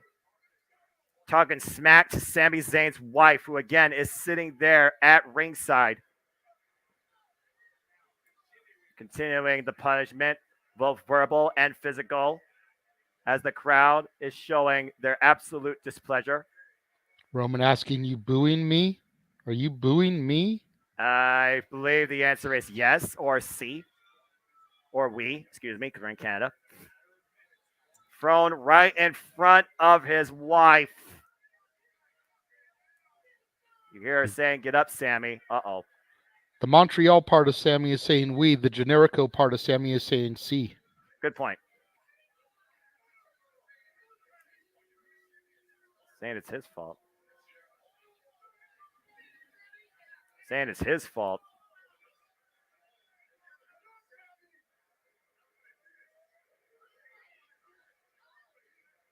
Roman Reigns literally saying he wanted them to be as close as brothers. He wanted them as family. His wife proclaiming, no, you didn't. And it's kind of what Sami Zayn's been talking about. Ever since day one, when the Usos fell in line, you honestly wonder if Roman Reigns wanted this family or wanted this insurance policy. Bottom line, Tribal Chief feels betrayed, and Sami Zayn is at his mercy right now. If he wishes to show any, which I guarantee you he won't. Again, trying to take the crowd out of this. Just raising the ire, feeding off this hatred. Feels like the air's been sucked out of the building to a degree, JJ, right now. Yeah, no doubt. I mean, you got to figure Roman is getting the upper hand on the hometown boy. So they're on pins and needles trying to see if Sami can come out from underneath here, get back to where he can get a dominant position on Roman Reigns. Again, This isn't fantasy. This is a reality. And one of these two men has WrestleMania and Cody Rhodes in front of them to finish a story. I just have to point this out as well. Like,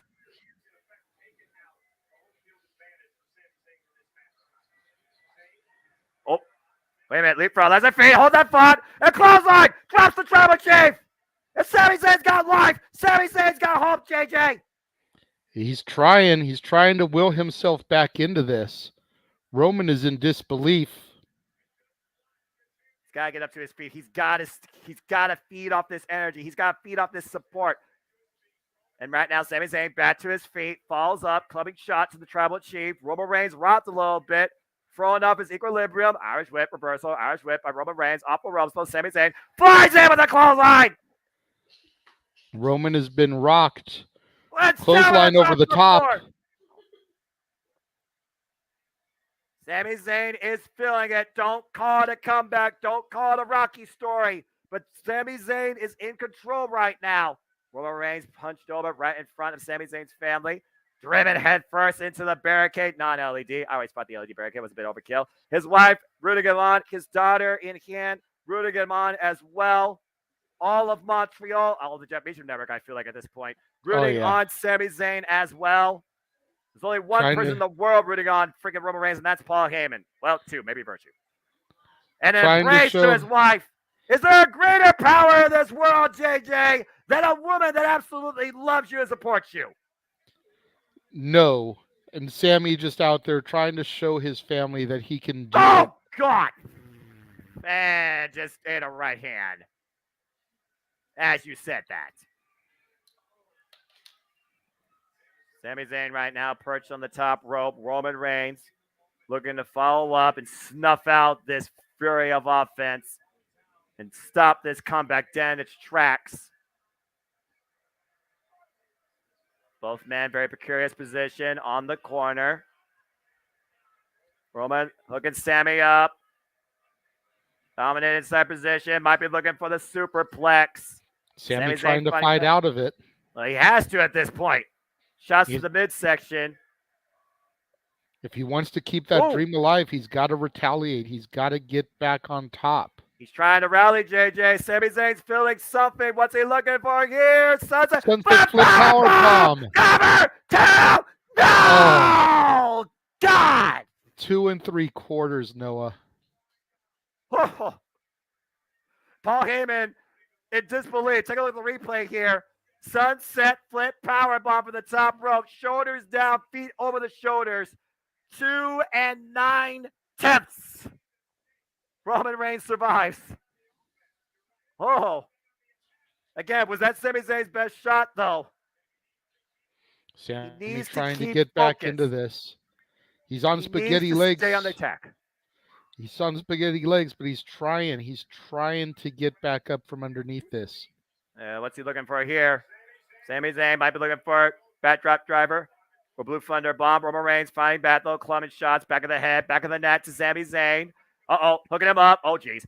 Oh, God, plant it with the Uranagi. Plant it, cover, 2 to retain. No, Sami Zayn gets the shoulder up. Sami still has too much fight in him, Noah. As down and out as he looks right now, he's still got too much heart, too much fight. He is not going to allow Roman Reigns to embarrass him like that in his home country. Now, that Uranagi has some malice, though, JJ. Back of Sami Zayn's head, whiplashing off the canvas. Spine literally rattled and ringed up. Roman saying, no, I'm not done yet. And Roman Reigns back in the driver's seat. It looks like that sign, I feel, for once is absolutely right. This truly is once in a lifetime. You are never going to see these two in an environment, in a storyline, in a match like this ever again. This is one and done. This is for the WWE Undisputed Universal Championship. Roman Reigns, locked and loaded, looking for the Superman punch. See Sami at his side. Sami hooks him up, though. Catch him with the exploder. Come on, Sami. Roman Sami's in position. He's looking for it. The crowd's feeling it. He's coming in for it. Holy shit, what a Superman punch. Cover to retain. Falls in it. No. Sammy went for the haluva kick, but Roman countered with the Superman punch. Sammy able to kick out, though, out of nowhere. Possibly Sammy's last breath. And no kidding. You saw that exploder literally turn the tribal chief inside out. He was running in full force for that haluva kick. And BAM! Superman punch. Perfect shot. Falls in the cover and gets the right shoulder up. Sami Zayn dream stays alive. This story is not yet over, folks. This is our main event, WWE Elimination Chamber. This is for the WWE Undisputed Universal Championship. The last stop on the road to WrestleMania, where the winner has Cody Rhodes waiting for them. Roman still trying to play to the crowd, taunting them, getting them to hate him even more as Sammy tries to get back up to a vertical base.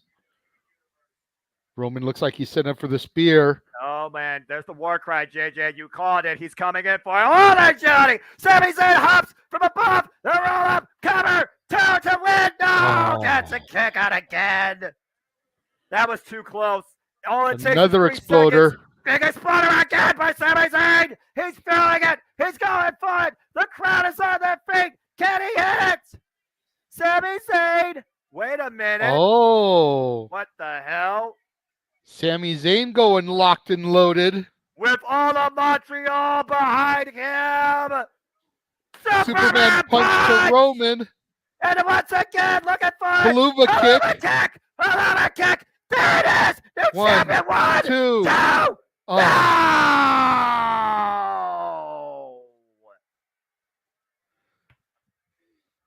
Oh my God. 2.9999999 there, Noah. Add infinitum, JJ. Add fucking-nitum. Look at this. A Montreal loaded Superman punch followed by the ultimate haluva kick. Cover drops the champion. You couldn't get closer to a 3. And look at Sammy's face, Noah. He's trying to figure out what it's going to take to derail the tribal chief, but Roman is in a bad way. Roman Reigns once again in position. Sami Zayn looking to follow up. He has to stay on this offense.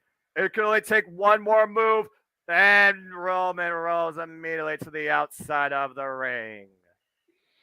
As Sami much Zayn, as we may not like it, that smart move by Roman. Wait, hold that thought, JJ. Look at Sami Zayn for the turnbuckle. Oh!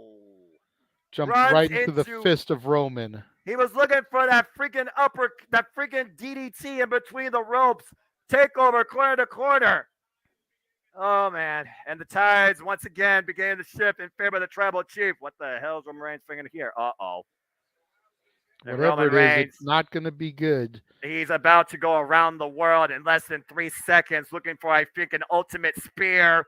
Incoming, velocity, and crazy. Go, man! Sami Zayn sidestep. Roman Reigns spears himself through the barricade.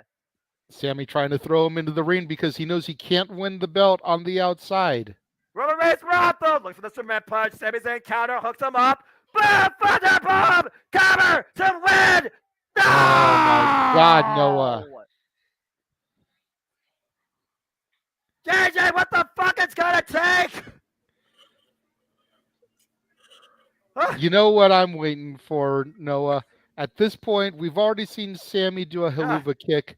We've seen him do the Blue Thunder Bomb. We've even seen him do Roman's Superman punch.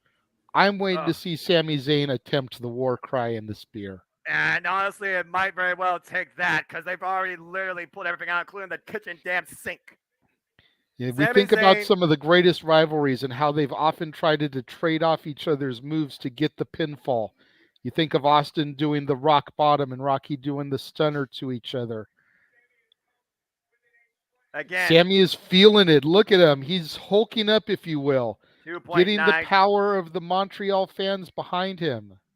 2.997, 2.998, 2.999, literally less than a fraction of a second away from having a new WWE Undisputed Universal Champion and the bloodline coming to an end of his reign of dominance. Tribal Chief realizes, and there's the ref bump. Oh no! Oh no! Back elbow stretch. Sami Zayn. Ref crush him beneath both. Wait a minute. Sami Zayn. Another Helluva haluva kick. Helluva kick. The ref's But the out. ref No! is down. The ref's down. Though Sami Zayn don't realize it. Goes to the counter. The 1, ref is 2, down though, Noah. 3, 4. God damn it! 6, 7. Get a fucking referee out here. Where the fuck are you, Charles Robinson? Come on, man. Gotta be kidding me. That very well could have been Sami Zayn's moment, JJ. You were talking about earlier.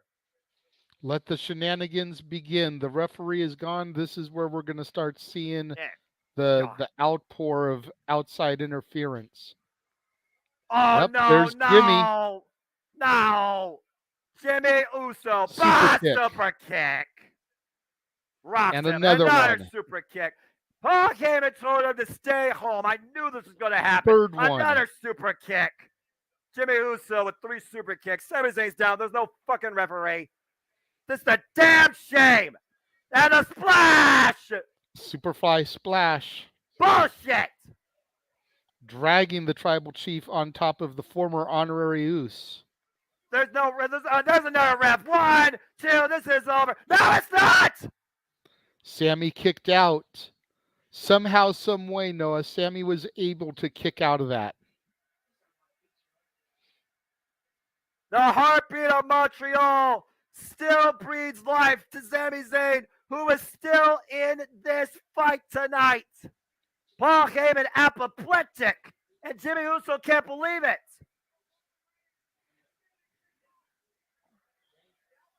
Well, now what does Reigns do? What does either man do? Well, you got to figure Roman still has the potential of Solo Sikoa and Jey Uso. But what does Sami have? What does the other man have at this point, JJ? This has been an incredible match, though I will say that to the least. OLED Chance once again reigning out. Roman Reigns jaw-jacking Sami Zayn. Reassuring himself or trying to put a seed of doubt in his challenger. The rebellious nature of Sami Zayn. Uh-oh. Ooh. Oh, God, a headbutt. Okay, who are you? You're not going to win a headbutt against Samoan. Yeah, no. And Sami Zayn has to be exhausted, physically and mentally fatigued. How much can a single man endure? What pressure? Oh, wait a minute. There's a stiff shot to Roman Reigns. Look at the Superman punch. Whoa! Almost ended up taking the ref out. Oh, kick. Or not quite. Sami Zayn looking to fall up in the corner, JJ. Sorry about that. Sami Zayn putting the boots to him. Stomping the mud hole in him and walking it dry. There was a slight misstep there, it looked like. Fake for the ref, dodged the bump, and now, Harama catch a Jimmy Uso! And that will take Jimmy Uso up in a spear! Spear! No, 1, 2, no, it's not over! It's not over! Sami Zayn is still alive, JJ! I don't know how, Noah, but thank God. Divine intervention? That was a pinpoint perfect spear. I thought that was the last word in this story. Boom! But Sami Zayn will not die tonight. Nope. There is a different feeling in the air tonight. Shout out to Phil Collins. Slightly off topic, I know the Zayn family has now made Jeff's shit list as one of the kids there wearing a Mighty Ducks beanie. I think he's going to have an asterisk next to that after this match. And Roman Reigns can't believe it. Roman Reigns saying, I tried to help you. Saying you were nothing before you were with me. Man, I never heard talking Roman about Reigns. How he accepted him and elevated him. Did you hear the voice of Roman Reigns? I never heard him that loud or mad. Well, I mean, you got to figure Roman Reigns looks at this as an ultimate betrayal. He brought Sami in and accepted him as part of his family.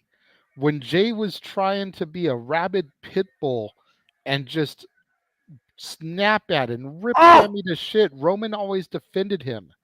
Gave him his own shirt. Superman punch to the ref. Oh, great. Superman punch by Sami Zayn, though! Superman punch by Roman! Both men down! And there's no ref again! What's going to happen here now, Noah? This is an absolutely insane, electric crowd tonight. Anything could happen. Anything has happened. There is no official. Both men are down. After Roman Reigns jaw-jacking Sami Zayn about, I tried to help you. I brought you into my family. And what you end up doing, you ended up breaking my family. And now he's asking his special counsel, Heyman. What the hell he's asking Heyman? Paul's looking for something. Well, there are no LEDs, looks like tonight. Oh, boy. Oh, crap. The final test. Heyman, get the chair. The final test, JJ. It was the final test that instigated this match in the first place. At the Royal Rumble, it was a steel chair shot to the back of the Tribal Chief at the hands of Sami Zayn that brought us to this very moment tonight. Wait And a here's minute! Jey Uso. Jey Uso! What the? Roman hasn't seen Jey Uso physically since the Royal Rumble. He did show up to defend the titles with his brother against Braun Strowman and Ricochet. Excuse me for a minute, getting a little tongue-tied. But Roman Reigns has not been eye to eye with his blood since the Rumble. Where does Jey Uso truly lie? Has Jey Uso always been in the shadow of Roman Reigns? Has he always been jealous that Roman Reigns has been dictating him? Did Sami Zayn encourage Jey Uso to stand up for himself? And now the final test will be the current test for Jey Uso. Same thing that Roman did to Sami at the Rumble. Take the chair and make your choice.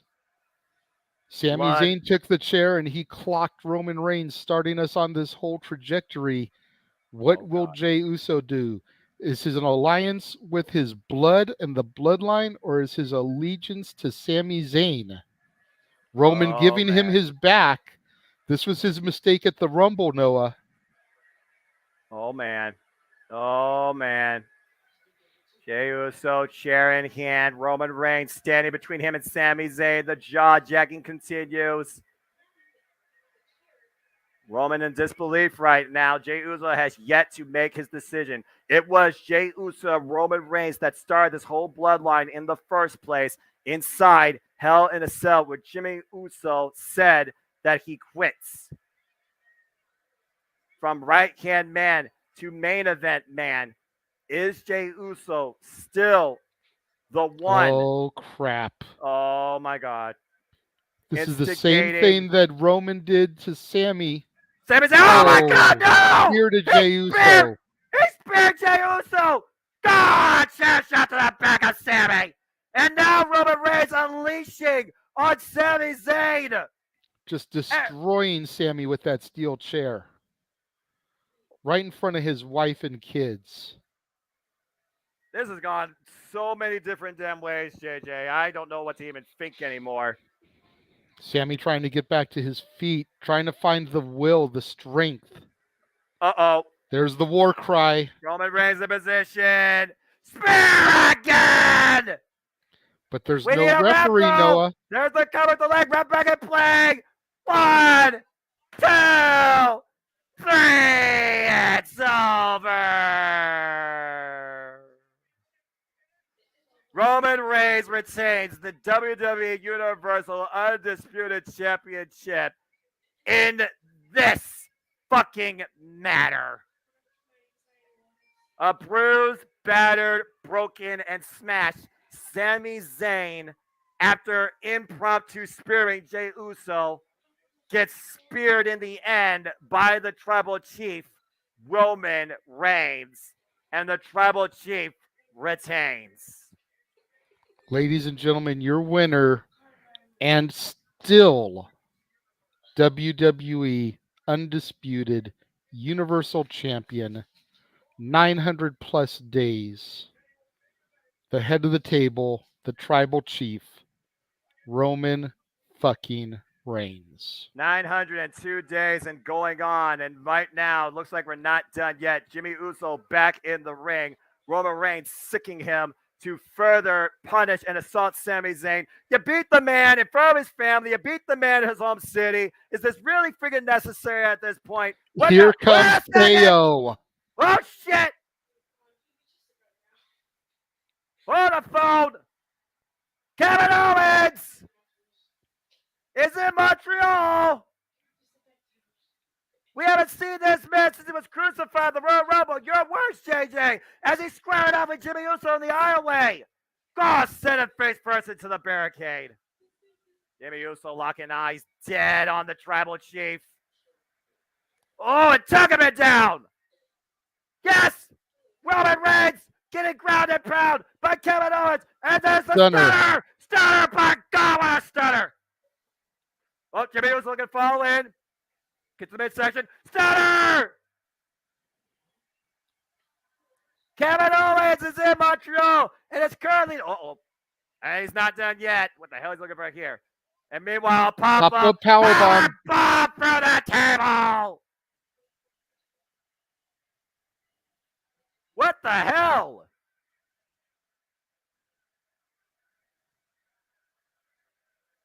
Wait. Well, Kevin Owens with a steel chair in hand now after driving Jimmy Uso through the announce table. Sami Zayn's down, Roman Reigns down, Kevin Owens with a steel chair in hand. But Paul Heyman, Paul. For a wise man, that is not very wise. And JJ, you took those words right out of my damn mouth. That is the dumbest decision Paul Heyman's ever made in his career. Yeah, the crowd, I agree. You fucked up.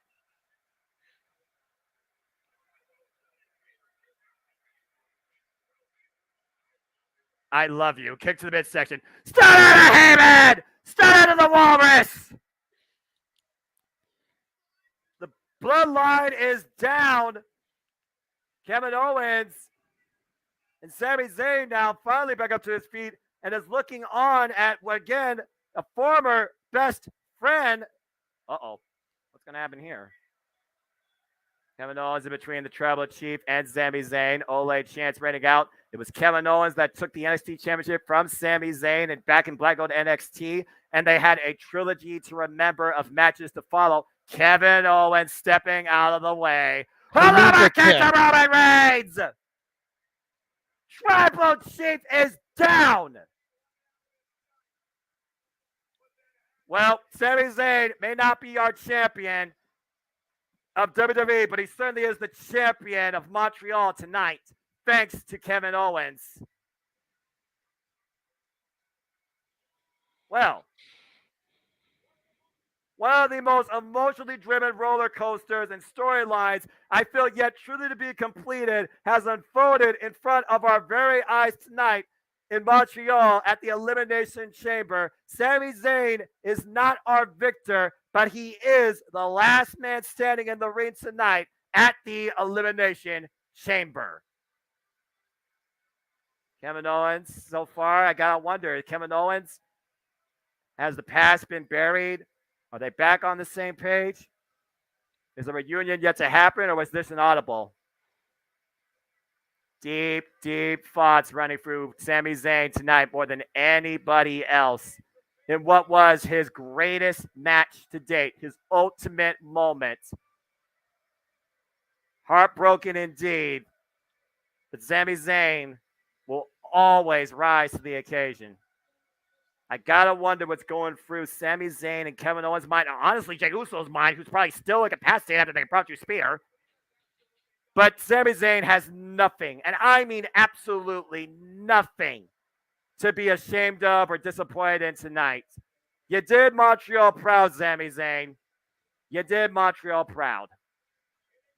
An incredible night of action culminates with Roman Reigns still being our WWE Undisputed Universal Champion, and it will be him versus Cody Rhodes one-on-one at WrestleMania as we finally leave you on our last stop on the road to WrestleMania. Ladies and gentlemen, for the Jeff Meacham Network, Multiverse Media, and for JJ Williams, I am the Cement Noah Foster, and we will see you next time in WWE at WrestleMania.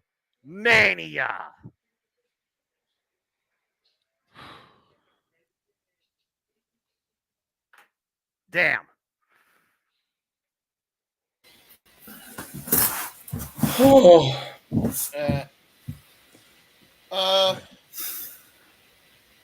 really I'm quick just before we gonna, get to go wound ahead. up. Well, I'm already wound up. Fucking not gonna lie. Sorry for muting everybody or taking everybody out. I want to make sure Noah and JJ had their moment there. I think we had a Yeah, moment and fair a enough. half to say the God least. damn. Continue speaking. Jesus Christ.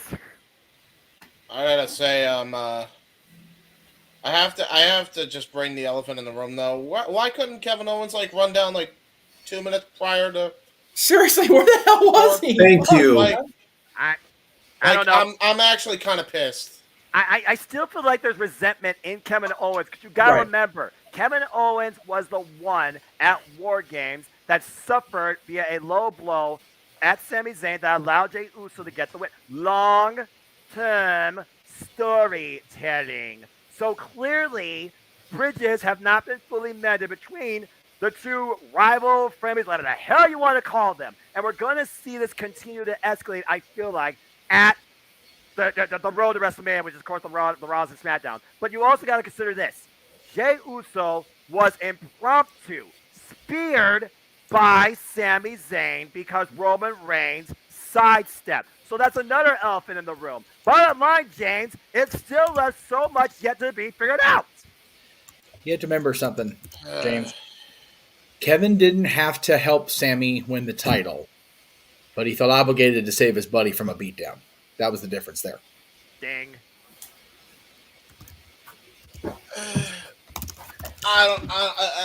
If I'm Sammy, and this is just me, and the wider story, Right.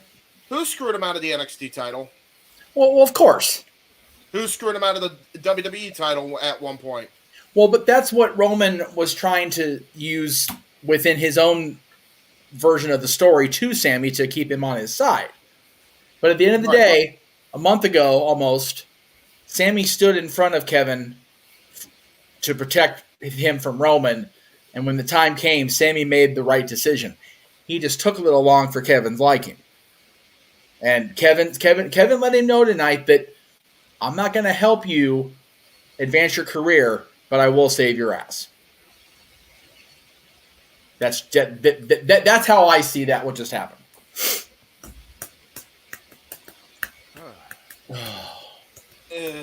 Are we going to intermission, Jay, or are we just going to roll right into this shit? I could use a quick break, honestly, because Man, I need a long break anyway. I mean, well, because I figure it's 18 after, so I was going to JJ make the call there. So, Yeah, I say we take a little bit of a resty poo. I could use a bathroom break. I could use a Kleenex or two. I'm still talking. Yeah, my daughter just said she needs a hug. right? Like, she Seriously, won how 20 funny. cents. Jesus Christ! Oh my God! I need another one of these shortly. it's like the Why one needs a movie- cigarette? It's the one movie. Right now, I'm so emotional I can't even remember where it was, but it was like, you need a hug or a role model or something. I mean, you did see Sami Zayn's daughter embraced by her mother, embraced by her father at one point during this match. Yes. Yeah. So what we're going to do is I'm going to pull everybody out. I'm going to run some music for a moment or two. And then the open mic night trailer or intro, if you will, is just a little over 4 minutes.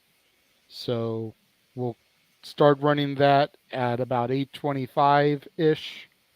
Okay. And we'll be back at 8:30 with open mic night for everybody. We are, as far as we know, we have more folks coming in, so don't go nowhere. Yes, I know at least 2 people are coming to join us. Big G said he was going to be here. Mikey T said he was going to be back. To the viewers, as of right now, we have no format. We have no real topics to discuss. Yeah. So aside from Elimination Chamber Fallout, submit your questions. We will definitely answer any that have a super chat attached. If they don't have a super chat, then they'll be taken into consideration. Oh, yeah. So That's if you definitely want us to answer your question or talk about your topic, put a super chat on it. There you go. I dig it. And we will be back in approximately 10 minutes. Sounds good. Countdown. See you all shortly.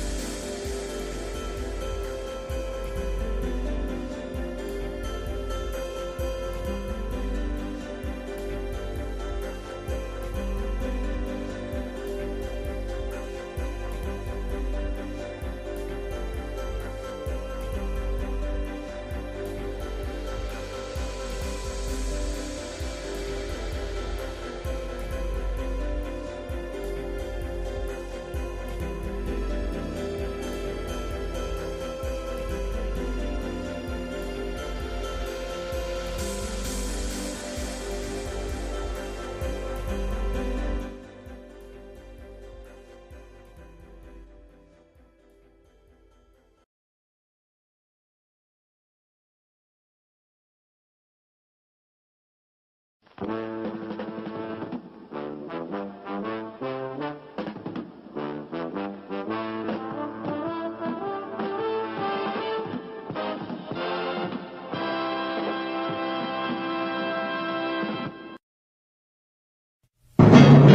Jeff Meacham Network's Multiverse of Media. For over 15 years, the recognized symbol of excellence and the standard bearer in coverage of sports and entertainment.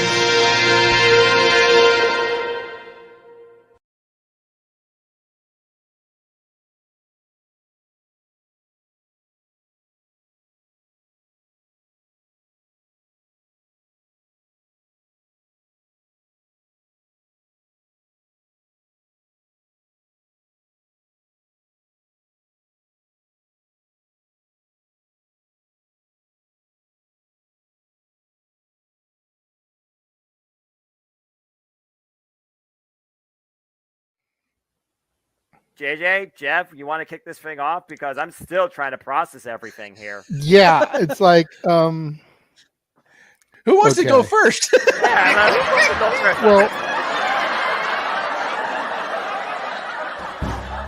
Come on in. It's open mic night with your host, you could maybe say there's really 4 topics, but it's split into 6. the Renegade, JJ Williams. The Sammy and Eddie Kingston thing, which one's the better smelling turd? And his panel of co-hosts. I am the founder. We'll call me that for today since we're going with the Jeff Jarrett love theme here this week, according to JJ. The West Coast Professor, Jeff Meacham. Karma is karma is karma. That's professional wrestling! Damn it! The Simple Man, Noah Foster. It's showtime! Yeah! How you doing, JJ? How you doing, Jeff? James. Yeah. And the He-Man, James Hebert. Imagine Bill Burr, Joe Rogan, Paul White, the Baldies. There you go. It sells itself. God. Get in there. Short his ass and shit the bed. He's not Amber Heard. Give it time, JJ. Give it time. Now, I'm sure Jeff has some stuff that Dumb move. Just don't pull this bullshit again. You get one. Tony needs to stop caring about the ratings. Bradshaw said as long as the ads are in place, we're not going to lose that third hour. Ring of Honor does not have to be AEW Live. They don't necessarily have to coexist with each other. We kind of saw that tonight to a degree. Along with a panel of guests. He saw that one. Longer glorious. Don't you bring that up. You want me to rant about what my NXT used to? No, we are done here for the night. I swear, James. Because you never know who may show up for open mic night. I leave our company in the capable hands of an extraordinary group of superstars, employees, and executives. The first thing that came to my mind was, it's about damn time. Amen. I literally touched everybody in the state's trash. It's horrible, you guys. Peyton's new thing is Dennis the Menace, but it's funny because she calls it Dentist the Medicine. And That's great. When Elliot Taylor came out and did Born for Greatness live, I was popping my pussy, having a great time. I didn't care. I was having so much fun. Sit back, relax, and enjoy the show. Fuck Bill Belichick. Oh my God! Go there. How to do the friggin' football thing? We ended on wrestling, and then you bring in that shit. That's just how the fan goes off the damn rails. Brilliant, bloody brilliant.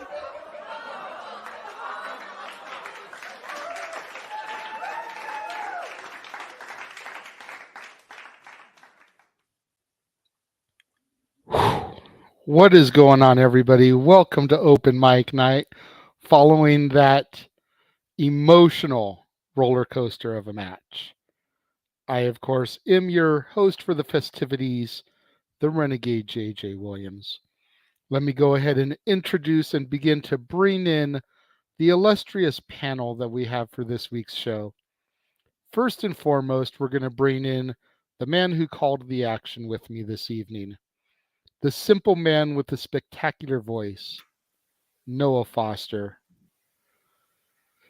Damn. Sir, are you good now? Like, did you go get you a smoke, a drink, like all kinds of to recuperate from that matchup? I know you're more or less straight edge, so it's a haha, but Jesus Christ. Definitely an emotional roller coaster. I know that we use that vernacular sometimes when it comes to wrestling and storytelling, but that was definitely one tonight that still, I believe, did not finish the story and left more questions than answers. So, yeah, I'm good. And I'm also immediately swapping into NJPW Battle in the Valley. Spoiler alert. Doot, doot, doot.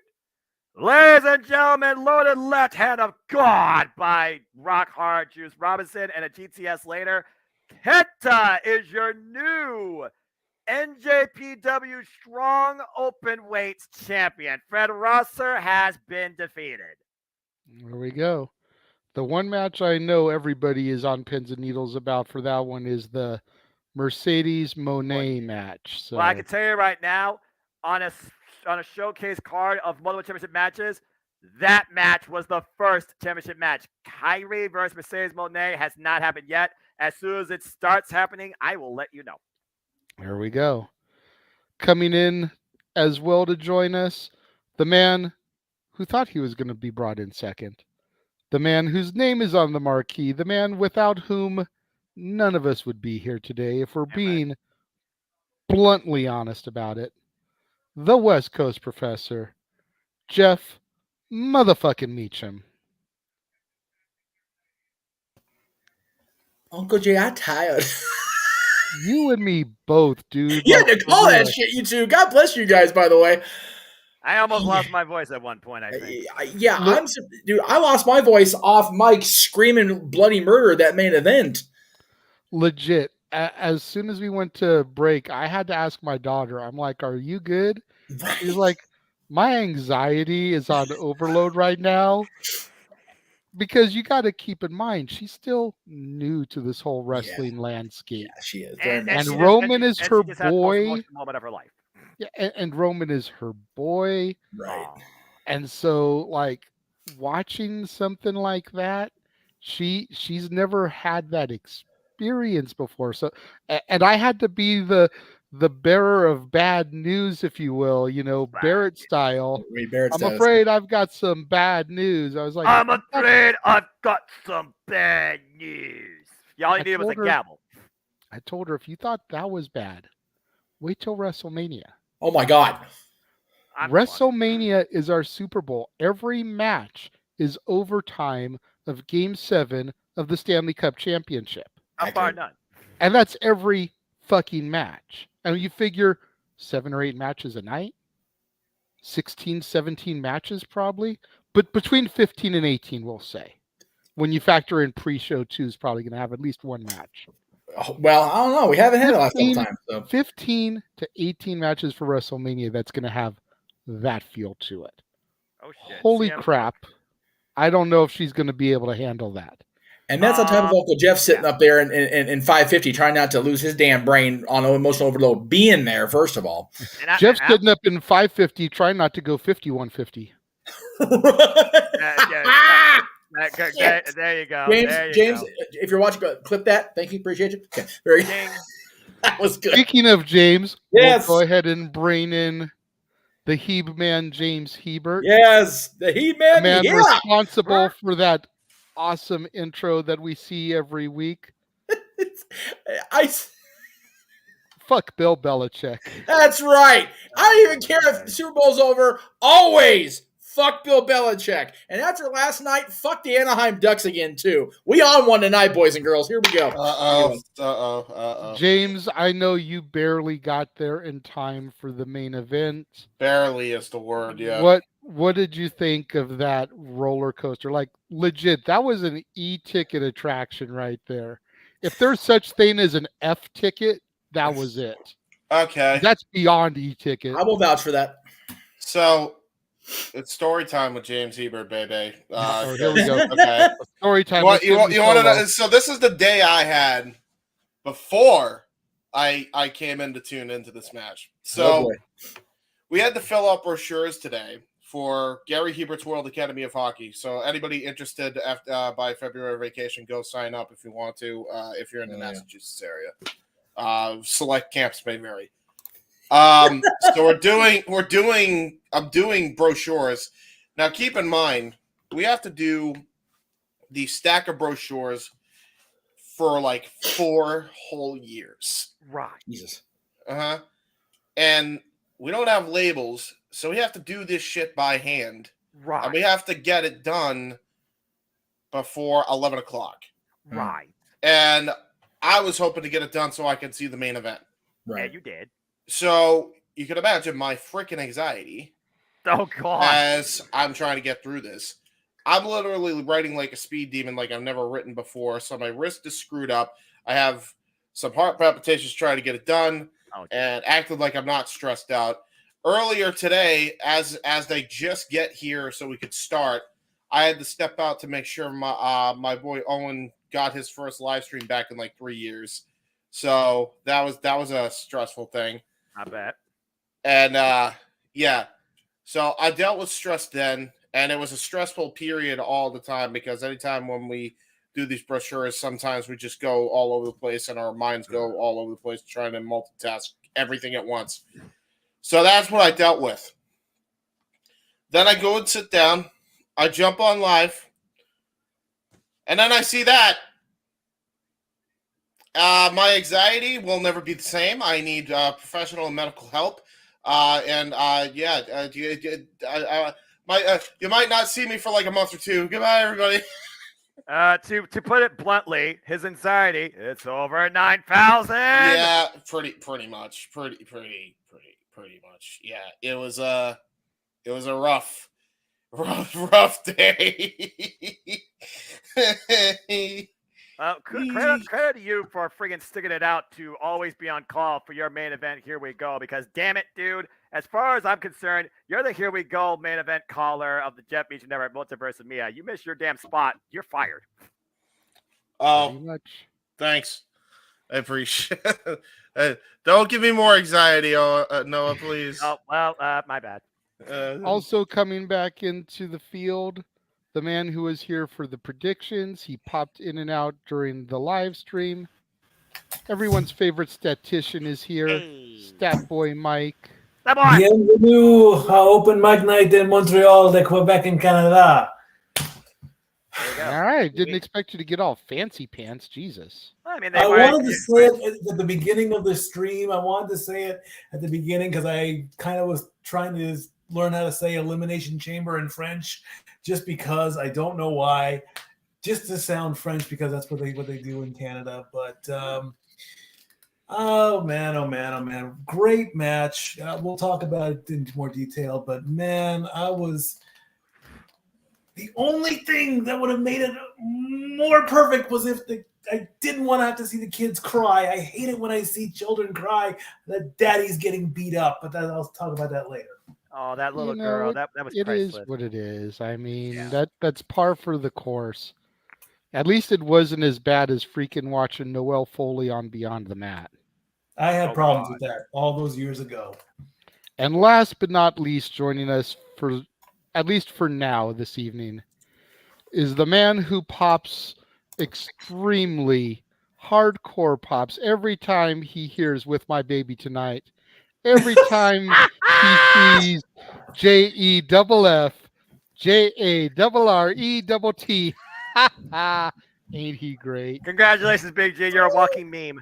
I know. In the house. What is up, bro? It's going to be a rib for the rest of my life. Hey, you know what, though? You're on AEW TV. You got great taste in hoodies tonight. And you've got an announcement to make at the end of this show for plug time. So I sure do. Yeah, buddy.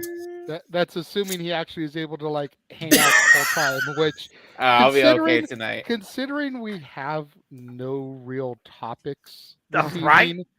I'm honestly hoping it. Let's try and permeate this, throw it out into the ether. Let's see if we can get this done in about 2 hours. Yeah. Well, like the house I am in has a very long day tomorrow. We are going to the House of Dog as opposed to the House of Mouse tomorrow. That's fair. House of Beagle, yes. Yes, we're going to go to Knott's Berry Farm. Yes. So, everyone's going to want to try and get a decent night's sleep before we deal with that chaos. This man has to report to the Mauska Mafia at some point.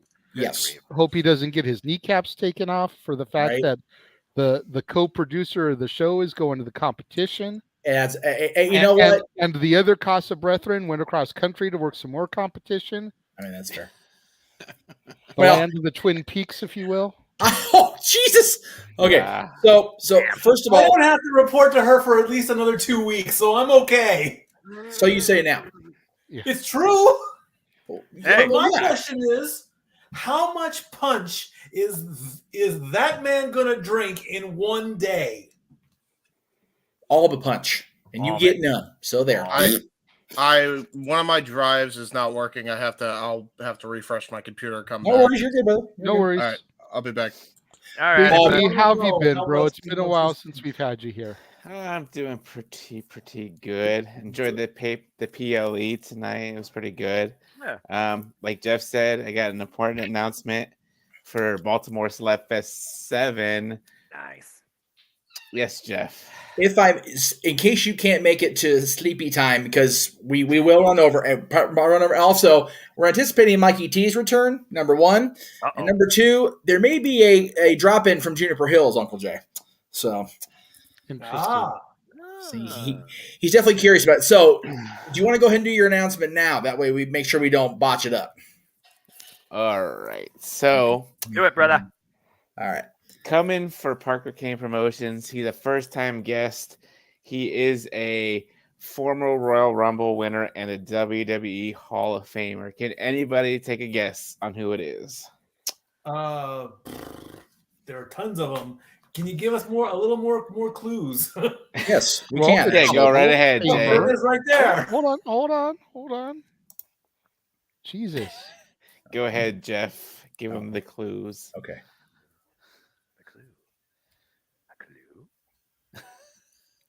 I can't see any clues. The image did change, by the way. Yes, it did. I know, but I'm also the producer, so I've got live and a little eye bubble over whatever. Look at the bottom. Look at the. Okay, yeah. Look at the bottom of the picture and the top of the Got picture. it. Okay. Okay. I got it. Oh, nice.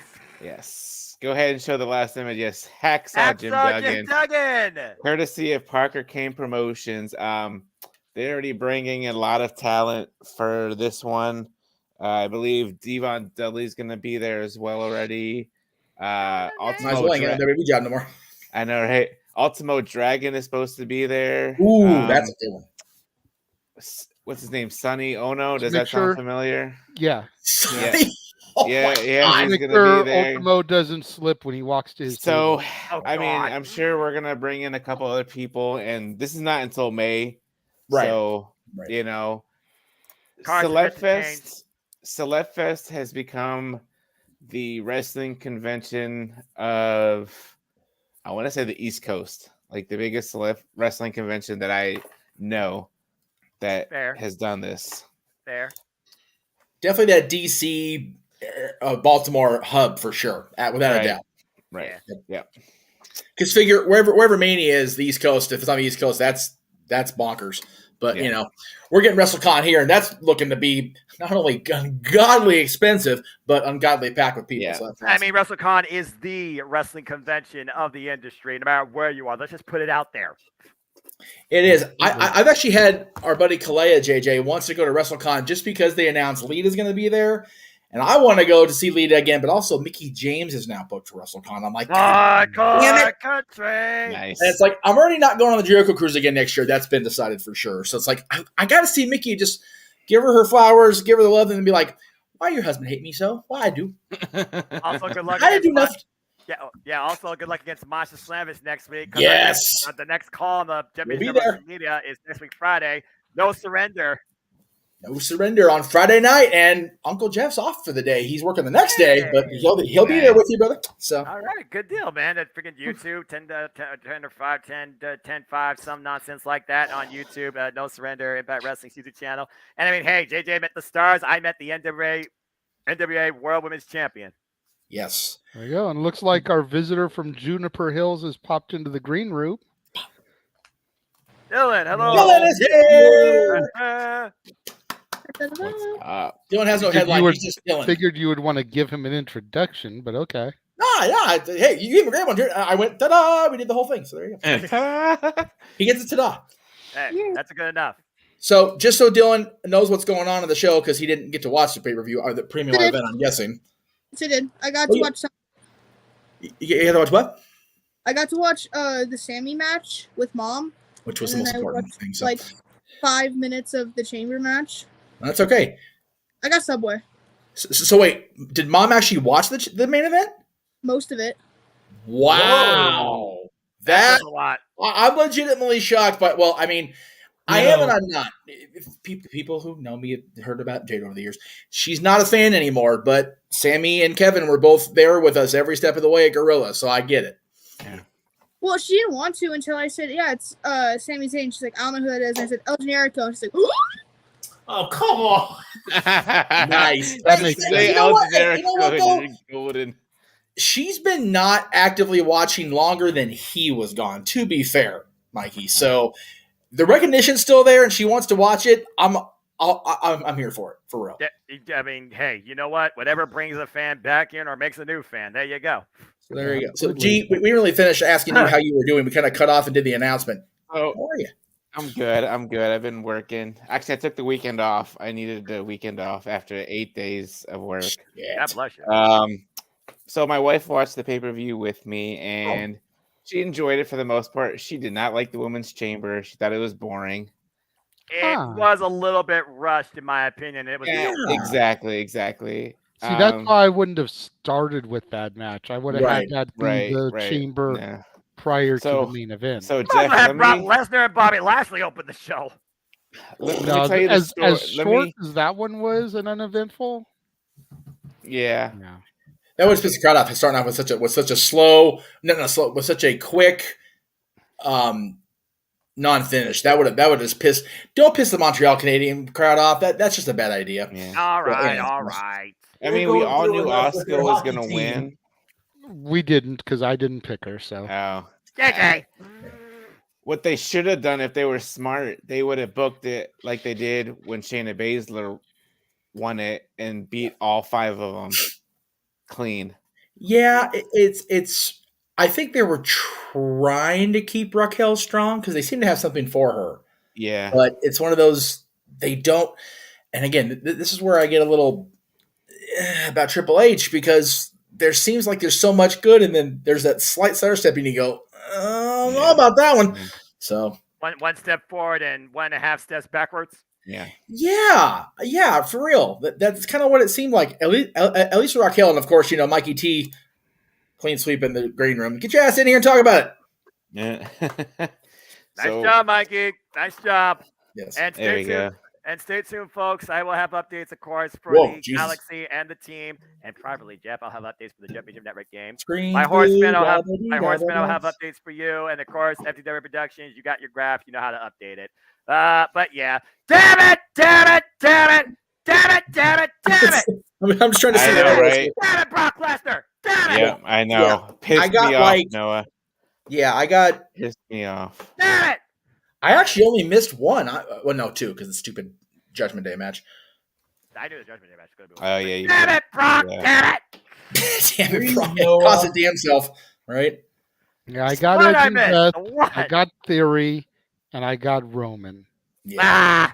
So, Noah, we're the first for the Elimination Chamber. Our first pick, that was 2 points for each, right? Okay. Right. Okay. Which is good, because not picking Edge and Beth properly cost me that point, so it kind of balanced out. Yeah. Well, if you picked the right team on that, it balanced out. Yeah. I did. It just balanced out, sort of. But I did pick the Chamber both right, so I did kind of. You balanced out. Okay. And I'll have updates for at least the team come probably actually during this. I could literally work on that during this, so don't worry about that. Take your time, Noah. No rush. You know me. Okay. Talk about Alex Riley, please. Well, JJ, you said there really wasn't a format, but I'm throwing it back to you. This is your show, so I apologize for kind of. I did see the comment, so I'll just with Dylan coming in, I kind of took over. I apologize. It's okay. It's open mic night, damn it. Oh, no. we still want to keep some semblance of order there, Noah. Of course, I know that. I mean, we can't have it get too chaotic. No. JJ, I'm the one that helps friggin' pull the fish back in from the water when it's about to be released from the hook. So you don't have to. He does. He tries so hard. I know. Let's see here. So, the far, first in the end, one, it doesn't matter. the first thing that I had started, and I'm seeing some other starred stuff here that I don't know. What's that noise I'm hearing? There's someone's clicking. It's the boy. Dylan, whatever you're doing below camera, stop. Yeah, I that's the thing. He wasn't doing anything. He wasn't? No, he literally did absolutely fuck all during that. I don't know what happened. So just friggin' broke or cracked or snap. Yeah, it honestly might just be something with his phone. Oh, maybe. Well, his phone is what This it is is. why I don't deal with phone. I deal with computer. Yeah. Well, but he's up in, as his grandmother says, Dunbar Hills on a cell phone. So you know. Ah, okay, I got you. Okay. He's out in Booney Land. So once you get that figured out, kiddo, we'll try to restore your sound. All right. So anyway, as you were, I'm updating the graph right now, at least for the team. So as you all were. Yeah. Where are we? Sorry. So I'm seeing some things start here that I'm not sure that really play into everything. The first one that I've got started here that can actually be a topical discussion. Okay. What is everyone's favorite chamber match? It's hard. Dismember to dismember. No. No. JJ, I may not have a voice, but don't think I won't go into a rant that will literally cause chaos here. You've been warned. Well, you know, I mean, we said ourselves, we don't have any topics. Got to give something to kind of spark some fire here. Look, for the real though, I think for me it comes down to the original. Yep. Same. Because that one was like there was still a huge question mark as to what was going to be. Yes, exactly. And other than that, I would have to go with, and Jeff, you can help me out because we just discussed this for the show that's going to go on Monday. Yes. Either 08 or 09, whichever year it was, where Edge went in as one champion and then came out the other 2009. one.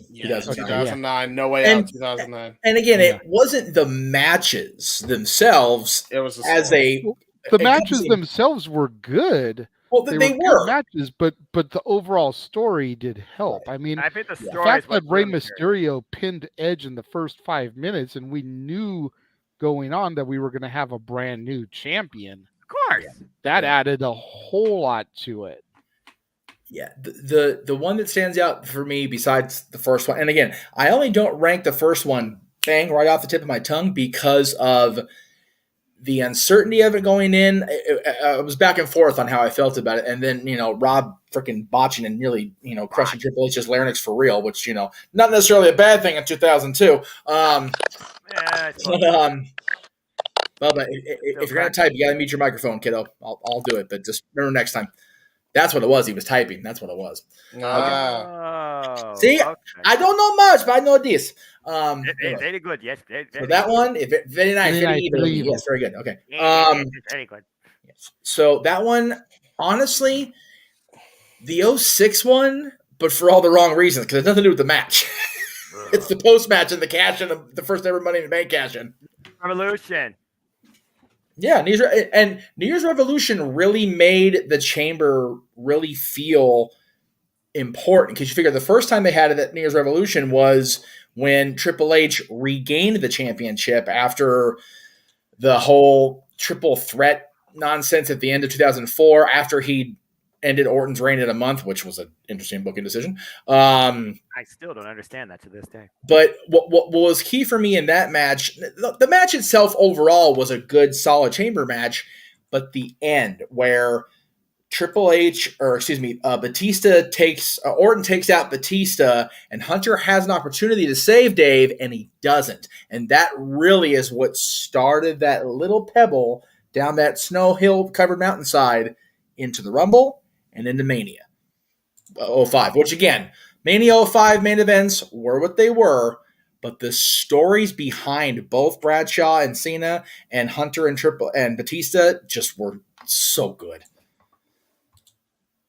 Execution of the matches, maybe not the best of all time, but the stories going in were good, so much so that I regret to this day missing that WrestleMania, even though how it turned out, which is why I was so determined to go this year. All right, looks like Dylan is ready to go this time. All right, very good. Testes, 1, 2, 3, good to go. Woo! Favorite, if you can't get Anybody else? tilt the camera up just a smidge so we can see your head. There he is, all Dylan's face. There we go. There you go. Hooray! Yes. Hey. All right, go ahead. Let's see. Favorite chambers across the room besides me and Jay. All right, I guess I'll go. Obviously, the one that Shayna Baszler won back in 2020. Yes. You know, that's biased. And then the one from 2008 where Triple H won. Yes. For the match at WrestleMania 24. Yes. Who went into that match? Oh, it was no, it was at No Way Out 2000. Oh, it was number contender. That's right. Yeah, because it was Orton Cena for the title. That's right. Yeah, as most of them were. Right. Yeah, because that was Cena's cash in because he didn't wait till Mania. Yeah. I was there for that WrestleMania too. There you go. James, you wanted to go, right? Yeah. It's funny because I did 2002 retro, 2005 retro, and 2006 retros for all those chamber matches and for those events. So if you want to check that out, go ahead. Wrestling Fortune 44. Other matches that I really liked as far as chambers go. I feel like it's all those ones that everybody mentioned because I don't know, like I don't have like a specific one that I'm like, yeah, that was really good, because when they changed it from, you know, just being a match to its own freaking pay-per-view, I mean, yeah, I don't know, it all started going all mucky on me for whatever reason. I don't know. That was just me though. Yeah, JJ, you and I kind of touched on this Monday, but well, you know, I don't want to give too much of the damn show away. We'll be watching at 3:00 on Monday. But the two chamber matches at the two last No Way Out propers that featured chamber matches, both chambers that night were actually pretty good, I thought. Yeah. So, you know, again, the Edge story in 2009. Was there only one or was there two? There may have been one in 2008. There was two. The other one was where Undertaker won to challenge the World Heavyweight Championship. Because that was WrestleMania 24. Oh, okay. 24. So Taker won the Rumble the previous year to challenge. Yep. Because I remember 23, because that still holds up as one of my favorite WrestleManias, primarily because of the Money in the Bank in the main event. So in 2008, who did Edge face at the No Way Out pay-per-view at No Way Out for the world title? At 2008. World title at the Elimination Chamber show. Well, and it was at No Way Out, but yeah, it was the winner of the Chamber was supposed to face him at WrestleMania. Hands by Undertaker and Edge. I just had it. Hold on. Just lost it because I'm not googling. It's a race to the stats. Mysterio. Okay. Oh yeah, that's right. Yeah, it was Mysterio. Yeah, the Rumble was Jeff Hardy. Jeff Hardy was in the Hardy that year. No, that's not true either. No, Jeff Hardy was later. Remember the whole pyro explosion and the whole storyline with Matt Hardy? It was Cena and Orton, buddy. Okay, this is bugging me. So if it was Mysterio at No Way Out, but it was also Mysterio at the Rumble? Yes. Let me read off the card here. Okay. You had Chavo and CM Punk. You had Undertaker defeat Batista, Finlay, MVP, Khali, Big Daddy V for a World Heavyweight Championship match at WrestleMania 24, which was Elimination Chamber. Right. You had Flair and Mr. Kennedy. You had Edge defeat Ray for the World Heavyweight title. John Cena defeated Randy Orton by DQ, and then Triple H defeated Jeff Hardy, Shawn Michaels, Jericho, Umaga, and JBL for a WWE Championship match at WrestleMania 24 in a chamber. Jesus. I could have sworn they did. I guess they did Mysterio back-to-back with Edge, because I know Ray challenged Edge in the Garden at the Rumble, too. Yes, he did. Correct. That's weird. that they would do that back to back because there wasn't a story to begin with. I thought in that Rumble match with Edge, but the No Way Out match, Hawkins and Ryder were banned from ringside. Yes, Edgeheads. The Edgeheads, God, Yeah, it's amazing how we don't think about those guys like that anymore because they've both come so damn far. And yet Joe Hendry made a song about them being Edge's bitch. They did. It was so good. I love that so much. That Joe Hendry's brilliant. Good stuff. Joe Hendry. Anyway. Stat Boy or Noah? I mean, again, you guys kind of cover the. I mean, you can't top the first one in my opinion. Freaking Shawn Michaels, the Garden, the original Chamber, which is still better than the new one. Damn it! But I digress. Brown incomplete tights. Yeah. Well, yeah, there's that too. But what are you gonna do? Casually. I mean, I like the New Year's Revolution one because again, the post cash in by Edge and New Year's Revolution, like the setup of WWE that year, even though the weird booking that followed, it is what it is. I think there was another chamber match that John won that Vince screwed him with Batista beating him. I think it was before WrestleMania 26. That was okay. The one chamber that ended with Edge and Rey Mysterio duking it out at the very end for the title, I thought that was really cool. So, yeah, I think those are going to stack with me as some of my favorites. I haven't been blown away yet by the women's chamber in its short history, unfortunately. Yeah. Again, Shayna Baszler, she was done dirty. She was just literally just doing nothing with dead air, and then we saw what it led to. So, yeah, they need to actually make the women's chamber really matter, feel exciting, feel like anybody's game, and really give them the time they deserve to try and bring that. They haven't done that yet in its short history, if I'm being honest. Honestly, the first one's the only one I could think of where that actually happened. Seriously, because if you really think. If you think about it, over the tag titles, though, I think was the very first one was over the tag titles, or was it over the Raw Women's Championship? The Raw Women's Championship. Okay. Yeah. That was the one Alexa Bliss won, right? Yeah, it was Alexa over Bayley, Mandy, Mickey, Sasha, and Sonya. It was the only one I think actually for the actual Raw title. While the other one for the women had been about number one contenders, unless you count the tag title one, which I kind of forget about. So I mean, I'm just looking. Yeah, because the one. The one that Shayna won was a contender match, which I still should be Becky that year, but you know. Yeah, well, we all do, Jeff. Let's just call it as we say it. And then last year, Big G all worked up over that match. Right. Big G and I. I remember. Damn it, that's my NXT, damn it. And Big G, I met Shayna Baszler when she was NXT Women's Champion alongside Adam Cole, baby. After the freaking Turk. NXT TakeOver Toronto. Can't speak for God, my life, damn it. NXT Toronto 2, the friggin' meet and greet SummerSlam weekend, and trust me, I knew she was screwed. Hell, the friggin' match one-on-one with me again was more noteworthy than her damn chamber match. Anyway, continue. I can't speak, but I still have a voice anyway. It ain't that deep. Getting philosophical. Mikey, we only want Mikey with us right now. Mikey. Story of my life. You guys have said it. The original was the best for me, for obvious reasons. HBK winning the title. Yes. But also I would throw out Bray Wyatt getting the title after knocking out Cena and pinning AJ to get the belt. I think that was the last time I actually gathered with a whole bunch of friends to watch a pay-per-view. I think. I'm trying to. That was what, 2017? Yeah. Yeah, it was. Because the following year, I think, was the no, it wasn't the following year. It was 2 years. WrestleMania 33 is such a blur for so many damn reasons. It was 2 years later where you had the new Daniel Bryan defend, and it came down to him and Kofi Kingston. That's right. Yeah. That's right, because that was how the whole Kofi Mania thing really took off. Bingo. So yeah, the one in 2017 was Bray defeating Cena, who went in as champion, AJ, Corbin, your favorite buddy, Ambrose, and Miz. Again, the match itself I remember being decent, but the way it played out at Mania was just like, because it was that damn LED bug match. It was so bad. It went over worse than a freaking wet fart in church. That was so damn bad. So Dylan, as the youngin, what's your favorite Elimination Chamber match that you've seen?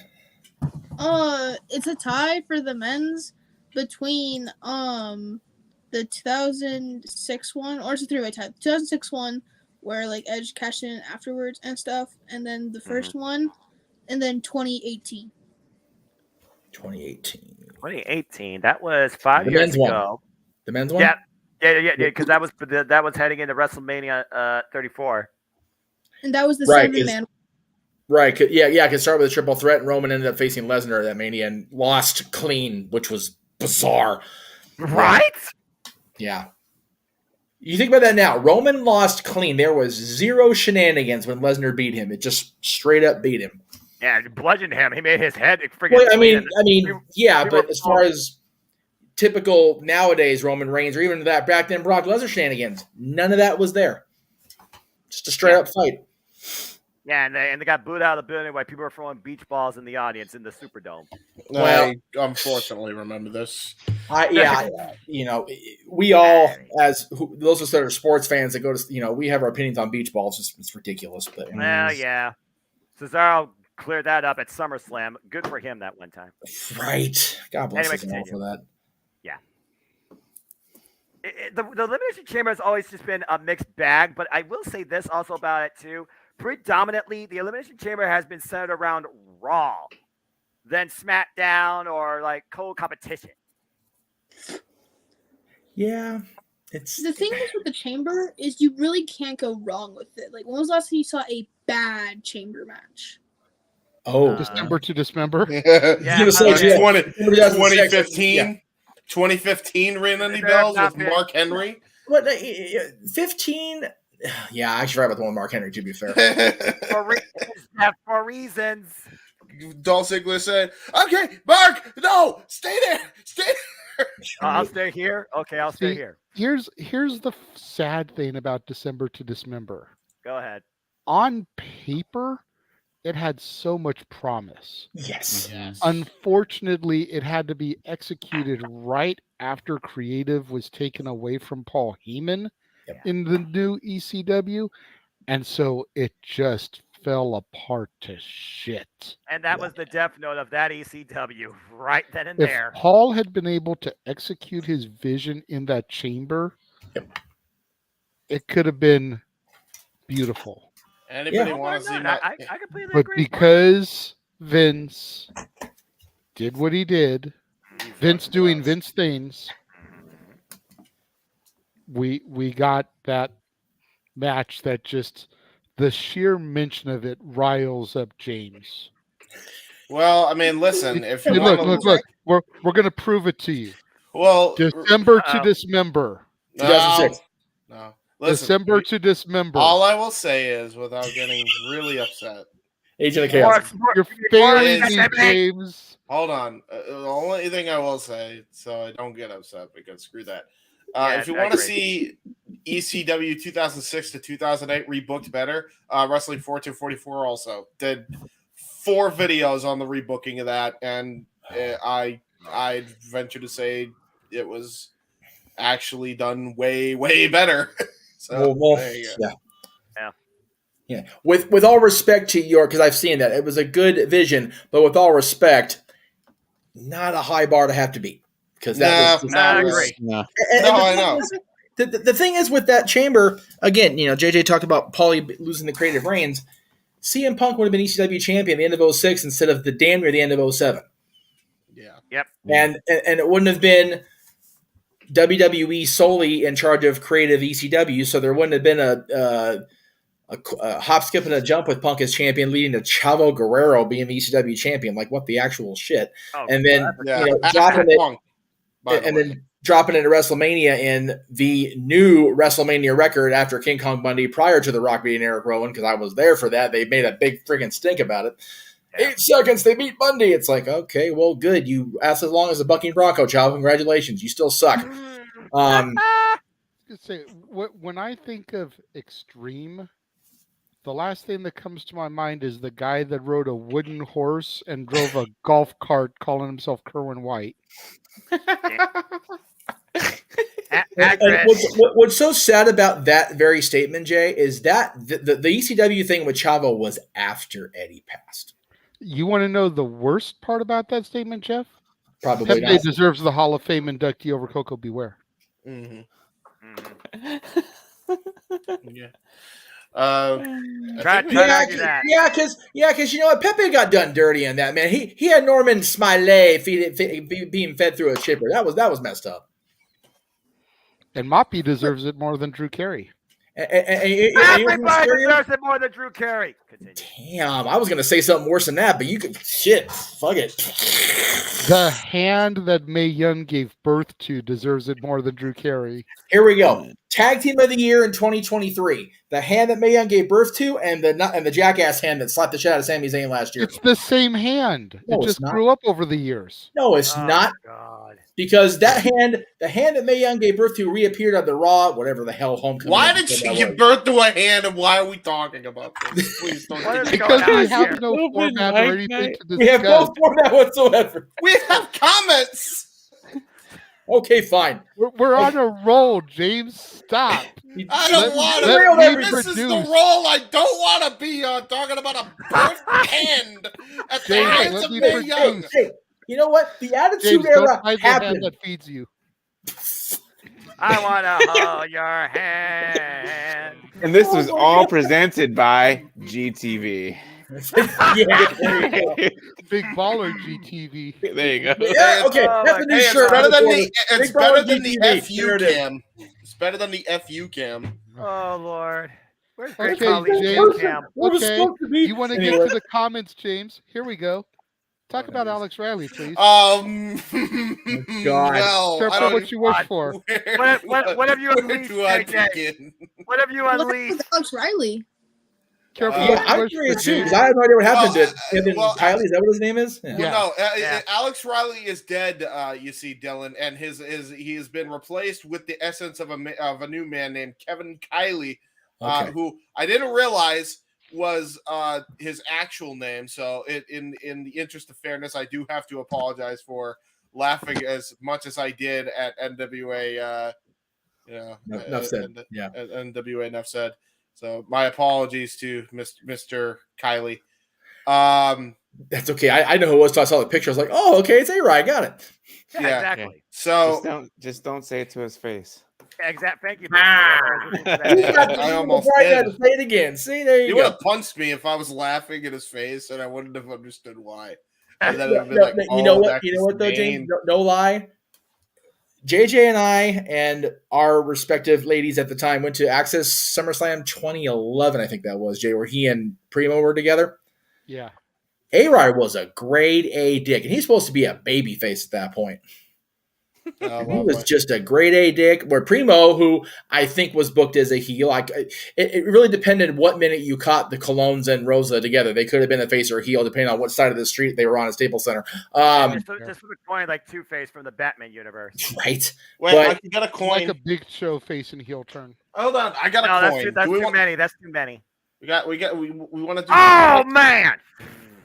He's watching New Japan as we're doing it. This is the greatest show we're ever going to do all year. Anyway, there we go. Yeah, no format. There we go. No format. Okay, you want my thoughts on Alex Riley? I hope he's okay after that bump. I don't know why he tried to do a suicide dive when he clearly was. EC3 is freaking even like I brought this guy in here. No, fuck EC3. He should have caught the dude. Like, he should have caught him. And my apologies, Dylan, but like he should have caught him. He should have caught him, bro. To be fair, James, you're not wrong. I do agree. You're not wrong. He just let him fall. Yeah. Like, he just let him fall. He didn't even attempt to catch the dude. So I had a chance to watch the replay. Did he hit straight concrete or what happened? He literally hit the worst. You could argue it's worse than concrete. He hit the freaking wooden floor. AKA, might as well have been concrete. I mean, it wasn't concrete. It was a wooden floor because it was like a ballroom type that says it's setting. But it was ballroom. James is still right. He landed so hard on this. Guys, Jay White is officially no longer part of New Japan Pro Wrestling. Eddie Kingston wins. There we go. We'll see how soon he pops up over in Connecticut land or Jacksonville. I mean, there's AEW, there's Ring of Honor, there's Impact, there's WWE. The man's got the whole entire world in his hands, but you no longer will breathe with the switchblade as far as New Japan. Yeah, Well, and I and again, since we're bringing it up, we might as well go ahead and transition into it. I worry that they're gonna, again, the easy thing to say is, oh, if WWE signs him, they'll mishandle him. That's not necessarily the case. He can go anywhere, but as long if he's not going to have the full Switchblade Jay White character intact, it could be a complete fumble for his career. Because you can have the greatest amount of charisma in the world, and we've all seen it as fans. Even Dylan, who's been a fan his entire life, but it's a short time. You can have every single tool in the book, but if you're not going to have the booking team, or in most cases from the past, the old man behind you, you got nothing. Nope. And now that's not the case anymore, and that makes the wrestling industry very, very happy. Yes. So it seems, James. So it seems. Well, no. Again, I think it's clear that Vince has returned to facilitate the sale, which again, cool. Right? He's a businessman. He's not a great. He built the company for 40 years. He deserves the money. Even he's gonna take the money to pay his lawyer fees. Good on him. Get his shit handled. Cool. And then go away for real. Great. But Hunter has proven he has a creative vision like we've not seen in a long time. Sean's his right-hand man. If you go to any of the major companies right now, there are people that have that creative, vision, but there's only so many people you can plug into a 2-hour television show, a 3 to 4 hour supercard on paid television. Yeah. Not everybody's going to get that big moment. And, unfortunately, there is a lot, and I mean a lot going on in WWE right now that is just hitting on all cylinders. I mean, we're kind of pay-per-view, pre-live event here where all of us had to take that 10-minute break to breathe, to wipe the tears out of our eyes over, pardon my French again, Dylan, but El fucking Generico main event into pay-per-view. Like, what the hell? Like, I never would have envisioned that would have been a thing even a year ago, JJ, like you said. He's getting the jackass hand smacked upside his face. Kevin Owens, to his credit, is main eventing because he's fighting Steve Austin. But the moment there at the end, for all of us PWG fans, for all of us Ring of Honor fans, are like, yeah, baby.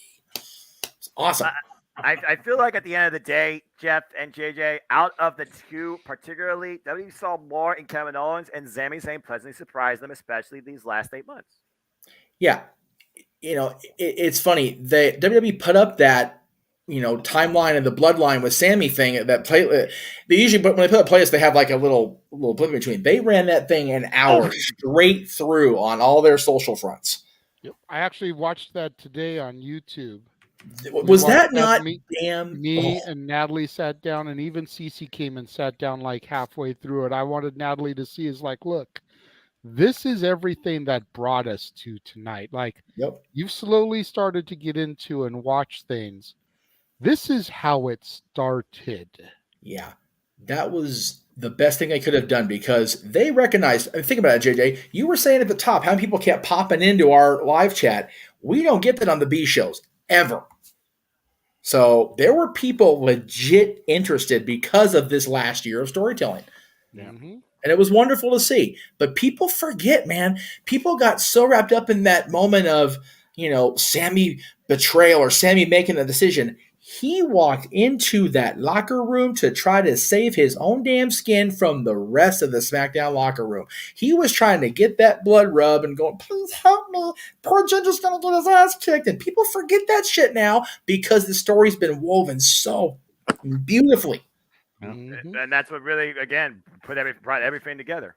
Like, I sat here and I told her, I was like, I think the plan was always to do a Sami Roman after having that and him working his way in, but I don't think they ever expected it to get to the level that it got to tonight.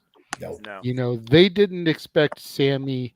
They didn't expect Sami in the Bloodline to go as long as it did.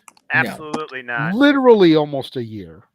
Yeah. They didn't expect the fans to get as far behind Sami as they did. Because you watch those clips from the first month or two, fans are still booing the shit out of Sami. Yep.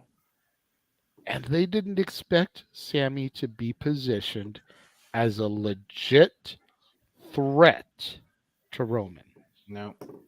He was always supposed to be a cog in the machine. He was never supposed to be a guy that could topple the kingdom. No. And that is what he was tonight. He legitimately was the man that could topple the kingdom. Yep. And that, I think, is what Cody was talking to him about on Monday. Finish your story. And people forget Roman and Sammy had a match in the early part of this on SmackDown. And Roman rolled him up like a damn freaking newspaper. Because that was Roman Reigns. What you're supposed to do to Sami Zayn. Rolled him up like Mikey T's sitting here rolling something up. Come on, that's a whole other, yeah. Mikey T's on his way, I'm sure. You know, he's probably he's probably touching everybody else's trash in the state and work his way back to the studio. Or either that or he went to bed. By the way, again, JJ, you mentioned that the opening. When I'm not at Disney, you know, on the clock in my costume backstage or whatever, man, I look forward to this night, Saturday nights, just for that 3.5 to 4 minutes. And then it's like, all right, now I'm done nearly peeing my pants laughing. All right, let's go to work. Let's do the thing. Because that opening is so fucking good. I love that so much, James. I can't express enough how awesome that is. So, and just we've been talking. Go ahead. I was just saying, just great quotes that you clip from everybody that just work so well within the flow of the intro. Good stuff. We've been sitting here talking about Sammy and Kevin. Raymond wants to know, where do Sammy and KO go now? Well, that's the thing. We don't know for sure. Again, the story, I don't think it's finished. I think it has just reached the end of a chapter, and a new one is yet to be written. Jey Uso, and promptly speared by Sami Zayn, was not involved in any of the aftermath after that match was over either. Kevin Owens, did he come to save his friend, or maybe just, you know, claim a bit of revenge? Did he not want to see Sami Zayn endure the same fate that he faced? Because clearly that was about to happen. But at the end of the day, you saw the distance drawn between the two. There still is fallout that is certainly ahead for Jey Uso, Roman Reigns, Sami Zayn, and Kevin Owens too. I don't know yet, to be perfectly honest with you. The tag title match seems like the obvious avenue, but there's one thing we've learned tonight. This is the farthest thing from predictable, besides the fact you're getting Cody Rhodes versus Roman Reigns for the WWE Universal Championship. Yeah, I was going to say, the tag title match seems like the obvious way, and then I'll throw to Statboy because I did see his hand go up. But the way that Kevin didn't really go and, like, check on Sammy afterwards, he didn't help him up, he didn't shake his hand, there was no embrace or nothing, where that would have been the easy way to go in their home country of Montreal. Right. Still leaves a huge question mark as to where does KO lie. Yep. Right. And that's the thing, JJ. Yep. Statboy, go ahead, bro. The obvious answer, of course, is realign again, because we know the friendship, we know the brotherhood, we know they are related, not as blood, but as family. Like we here in the multiverse of media, we are all family. So the obvious answer, of course, is to go after the tag team belts. There again, there is that question, like you have stated. You know, does Kevin just want to fight? Does Kevin just want to get revenge? If Sammy can't get control of the Universal title, can he take the tag belts off of the Usos? But then there's the other question, you know, where does Jay lie? We know where Jimmy lies because he stayed loyal to his tribal chief as of tonight. So the question and answer have gotten smaller, you know, because it's predictable.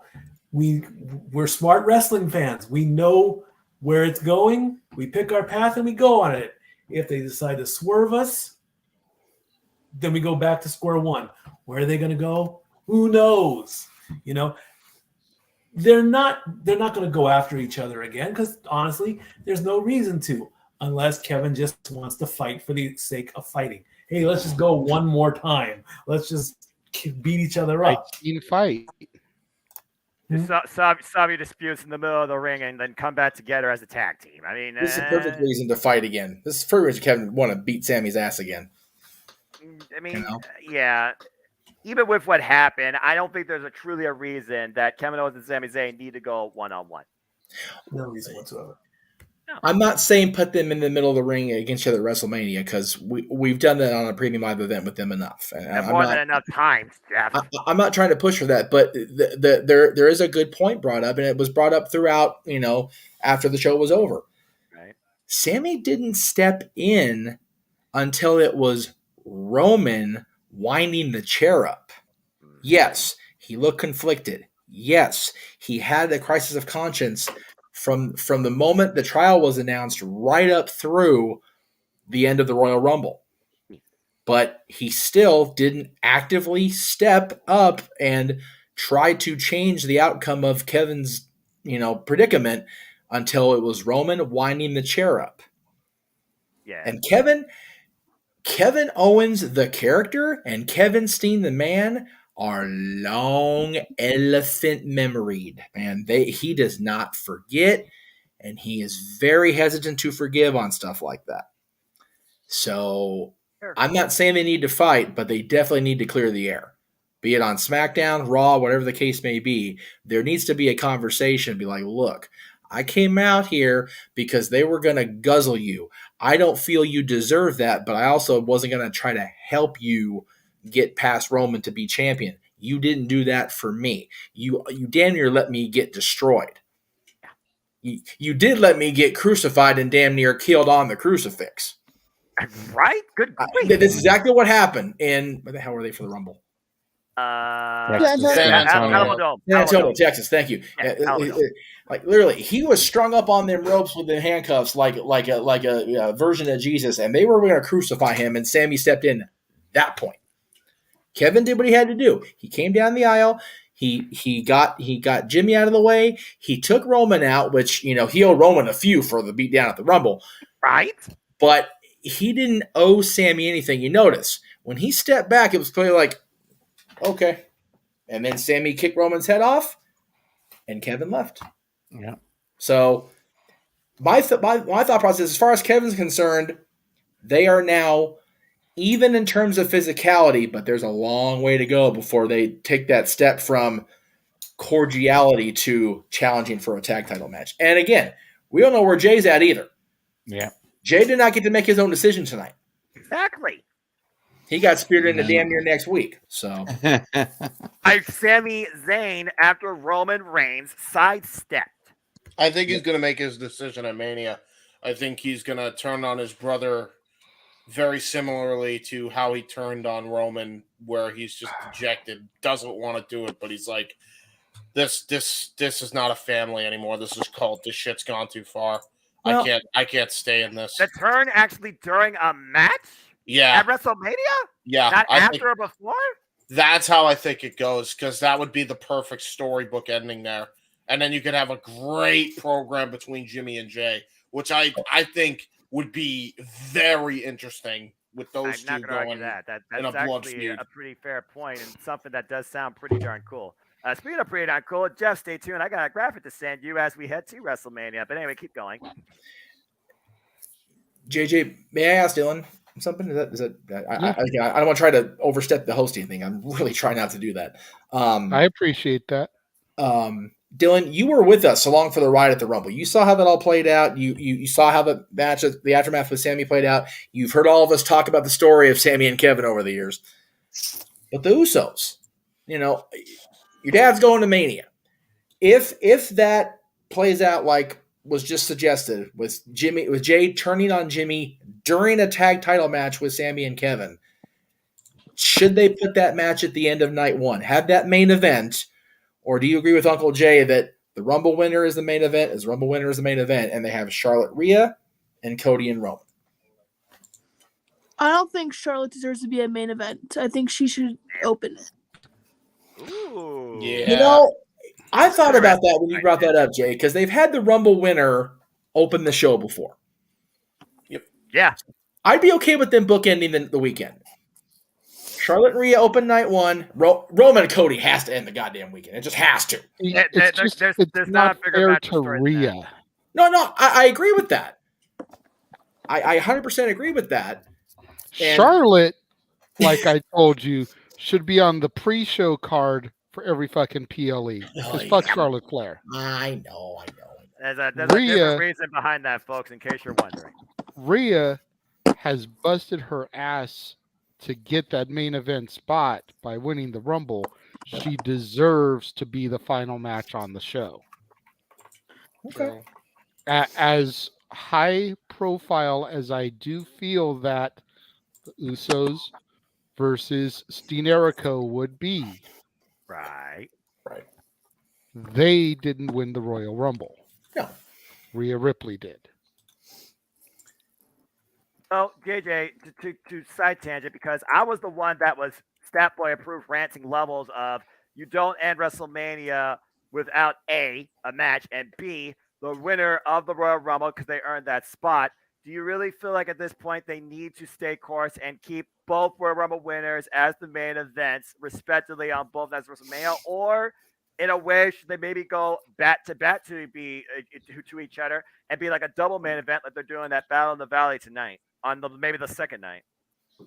I think I have always been a firm believer that the winner of the Royal Rumble should be the last match at WrestleMania. I agree. That's what I also been ever since 1993. That's the way they've promoted it. If you win the Royal Rumble, you get the main event at WrestleMania. And there have been times where the Rumble winner has jerked the curtain, been second, been lost in the shuffle in the middle of the card, just because something else was bigger. Ronda Rousey and Charlotte Flair. There are now 2 Royal Rumbles. There are 2 nights of WrestleMania. Yeah. It would have been different if there were 2 Royal Rumble winners and 1 night of WrestleMania. Yeah. But for as long as there are 2 Rumble matches, 2 Rumble winners, and 2 nights of WrestleMania, then goddamn it, the winners of those fucking Rumbles need to close out the shows. Otherwise, what is the point in going out there and surviving an hour, whatever it was that Gunther did? Granted, I know he didn't win. Walter, for those of you that are sticklers for the old name, an hour and 11 minutes. And then you're going to win the Rumble. Granted, again, I know he didn't win. Stay with me here, kids. And then you're going to put him on and have him jerk the curtain. Yeah. JJ, I agree. I agree. But then again, kind of like the fickle sub tangent, Charlotte Flair, WrestleMania. I just wonder. I sincerely just wonder, will they actually allow Rhea Ripley to have that moment? I don't know. If it was Vince McMahon in charge, I would say no way, no how. Agree. Triple H, I think there's a better shot. I'm gonna be honest, and this isn't on Rhea, so I say give her a freebie next year. It ain't her fault. Blame fucking Charlotte. Sorry, and I'm not saying Charlotte the person because she wasn't booked in the position, but the keyword, James, booking oblivion. Dude, she doesn't need another main event. I'm sorry. It could be anybody's first time main event. They could have survived 5 hours. I don't give a damn. It's Charlotte Flair in the main event. Don't care. What is the bigger story? Rhea Ripley and Charlotte Flair for the 50 millionth time, by the way. Because they botched it the last few hundred times. Botch. What's the botch count up to now? Don't work on that. I've lost count myself. The storyline that the people are the most invested in. There's no other answer. Sammy and Kevin have to main event night 1 now. There's no other option. They've booked it too good to the point they have no choice now. However, If nothing else, give them the semi-main like they did last year. I hear where you're coming from, and I don't disagree from a booking standpoint, but if you're gonna hype the fact that the Rumble winner gets to be the main event at WrestleMania, then they need to be the main event at WrestleMania. But as I can't. What happened, Jeff? The what? Jeez. Hold on. Let him get it, folks. Give it a second. I think you froze. I did. No, not copyright. Not copyright. Jeopardy owns that. Not copyright. Yeah, just one of those days as he gets back in here. Yes. The bottom line is this. The Royal Rumble winners should not be undermined by anything else, respectfully, each night of WrestleMania. Yeah. How long did Rhea last in the Rumble? Because she went from 1 to win. Over an hour. An hour and like 5 minutes. Okay, Really? and Was you're it an gonna. hour? Did they really go an hour? Yes. Yeah. Man, that thing was fast, and it didn't feel like an hour. But okay, so I'll give it that. Damn. Anyway, as Jeff figures out his stuff, yeah, and like I said, growth, development. I completely agree. I mean, again, Super Saiyan Vegeta, Rhea Ripley couldn't beat Charlotte Flair in front of nobody at WrestleMania 36, and we all thought she should have won, and that was for the freaking NXT Women's Championship. And now she gets the chance of redemption against Charlotte Flair for the SmackDown Women's Championship after already beating Asuka, the former actual Asuka, who's now Kana, at freaking WrestleMania 37 for the Raw Women's Championship. She needs to complete the picture. Yeah, 1 hour, 1 minute, 3 seconds, according to Okay, Wikipedia. Gotcha. Thank you. That's her new name is Rhea Kana? Ripley. Well, she's still using the Asuka name, but she's performing closer to her old Japan gimmick, And if I understand correctly. she is returning to who she once was before WWE changed her from the undefeatable force in NXT. But I digress. Yeah. My NXT! I can go at NXT for life. Big G. Correct. Anyway, yeah. So that's our rant and tangent about Royal Rumble winners being WrestleMania main eventers. And I think that's about as much as we can put into that topic. What else you got?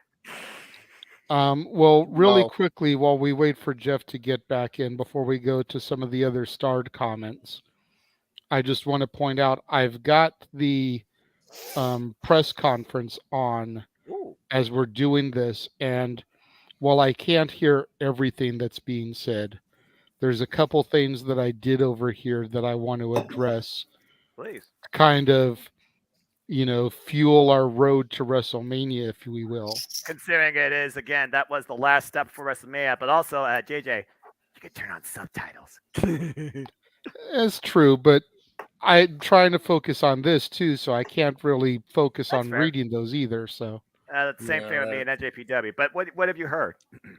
So I heard the people talking to Triple H. Right. And I heard him make a comment about how tonight was for the Hearts, it was for Brett, it was for Pat Patterson. Ooh.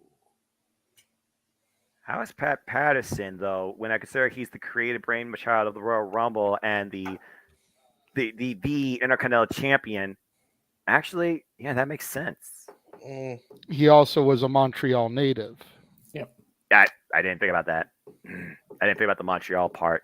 I knew this had a lot of heart influence. The fact that Natalya was in the women's chamber. We saw a heart attack. We saw sharpshooters. I was like, hey, I recognize this. And then we were talking about Montreal and Screwjob and, And it was interesting to hear Hunter bring up, this is for the Hearts, this was for Brett. When if you read the book, he's the one that pushed them down that road to screw Brett. Yeah. So that's definitely an interesting statement to hear come from his mouth. Granted, that was 26 years ago. 26 years ago, I think. So obviously times, people change. We get that. But still, it's an interesting comment to hear come out of Hunter's mouth in retrospect, him claiming that this was for the Hearts. And then the other thing that I caught as Sami Zayn talks now after Triple H has cleared the stage. Of course. Getting to close the conference out. Nice. Yeah. But the other thing that I heard, Austin Theory was the first person out. And he asked the crowd, the interviewers, he's like, I have a question. Why doesn't anybody talk about me? Why does everybody talk about John Cena? What would happen if I came out and I started issuing open challenges? Would anybody have what it takes to step up? Because nobody in the locker room is on my level. Here we go. Let's see. He called out John Cena, mentioned open challenges, which was a Cena staple. Nobody in the locker room is on his level. Well, Cena's in Australia filming something. He's not in the locker room. Not yet. I mean, if it walks like a duck, if it talks like a duck, Quack. then it's Ryan Getzlaf. No, big swerve, bro. Big swerve, bro. It's a flamingo, bro. It's I would have said, Jeff, you give me that look, Jeff. I would have said it's Corey Perry, but he's not even a duck anymore. So Where the hell is Perry even playing anyway? That's where your sports. I don't think Perry knows. Yeah, he's such a little shit stain on the ass of his life. Anyway, So it just seems interesting that all these little seeds are being planted at the conference for what we've all suspected all along. Right. So Corey Perry plays for the Lightning with Braden Point and Steven Stamkos. Oh God, poor Pop. Yeah, for real. That's a Stat Boy Sports Bar thing more, anyways, which is why I talked over because it didn't really matter. But Well, I still wanted to answer the question. And the last 2 years, he also played for Montreal. Thank you, nephew. He was there for a little while. Yeah, good segue back. And they chased him out, which is why Sami Zayn is there now, wearing an honorary Habs shirt. Yeah, about to say. Same with He took his roster spot. Kevin was wearing one of those. You're right. Yeah, his new shirt tonight was Canadians themed too, but not as cool as the honorary Habs shirt. No, that was a cool one. If that is for sale, I definitely think I want that shirt. I saw the clip when he was made an honorary Hab. They gave him that thing. So, I mean, okay, I'll give you that. Like I said, I will never be a Montreal Canadiens fan, but that was a cool gesture. That was neat. I enjoyed that. Yes. All right. So, what did I miss? Anything I needed to comment on that I missed in my technology? Not really. I was just Uncle bringing Jay. up. Go ahead, Dylan. Uncle Jay was talking about Hunter's talking about how it was for the Hearts and for Pat Patterson. Yes, and that I was what we talked about to say that. Yes. Let Uncle Jay host the show, Bubba. Thank you. Well, and again, I caught the tail end of that. If Hunter said that was for the Hearts as far as lightening the screw job up, it's like, okay, well then why did Natty get such a shitty finish in the chamber match? Yeah, true. She didn't really get a good showing, in my opinion. But it's people forget, and like you said, Jay, it's been 26 years. People change. Despite belief to the contrary, people do have the capacity to change, even professional wrestlers. Damn it. Shawn Michaels isn't that same guy. Triple H is not that same guy. Neither one of them are the 1997 versions of themselves by a long stretch. Nope. So, if he said it, I think he means it. And that's not me trying to be a corporate shill or whatever. I genuinely believe that Paul Levesque has regret over how the Hart family name has been, since Montreal in 97, pretty much just, dragged through the endless shit pile. Yeah. Accidentally or on purpose. I believe he has a genuine regret for that. Whether the old man does, I don't know. I don't know any of them. That's what I believe. It was very cool to see Sammy and Kevin have the last moment of the night. That was cool. It was cool to hear that Sammy's the last guy we see at the press conference. That's how it should be. So cool, you know. I mean, again, Triple H nearly lost his life. I think that really causes a man to rethink a lot of things. Yeah. Yeah. When you, and again, I had at least 2 of us, 3 of us are in here, are parents or are the child of that parent. When that happens in your life, your perspective skews exponentially, man. And when you are a parent and you have a potentially life-ending or life-altering event like happened to Hunter last year, you know, little shit like that just does not even weigh in your brain anymore. It doesn't. It's like, okay, it's time to be grown folk and knock this bullshit off. Absolutely. What happened? All right. Oh, long story. We don't got time on this podcast. Yeah. We'll talk off here, buddy. Yeah, trust me. Before we go to some of the other questions, I'm going to run a couple of quick trailers, commercial breaks. Since there isn't really a format, I'm just going to run 2 quick little things. We're going to take a look at everything that is coming up as far as watch-alongs go. Let's freaking go. Now that tonight is over. And then we're also going to take a look at everything that is coming up just WrestleMania week. Yes. All that chaos. So check this stuff out.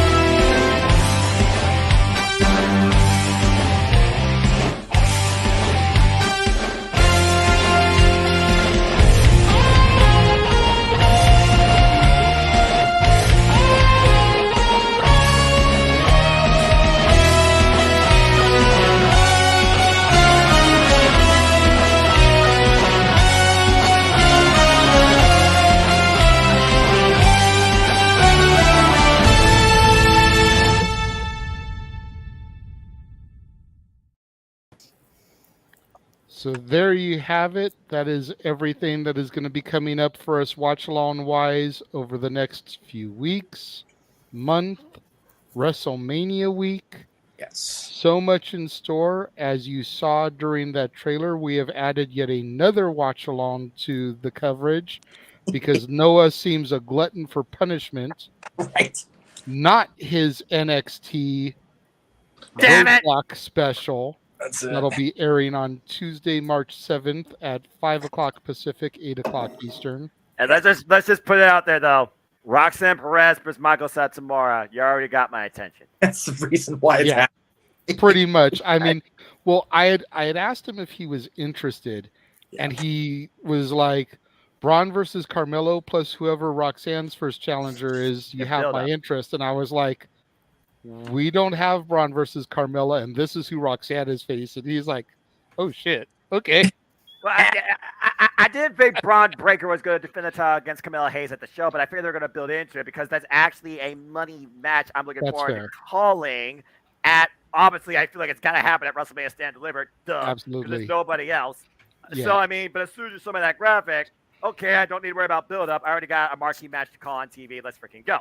Yeah. The only downside to Roadblock, unfortunately, is with it being a televised event, We get it out here at 11 o'clock y'all's time. Yeah. So if James is unable to call, it's going to be a Wrestle Kingdom scenario, and Noah's going to be calling it solo. Yes. Jesus, my first NXT solo call this NXT. Lord help me. I mean, we all have our faith in Noah. We know he can do it, but it's just one of those things where, unfortunately, I can't do the call with him because it's not a PLE. It's not on the cock, if you will. Yes. There you go. I thought I sent you the updated WrestleMania week, so forgive me if I didn't, brother. We actually have a couple additions to that week that I can announce. After conferring with the people that aren't in the room, that are of the female persuasion, if you will, along with the host for that particular panel. Hi. Tuesday, in the normal Talk Wrestling time slot on the Jeff Meacham Network, Multiverse of Media, not on No DQ, Talk Wrestling on No DQ at that point. The ladies of the Multiverse will preview and predict WrestleMania. That'll be on the 28th. So Talk Wrestling will be on Monday on my channel, JJ's channel, Noah's channel, James's channel, probably Greg's channel, whoever else hosts Talk Wrestling on their particular night. And then so basically everybody except the No DQ channel. Yeah. And because Aaron's going to have his own thing. Well, because I'm 99% sure Aaron's doing their WrestleMania predictions either Thursday, because they don't cover Impact, or even Tuesday prior to NXT, which means Talk Wrestling I'll probably just tape delay or on demand Talk Wrestling that week on WQ, because I'm not going to do 2 shows. That's stupid. Honestly, if I was Aaron Riff, and this is just conned it out there, Aaron, just do it the freaking Sunday night before WrestleMania weekend begins. You're going to have your whole damn card. Well, yes, but he usually tries to save the review for Sunday. So we'll see what he does. He's the boss on that. I ain't gonna rock that boat. No. Also, looking at the graphics for the upcoming Dad's episodes, I did tell JJ that I did want to keep a uniform, and I look and they're boring. I wasn't a fan of how they turned out. So for the ECW Dad's episode that week of WrestleMania, I went old school ECW. So nice. Yes. Found the old banner as a PNG and went, this is perfect. Thank you very much. So good stuff. And we'll be plugging for Dad's, including the one coming up Monday later, because I did make a better graphic for that than the one I put out there originally. Yeah, I noticed some images were missing from my layout here. So well, that's because the ones I sent you that I made, they were boring, and I wasn't a fan of theirs. So we got Step Boy who raised his hand. He did. I just wanted to say that I kind of knew about the first announcement there, and I'm gonna back up the ladies on this one. I think it's a very great idea. I'll be very proud of all of them who's ever on the panel, everybody involved in that. If you guys are, we did that a while ago, a long time ago, and now it's evolved. So could this possibly even be a regular thing for each upcoming show? Let's see how things go. Yeah, true. That would be discussion in a team meeting setting more than an on-air in front of the world setting. So behind closed way to make the producer and the man whose name is on the marquee feel uncomfortable and on the spot. Well, I had a question, even though it's on the spot, but she is a lady, and I'm asking for her. Could Moonlight Mirage also be a part of it, since she is a lady? And we are okay. That would be a better question suited off the air, James. Okay, fair enough. Short answer is everybody that we have had on previously is in discussion. It's just a matter of timing and scheduling. Fair enough. Okay. Well, now that we've got the uncomfortable zone, JJ, please feel free to move forward with the show. I will do my best. I love this stuff so much. I know. I know you do, Noah, because you don't get involved in the trenches of it afterwards. I'm guilty. No, and I never will. No. That's okay too. Well, Darren G pointed out a while back, and I did star it, that apparently Aaron acknowledged you at the end of his review. So. Oh, okay. So yeah. So I put in a $2 super chat plugging this damn show before he even went on for the recap, and he went through every goddamn super chat except mine. So pooey on you. Wednesday's going to be a fun lunch in there, boss man. Getting his damn ass into Disneyland for free. Motherfucker came and gave me a $2 super chat plug. Anyway. Well, because he didn't want to question. take traffic away from his stream to send it over, figured wait till the end of his to send people over. That actually makes sense. I get it. I get it from a booking standpoint. I mean, it doesn't mean you can't be pissy because he acknowledges every other super chat, the order they come in. And if yours was there before he went on the air, it should have been one of the first ones he acknowledged. But from a booking decision, I get it. You know, he didn't want to WCW it and be like, oh, the guy that used to perform as Cactus Jack's going to win the belt tonight. That'll put asses in seats. Click. Hey, classic Tony Schiavone. You know, you just imagine Aaron Rift. Oh, here's a super chat from good old JM. Apparently, they're on the air with their open mic night format. Click. Yeah. Just remember to the No DQ Galaxy and to Aaron, there is a ride at Disneyland that's closed that goes into a Temple of Forbidden Eye. People don't come out of that sometimes. And there's an island that overlooks a body of water. It's accurate. Big island where the water is greener than the money that I don't get paid very often out on here. So all the geography. All the geography. All the and damn that geography. that island is across from another attraction where people frequently try to scatter their relatives' ashes. That's accurate also. Yes. And yes, the island at Disneyland is not nearly as relevant as island relevancy in WWE because it don't do shit with that fucking thing anymore. Anyway. I saw Stat Boy attempt to raise his hand yet again. So we'll go ahead and throw to him before I go to the next star topic. Yes, sir. I was going to say, wouldn't it be great if one of us could get a media pass and go to one of the press conferences? Already tried for Mania. Did you? I'm waiting on an answer again. Fucking talk about shit off air. Okay. It's a legitimate question, bro. I mean, come on. How am I supposed to know what to talk about if I can't ask? I am gonna say this real quick. Shout out to great friend Jeff. You know her, the lovely indie darling, Sienna Chanel, Cindy G. Yes. She Yep, actually was absolutely. a part of the NJPW Battle in the Valley Yes, press conference last night. Her first venture into her journalistic pursuits. Keep the passion and fire going, my friend. More certainly rates you. And God bless you and all the best support in your partners in Panda Wrestling Company. Okay, continue.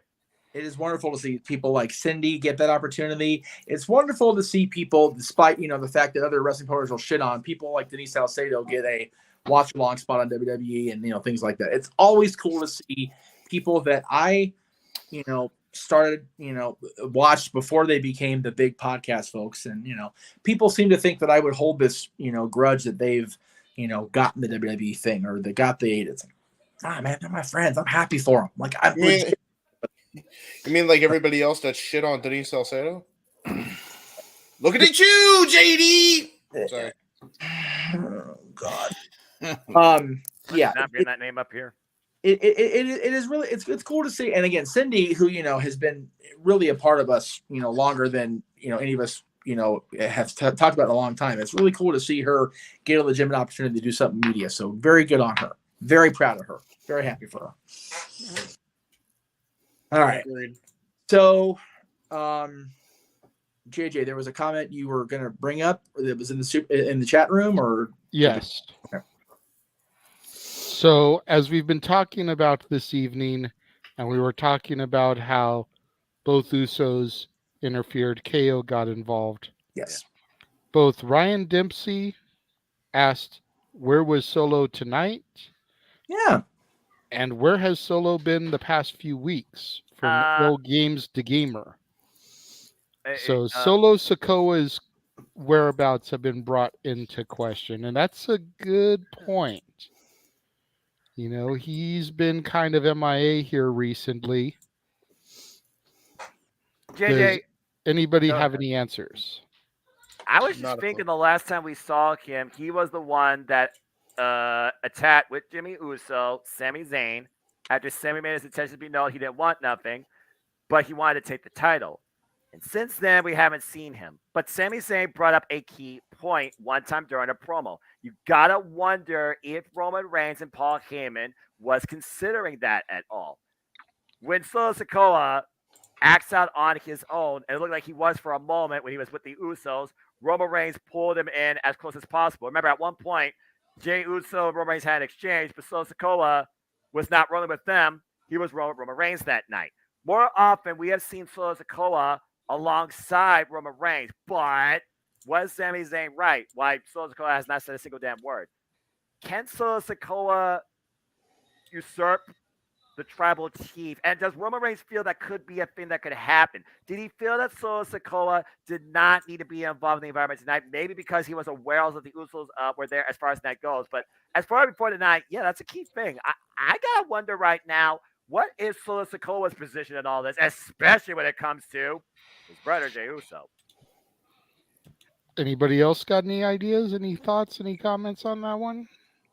It's, again, I tend to agree with what Noah said. He's definitely proven to be at times a loose cannon, and when you're going into a situation like the Anawahis went into this weekend, where Roman has to stay focused, Paul told the Usos to stay home, at least on television. And they did. They stayed home from SmackDown. They weren't there yesterday, but they were definitely a presence tonight. And I feel like if Solo would have been a part of that, it could have gone a completely different way for either participant in the match. So I think that maybe Paul found a way to not neutralize the street champion, but I think he definitely found a way to motivate him to stay out of business until business is truly resolved one way or the other. That's honestly no business been resolved. I mean, it really just comes down to the point of, is he secretly jealous of Roman, and he wants to be the tribal chief and wants to backstab him for realsies, as opposed to Sammy, who, by the way, we need to friggin' remember, didn't necessarily backstab Roman. He just had enough of Kevin Owens getting assaulted for no reason. So that's also a thing here.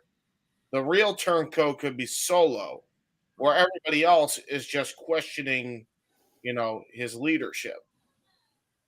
It's a fair point.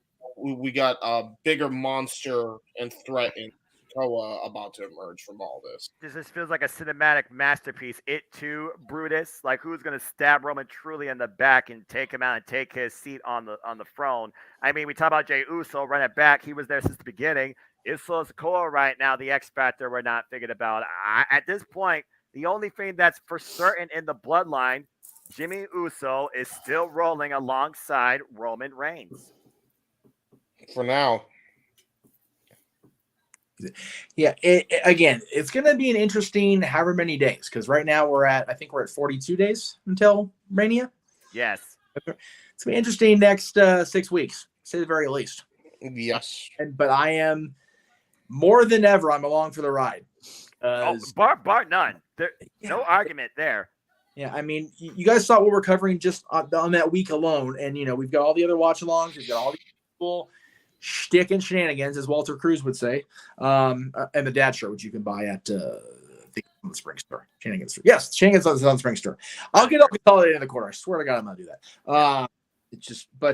There's a lot of cool stuff coming up, and again, everybody in the room has either come back into WWE fandom since the Bloodline thing really kicked up, or they've maintained their fandom like I have almost every step of the way, and it's really cool to be able to come together as a group, as a unit, and be able to cover stuff like this and just be about it for, the last, time is a couple hours. And to be able to call the show before that, watch you guys call the show up masterfully. It's been a really unique thing to have this Bloodline thing play out at a time where it couldn't be any better timing for all of us, on these shows, in these chats, to be able to cover something so captivating. Yeah. Awesome. Yeah, but bar none. I just better see Roman Reigns and Paul Heyman in some Godfather vignette before WrestleMania after what I saw tonight.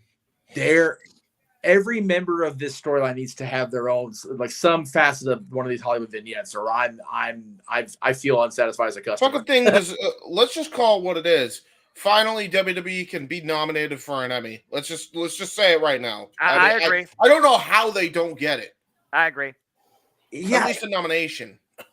It's a really funny, like they don't qualify as sports, so they can't really qualify for all the ESPYs, although they did win an ESPY, they had their own ESPY category, but they don't really fall under the usual Emmy categories, which I think is ridiculous because they get lumped into the sports stuff, but 95% of the presentation is about the story leading into whatever happens in the ring, which is Emmy stuff, which every time. And, fan of the music or not, a lot of that old music that Jim wrote, and even some of the CFO recent stuff, at least should be in discussions, during Grammys and Billboards Awards and things like that. Oh, yeah. JJ, putting you on the spot. On it is what it is. Putting you on the spot, good sir. I know we got our simple tape that we'll do. Stay tuned, folks, across Cassidy 18 Studios, as me and JJ, of course, do our WWE simple take of Elimination Chamber later this week. But JJ, you're the movie guy. If you were to put a movie parody with the Bloodline, a single movie, if possible, what would you compare this narrative to, or Roman Reigns' role in all this? Well, The Godfather is the obvious one. Right. But going outside of The Godfather, I feel like you'd have to go with some other mob movie, maybe Goodfellas or Casino. Yeah. Yeah. It was mentioned that it should be part of a Godfather parody. I'm like, it's so say that for the longest. You know what else would be good if it was more of a generational thing than just the one line family tree? This is straight out of like Hamlet or something like that. But there's not quite that, father replacing the son replacing the father type stuff like Lion King or there's so, again, it's so hard to narrow it down because it's so goddamn good.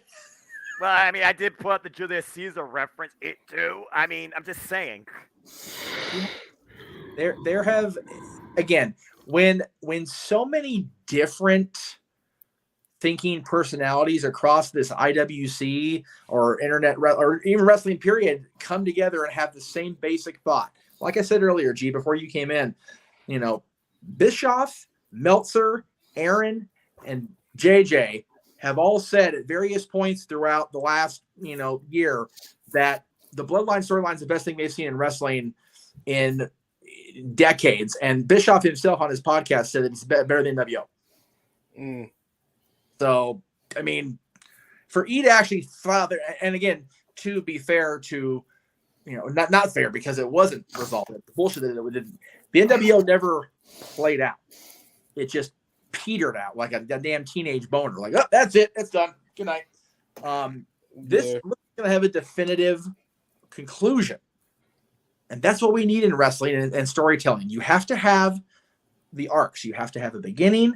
You have to have a captivating middle. And then that finale has to make you go, fuck, that was worth it. Where's my cigarette? Really? Gee, you had your hand up. I'm sorry. So I found a tweet that I had looked at earlier and I saved it because of what you mentioned, what Noah mentioned about what movie you would relate the Bloodline to. And we saw earlier today Seth Rollins and Becky Lynch do Back from the Joker. That was awesome. So I found a tweet. I don't know if you guys want to hear it or if you guys want to wait for it, but I have the whole list of the whole movie trailers that we're getting this year. Oh, was it? It was spoiled? Yes. Okay. I started to spoil earlier. I only gave you one. Yeah, I didn't know if you wanted the rest. I would have told him. But I mean, no. JJ did mention one of the movies for the Bloodline. I'm not going to say which one exactly. Oh. That's your call, brother. We've talked about spoilers on this show. So it's up to you. Okay. All right. So the Miz and Maurice. It's up to JJ, not you, brother. Sorry, this brother. Oh. Again, honestly, I want to just kind of wait and see how they play out. Okay. Honestly, so. I mean, that was what was so cool about WrestleMania 21 in 2005 is watching the shows each week and, the following preview, it was going to be a trailer and it's like, what's the next one that's going to come out? Yes. And then you'd start to hear, Eddie Guerrero and Booker T's voice, and then Pulp you see it's a Fiction. Pulp Fiction spoof, and all the "you talking to me's" and Yeah, the A Few Good Men and the Dirty Harry, and it's like you just another one's about to drop. What is it? And you start to hear the superstar, and then you get the reveal as to what it is. It's like, oh shit! Yeah. Undertaker doing Dirty Harry is still one of the best things ever. Yeah. Bro, my favorite one is the JBL Cena one. That was that was so good. You can't handle the truth. And it was so passionate because John and because the John sold it so well. And that original scene with Nicholson and Cruz. Again, people think what they want about Tom Cruise now, but that scene in that courtroom in Few Good Men was so goddamn good. And both Cena and Bradshaw and Coach. Let me give a I was gonna say let's not gloss over Jonathan. Yeah, Coachman did a great job. He was a utility player in it, but he did his role beautifully. Yeah, you need that in movies.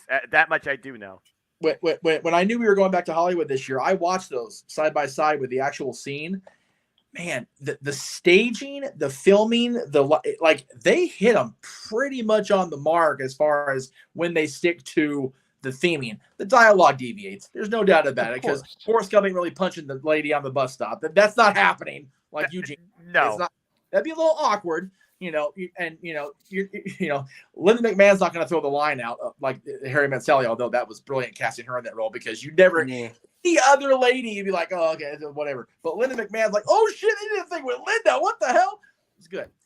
So I'm looking forward to the surprises. I am. You know what? As somebody who A, doesn't watch movies, and B, can say F commercials, these are the only things in both those categories affiliated that I will give a damn about actually waiting for to find out to see and watch, whether it's on YouTube or TV. Exactly. Agreed. Good stuff. But G, thank you for offering it up, Mikey. Yes. Thank you up earlier. We will definitely look forward to the list being revealed, and then we can trust me. We're gonna have a couple nights where we're gonna have a lot to talk about over Mania weekend, but we'll definitely cover all the commercials. Awesome. You think? Yeah. You think we're gonna have an opportunity to talk about stuff over Mania? I really Jeff? I mean, we're only going to be doing what is it at this point, like 8 broadcasts over 5 days? And I still, of course, have my broadcast that I'm going to do, and I'll probably work with no DQ. So I mean, what am I going to do that week? 199 hours later, we are still live in the ether for everyone to see. Poor Noah's going to be looking like the participants of a Monsters Ball match. Oh gosh, it'll sound like it for sure. Guinness World Record people, this is that boy here. Yeah, you need to talk to us because we're gonna break the record of the longest live stream. We're gonna shoot for 200 hours straight, no breaks, no meals, no. But the only rule is one of us has to keep going at the. Oh, okay, good. WrestleMania, we're booked. Wait a minute. Why are you looking at this shit? Hold up a second now. Wait a minute. Well, first off, that. Secondly, StreamYard has already showed you cannot have a single stream for longer. Shit, we can't. Oh no. For 11 hours and 59 minutes and 59 seconds. Otherwise, you can't cut off. Now they cut you off at 12 hours. Yeah, well, we did. Not even open 12 for what was that? Ring of Honor and NXT. Yeah, Deadline. Yeah, Ring of Honor Deadline. Yeah. It was Oh, well, thank you, Manny. I appreciate that. Hey, like I said, I got told last week that I'm being spoiled apparently in Los Angeles when Zach comes out for Mania. So I'm fucking go. Yeah. And yes, the Joker parody was a great first one to kick off with. That was awesome. Yes, that was awesome. Because the comparisons have been there for Seth and Joker for at least the past year. Yeah. The laugh alone. The laugh alone, JJ. By the way, I've never been happier to see Logan Paul absolutely annihilate Seth Rollins. Thank you. Screw Logan Paul. Here we go again. That prick. Whoa! Wow. I've been quiet the whole night because I enjoy listening to you guys. But you bring up Logan Paul. That prick. That's fair. That's fair, G. I mean, he did do a crypto scam, so fair enough. I mean, Jeff apparently said I had to call my commentary play-by-play history tonight. By the way, crypto was a scam. Stop falling for it. Anyway, He has such a big ego that it frustrates and me. Rollins doesn't. I love Seth freaking Rollins. Okay, G, let me ask you a question, G. Yes. What is bigger, Logan Paul's ego or Triple H's nose? Or Batista's dick. Question. See, that you'd have to ask Molina to get an answer for. That's fair. Hi, Sean Oliver. Clip us, please. I'm going with Logan Paul's ego. I agree. Damn. I don't know, man. I second that. I love Seth freaking Rollins so much that I had made a video with my cat Harley dancing to his theme song. Oh, Jesus. Forgive me if I don't pay attention to you all because it's about the time to bank on this match. I do the EP Women's Championship time, and here comes Mercedes Moné. Mercedes. I listened to Mercedes' new theme song. I do not like it. It's awful. Yeah. It's so bad. Apparently, Holy she has Christ. a backup dance crew that's literally bringing her to the ring right now. Oh yeah, bad. Oh, good luck trying to synchronize doing a hip hop style dance to that piece of absolute, unmitigated Dale Oliver inspired piece of garbage. Holy hell! Like I hate that dude. I hate that song so much. It's so out of tune. Logan Paul and Dale Oliver. Okay, cool. All right, so there's that. So I figure it's safe to say that James Hebert no longer truly hates the Red Dragon theme as much. No, I still hate the Red Dragon theme way more than that thing. So the last thing that I have starred, yes, is something that we fantasy booked last week, but it was asked by Cape Rayer 23 this week. Who do we think will be the first entry into the Hall of Fame? You smell it? Oh, yeah. Come on, Mercedes. So like Guardians of the Galaxy star Dave Bautista. What happened? I was going to say, it's either going to be Dave finally getting to officially get put in. Right. Or it'll be The Rock. I truthfully think if it would have been The Rock, they would have already started that role because that would have sold out SmackDown Hall of Fame. Yeah. Oh yeah. The fact that they're still advertising tickets on sale for WrestleMania is indicative that they're not doing as well as they thought they would coming back to Hollywood. If they were going to, if they had Dwayne 100% confirmed, they would have already done it. Yeah, probably. And I mean, just, again, it's pure speculation. I don't know. I have no idea. I get where you're coming from, but with the smaller classes, they don't need to start announcing as early as they used to. No, you're not wrong. I think tomorrow we're gonna get, or not tomorrow. I'm so used to them being on Sundays. Monday. I think on Monday on Raw we're gonna get our first announcement. Because we're literally 6 weeks away. Yeah, and I think we'll get one each week coming out. Well, which is what we talked about last week when we did our fantasy booking. But here's my counter to that. Yes, I agree with the smaller classes. They can wait till 6 weeks out. No argument from me there. My issue with it comes from my business, the business brain. Ticket sales are slow for everything, even the Raw after Mania. SmackDown Hall of Fame is a joint show, and they're still not, actually making headway on the ticket sales. That's because ROH is running Supercard of Honor the same night, but not time. Let's be fair. Well, yes, but Hall of Fame would run after Supercard of Honor was over, which was my original plan. I'm not doing that anymore. Hall of Fame would run, but SmackDown won't. No. And how many people want to come to the Crypto.com Arena, Staples Center, just for the Hall of Fame? Just thank you, Staples Center. That's all I need to hear. Thank you. Yep. I would too, but we're a different breed. More people would want to come and see SmackDown and the Hall of Fame. Fair. And people, if presented with the choice between SmackDown and Reign of Honor, are going to go to Reign of Honor. Especially since they rarely ever come on the West Coast, and especially since it's the first show since the passing of Jay Briscoe. Yeah. Let's also put in this because not that I like to bring up finances in any of this, but inflation's a bitch. Well, yeah. So I think that has a lot to do with that. I think it's just a freaky time right now. Otherwise, Mania would have sold out by this point already. They're still going to claim it's going to be the biggest gate ever. No, I mean, with numbers being public like they are now, Noah, it's much more difficult to fudge the numbers than it used to be in '87 when they could claim 90. They'll still do it. They'll still do it, but they can be completely blown out of the water. Yeah. I will say it's funny you mentioned inflation. JJ and I had a discussion with Teresa over the week about inflation because we were talking about Disney ticket prices. The year before our second park out here opened, California Adventure, in 2000. So the park opened February 2001. In 2000, the summer of 2000, a one-day, one-park Disneyland pass was $33. Hang on.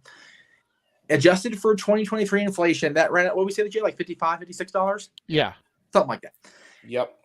One day, one park at non-peak time of year, which is like pretty much now, is $107 for one park for one day. And that is why, hang on. I understand. Just let me get it all out there. Go ahead. That is why people are so keen to, like they're doing tomorrow, going to Knott's, literally up the freeway and spending what costs a season pass at Knott's compared to one day at one park at a Disney park, which is why WrestleMania, now granted, WrestleMania is only in the last decade and a half or so been stadium exclusive. They're not going into the crypt anymore where you're going to have, 300 tier seating only. You're in a gigantic 100,000 people stadium. So I get it. Doesn't mean I have to like the inflation. No. The inflation of money, period, which, it is what it is. We can't help that, but I understand the price hikes because not only are you paying for, if you're on the floor, you're paying for that. Not only are you, even if you're in a limited view seat like I am, you're still at WrestleMania in a major stadium in the country. But then there's, the suites at the stadiums now. There's a matter of fact, on Ticketmaster, James, I don't know if you know this. In addition to buying my ticket where I bought my ticket, it used to be, JJ knows because he's been to a shit ton of shows in LA, you had to sit on the floor to get the commemorative chair. You can buy a commemorative chair wherever you sit in the stadium for WrestleMania, which is a very big thought process because it'll be my first WrestleMania in hometown county. Went to the pond, almost sneaked a chair out of there, though I sat in 400. Didn't get away with it. And then for WrestleMania 2008, I was with my dad. I'm not gonna try to pull shit with my dad there. That's just infinitely stupid. Is what it is. My dad's bigger and better than me, even now. Anyway, I just think that it hasn't sold out because people were unsure. Tonight, we know what our main events are going to be. Oh, yeah. We have a good idea where the other stories are going to evolve from. Yeah. So it's not the worst thing. Yeah, they're definitely, if they don't sell out, they're going to be very close. No, and also with in regards to the SmackDown Hall of Fame versus Ring of Honor argument, a lot of people don't realize, at least here in LA, if you hop, we have a thing called we have our Metro light rail system. Okay, Mikey, thank you. Good night. We appreciate you, brother. We'll definitely talk on Monday before our Tuesday show. Thank you for. We appreciate you. Have a good night, man. If you're at Ring of Honor, which is actually on the campus of USC at their Galen at the Galen Center, hop on the light rail, go up, I think 3 stops, maybe even 2 stops, and Staples Center is right there. So you don't have to drive in LA traffic, which is wonderful. Because LA traffic, especially on a Friday night, good grief. So the option to save gas is there, but then you're still paying for the ticket to Ring of Honor. You're still paying for a full price ticket for SmackDown Hall of Fame, but only going to the Hall of Fame. So I totally get where he's coming from of making the choice. I'm making the choice if I do go to both that I'm missing SmackDown until I watch it on Hulu the next day. It is what it is. But I do want to at least see Ring of Honor when it's here because it never comes here. And I definitely want to try to get to the Impact show because it's at the theater where PWG runs. I'd like to see where PWG runs without paying PWG prices. That would definitely be nice. Right? Right. Yeah. And the only reason I wouldn't go to that show is because then I wouldn't be there to call it, but I don't know because it's New Japan and Impact, so I assume you'd be calling it with Noah. By the way, whoa, nice to Harris. Yeah, he's really interested in that. Which is fine. Fine. Hey, you know what? If it wasn't for scheduling, I probably would have found a way to be up there and still be on with you guys too. So it is what it is. I also want to point out because I pointed it out on Simply Predicting. Did anybody notice that Jericho has tweeted positively about one Phillip Brooks? It's funny you mentioned CM Punk actually, James, because CM Punk is actually at Battle in the Valley right now in the audience. Wait, what? Yep. Wait, what? Nah, he's just trolling it now. Wait, what the fuck? Are you serious? Yep, no, he's there live. In the audience watching this show currently right now is Mercedes Moné honoring Hana Kimura, RIP. Wait, for the IWGP Women's World Championship. Wait a minute, so is Omega. Well, Omega was going to be there anyway because he's right. Interesting. Things in wrestling are about to go crazy. Oh my God. In about, I don't know, give it about like 3 weeks. Oh boy. There's a lot of things. There's going to be a lot of people in Los Angeles. And I did the math. Other than the stadium, the venues is not far from each other. No. That's a good thing. That's a convenience. Well, man. The Staples Center's, right there where it's always been. Where the Indie Hall of Fame and I think the GCW show itself are over at a hotel right off of that hub, the main bus hub there. I know the other WrestleCon events like the Joshi show, they're all right there in that same area. Except for the stadium, except for WrestleMania, they're all easily walkable from each other, which, in LA or New York, that's like, oh, thank you. Yeah. That's how it's going to be in Philly next year because I'm sure they'll have SmackDown, Hall of Fame, and Raw after Mania at the Wells Fargo Center. Yes. Which is literally right next to the financial field. So there you go. Right. Yeah. The plan was stated when Damn Eagles announced everything that they're going to run the other shows at the Wells Fargo, which Wells Fargo Center itself has a history with WWE, which is awesome too. Yeah, so that's definitely cool. I definitely look forward to being involved in that. Yeah, WrestleMania weekend. I'm gonna have to mute all chat notifications because I'll be at my brother's wedding. WrestleMania night 1. Mm-hmm. So my plan is though to bring my Fire Stick with me. And then after the wedding and the reception, we're back at the hotel. I'll watch WrestleMania. That's not fair because now I can't be mad at you for not coming this year now because you're going to a legitimate family thing. You suck. Yeah. You can still be mad at everybody else. That's right. Not Big G. I will be. The way I see it, Big G, priorities for passions, tremendous respect. But yes, definitely going to try and make a point to finally attend my first ever WrestleMania next year, along with other stuff. Awesome. There we go. So I did star another question that popped up because Noah brought up CM Punk. Anthony Metzel says, who needs CM Punk anyway? The Anthony? Tony Khan does. Yes. They haven't done over 1 million since the thing with the Elite went down. True. AEW has been struggling with their ratings ever since Punk left on a consistent basis. Yep. So if you go by the Nielsen ratings, which we've established are a crock of shit, let me get it out, James. Which we've established are a crock of shit, but a lot of people still lean into, like advertisers and whatnot. Tony Khan desperately needs CM Punk. Yep.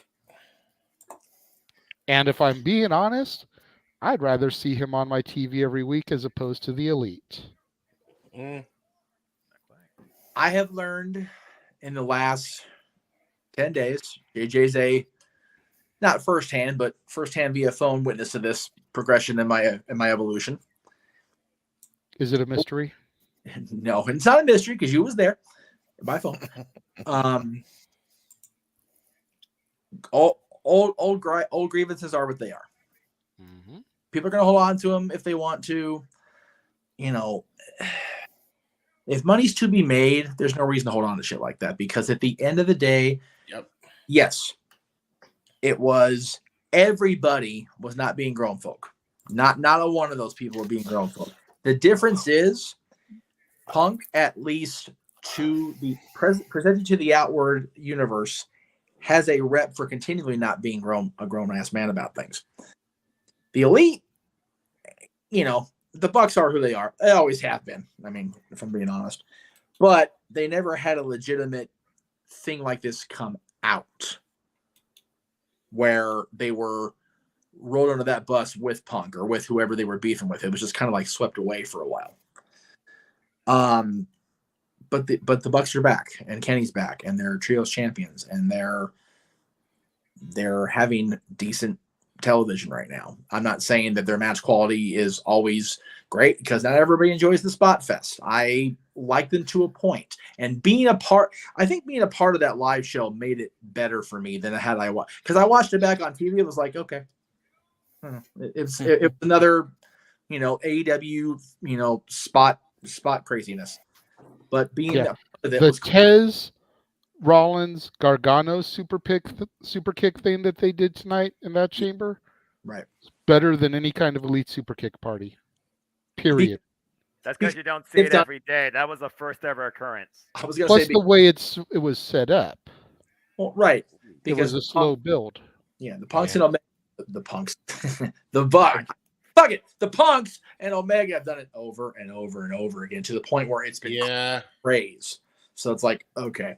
And people like Excalibur's calls never have, and he's oversold the super kick party at PWG and AEW to the point where it's like, okay, we get it. Thanks, dude. We get it. Thanks for coming. Yeah. It's like I'm gonna go back and turn on my DVR of other stuff now. Thank you. But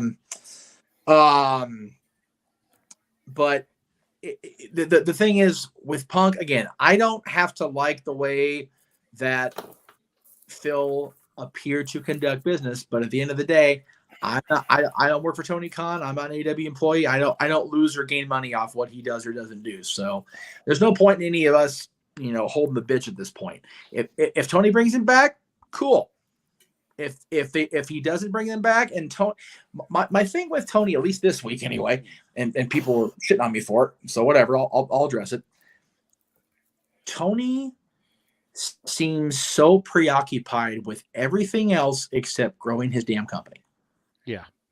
Who, I agree with that. I'll admit that. Who the fuck cares that Ariel, I don't want whatever the hell his name is, was at SmackDown yesterday? And by the way, he narrated a hell of a video talking about the history of Montreal wrestling. Yeah, he did. So, let's hate on somebody who's a wrestling fan and knowledgeable about stuff for making money. Wow, aren't you a prick for making money and making a living on stuff? Wow. Now, granted, I'm not Ariel's biggest fan. He and I have had words over the years. It is what it is. But for a company head to continue to do shit like that makes him look stupid, makes him look petty, makes him look like he cares about everything but the bottom line. If you're running any sort of business and your chief priority is not making that money pile increase on your desk, then what the fuck are you doing in business? You mean like how he's done when it came to Dana White, immediately jumped on that bandwagon after that horrid night he had in the bar. Also, having that need to do the same thing when it came to what's his name that pulled out of the KSI fight and absolutely buried him for petty reasons after he invited him on the show on his own accord when he could have said no, but there was money to be had, so he went with the money. But all of a sudden, it was their fault, and it wasn't his. Bro, Ariel, seriously, dude, get the fuck over yourself. Okay. Well, like I said, I'm not Ariel's biggest fan. No. Okay. And I agree with how you feel about him and your opinion of how he conducts his own business. Yeah. My problem with that is people know what Ariel, I can never say his last name, so sorry, is about. They know who he is. They know how he acts. They know what he does. Yep. Tony reacting to it like a petulant child makes Tony look. That's weird. Yeah. Because then everybody just like, it's like, Tony, what are you doing, dude? Stop barking like a chihuahua. The opening of our show has you going, you get one. He's had more than one at this point. Oh, he has far exceeded one. He's at 100 now. There's one faux pas in the last 3 years. Four years now. So just leave it alone, Tony. Hey, just take your thumb.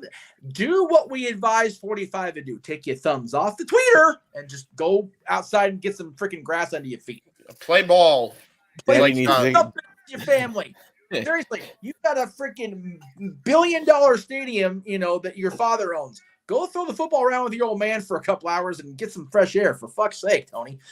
Yeah, dude. And again, don't do what you accuse, what everybody accused Bischoff of doing, 30 years ago, because he's so much better than Eric Bischoff. Bischoff did the exact same goddamn thing. He worried about putting Vince out of business rather than focus on WCW. Can I ask also, why did TK throw Tony Schiavone out of the bus for no reason? I was thinking the same damn thing. And again, was it like a joke or something? Like, was it just a joke that they know? What did he say?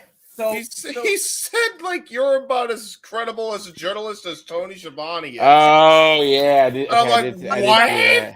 So that's what made it haha. But, hey, people came down on me for my immediate reaction to it. But you know what? I'll stop reacting, tweeting when I'm lying. Tony was actually at Celeb Fest, and my friend, she wanted to go meet him, so we went. He was a nice guy. Tony's a nice guy. He is. He's a nice dude, and I don't begrudge. He's a nice guy. It doesn't mean he's a smart businessman. No. Because he's not. He's proven he's not. Because, like JJ said, when the question came about Punk, regardless of how we individually feel about Phil Brooks or Matt Massey or Nick Massey or Kenny, whatever the hell Kenny's real name is, whatever. We just need to freaking get over it. It's if we're fans of the in-ring product, then enjoy the in-ring product. Like he and I have said 100 times, the internet is the best and worst thing that ever happened to wrestling, because we can't just sit back and watch the show for 2 hours, 3 hours and not get wrapped up in the bullshit. I mean, I can, but that's just me. Well, you can, because you're an awesome human being to begin with, and we love you for that. And Kenny's name is Kenneth by Goddeth Omegeth. Yeah, the drop number 1, 2. Oh, but they almost got the title. I love Noah's reactions right now. So saith James Hebert. Yes, indeed. Kenneth by Goddeth Omegeth. Yeah, that's right. Yes. In any event, Kenny at his peak, top 5 in the world. Matt and Nick at their peak, top 3 tag team in the world. CM Punk, when he was on his game, prior to and during WWE, top 5 in the world. Yeah. Let's just let them be that. Yeah, I agree. And let's let Tony try not to fall on his face anymore and tweet out stupid shit. We'll see.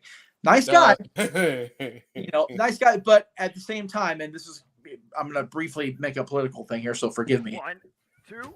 You can be a decent human being and not be a decent head of state. Yeah. I'm not the most recent ex-president was a decent human being, because I never met the guy, but just appearances are everything. But, having met people like George W. Bush, President Clinton, you can be a nice person and not be a decent head of state. You can be a nice person, not be a decent head of a company. Right, Bob Chapek? Yeah. Right, right, Roger Goodell for a cup of coffee during the crap that was going on. Well, but again, we're getting way off topic. We need to wrap it up because we don't have any new topics. But yeah. You don't have to be a decent person to be a decent head of a corporation, a state, whatever. Working the opposite direction, though, is a big road to have to go upward on. Yep. Anyway, Mr. Williams, please help us. Guide us back where we need to be. Well, let me see. A comment just popped in. Sure. Oh. Oh, the anchor. Like a roll up, 2. I'm enjoying listening to this over here. Noah's like on the edge of his seat, wanting to see if Mercedes wins. Well, he knows that's the one match I actually had a vested interest in, so I think he's trying to give a little bit of reaction so that we know what's going on. It's a very back and forth battle right I now. appreciate that, Noah. Thank you. And Mercedes Monet working on Kairi Sane's arm, preventing the cutlass, the spinning back fist. Yeah. So far, Kyrie's trying to fight back, trapping her in the anchor, but so far, Mercedes Monet was able to counter that. Nearly locked in the bait statement. But a rope break. The Monet statement. Okay. So we don't have anything else to cover. Like I said, it was very free form tonight. No new topics have popped into the chat, so I'd like to start trying to wrap up. We can wrap up a little bit. Oh, damn! Spinning back fist, the cutlass hits! That might be it. Cover, single leg, 1, 2, no! Oh, wow. It's still going. Okay. Did JJ freeze? No, I stopped because I was interrupted. You might as well. I think his whole world stopped when Noah went. Not gonna lie, I had a little bit of a heart attack there. You're typing my chat. Jesus Christ. He screams. I was like, check my drawers. Bro, he made everybody shit themselves. Alabama slammer. So let's start wrapping things up. Let's start plugging. Let's start going home. Yes. Yeah, Jeffrey needs to go to bed. Really, I'm really tired. quickly, let's go ahead and give a shout out to the people that aren't here and the people that were here and took off. Yes. Josh Mansfield, regular contributor, the Cleveland Combatant, you can find on Twitter at CatholicJosh122, on Instagram at MallowMangram. Of course, Statboy Mike Caldwell. You can follow him and his co-barkeep, Dory Lou, on Twitter. Dory is at Hathaway Lou. Mikey is at LBStatKid1977. We'll go ahead and get those in there. Big G. Yes. So damn close off You the can belly follow to me belly. at Big Baller G 1988 on TikTok, NoDQ.com/Big Baller G on Twitter, and NoDQ_Big Baller G 1988 on the Insta. And as Big mentioned, if you want to see him and his pussy dancing to Sarah's music, you can check it out on TikTok. There you go. Nice And then, Jeff, you know which image it is? You want to go ahead and throw up his Baltimore Celeb Fest one more time? Yeah, one more time. Oh, coming in May 7th, I believe, or May 21st. Yeah. Hey, it's my cousin. Hi, cousin Jim. Hi. Make sure if you're coming, bring a 2x4. He'll sign it for you. He will. He will. You know, I almost wish I was going to be close enough to that because I'd like to talk to him about the one time when I actually got into his face and started cussing him out. What? And see if he remembers that shit. Wait, you got into his face and cussed him out for what? Mm-hmm. Well, okay, it was the one WCW I went to when it was 2000 Canada. Thunder, Okay. Yeah, Long Beach Arena. Yeah, he had turned his back on America and joined Team Canada. And here I was, still a noob in the biz, not really being smart on everything just yet. And he's coming back up the ring entryway, and I just start cussing him out. How dare you turn your back on America, you piece of shit. You should be embarrassed. And I swear, he played it up. He was right up there in my face. Like, I swear to God, I rushed home. I actually went back and watched Thunder back on purpose, thinking that they were going to show, you know, one of those during the commercial break and show him just like face to face with me. But no, they didn't. Look at that shit. Just one of the many WCW fails in 2000. I'll tell you what. And there goes the friggin' rest. Spinning cutlass backfish. Drop the ref where he stood. I gotta just put this in perspective, though, JJ. Maybe the reason why is because Turner was like, "No swearing, no swearing." Or, yeah, I think Jim was just pissed because his haircut was so bad and it was messing with his brain. Yeah, true. That is true. That was clean shaven and short hair, Duggan. That was dark times for the old hacksaw. I think Hacksaw may have just been drunk that day, and he's like, "I'm gonna be a Canadian now." Well, I mean, when Team Canada includes Tylene Buck, it's like, yeah, I'd be defected. Yes. You know what? Hey, you know what? Yeah. The major guns. Major guns, baby. That's the right. Major guns. Yeah, that's Major that's Guns different was still version of ammo. Major Guns was still a better name than either Hugh Morris or General Huge Erection. Yeah. GI Bro is still bad. I don't care what anybody wants to tell me, bro. GI Bro at least had a little bit of humor to it. Because he's Booker T. The biggest fail with GI Bro was freaking Booker coming out dressed in that gimmick when Bad Bunny's performing a song called Booker T. The song wasn't called GI Bro. The song was called Booker T. And he's wearing his GI Bro gear. And they even commented on that shit on commentary. They were like, was that his GI Bro gear? Monet, get the table. Monet, get the table. Gee, was there anything else you wanted to plug, or is that it for you? That was it. Not just plugging man. Well, you know what, Big G, thank you for coming back. We've missed you here the last few weeks.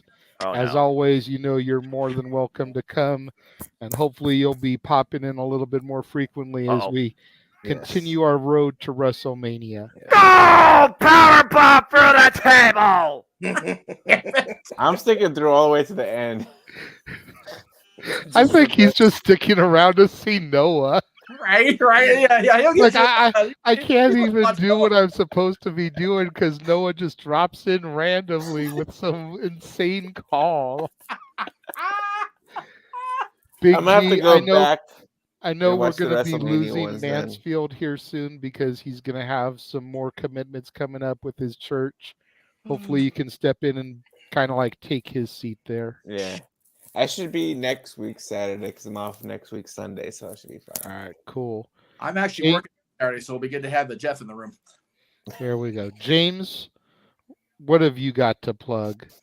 Well, we did run your standard trailer before I haven't gotten it updated yet. watch along began. Yeah. But I don't know if you've got anything else on top of that you want to plug. So obviously the things that I plugged the week prior would be the stuff to check out. So I'm too tired to freaking remember what the hell that was now. But I will say the new stuff that I did do. There's a lot.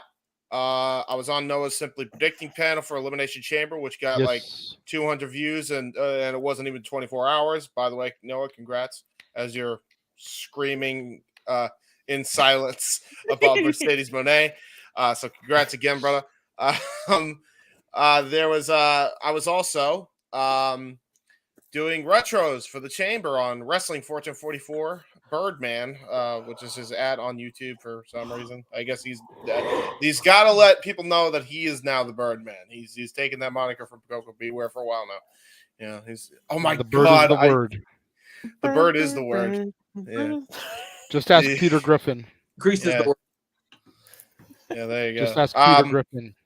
I did Survivor Series 2002 by myself. I did a solo retro, so go check that out.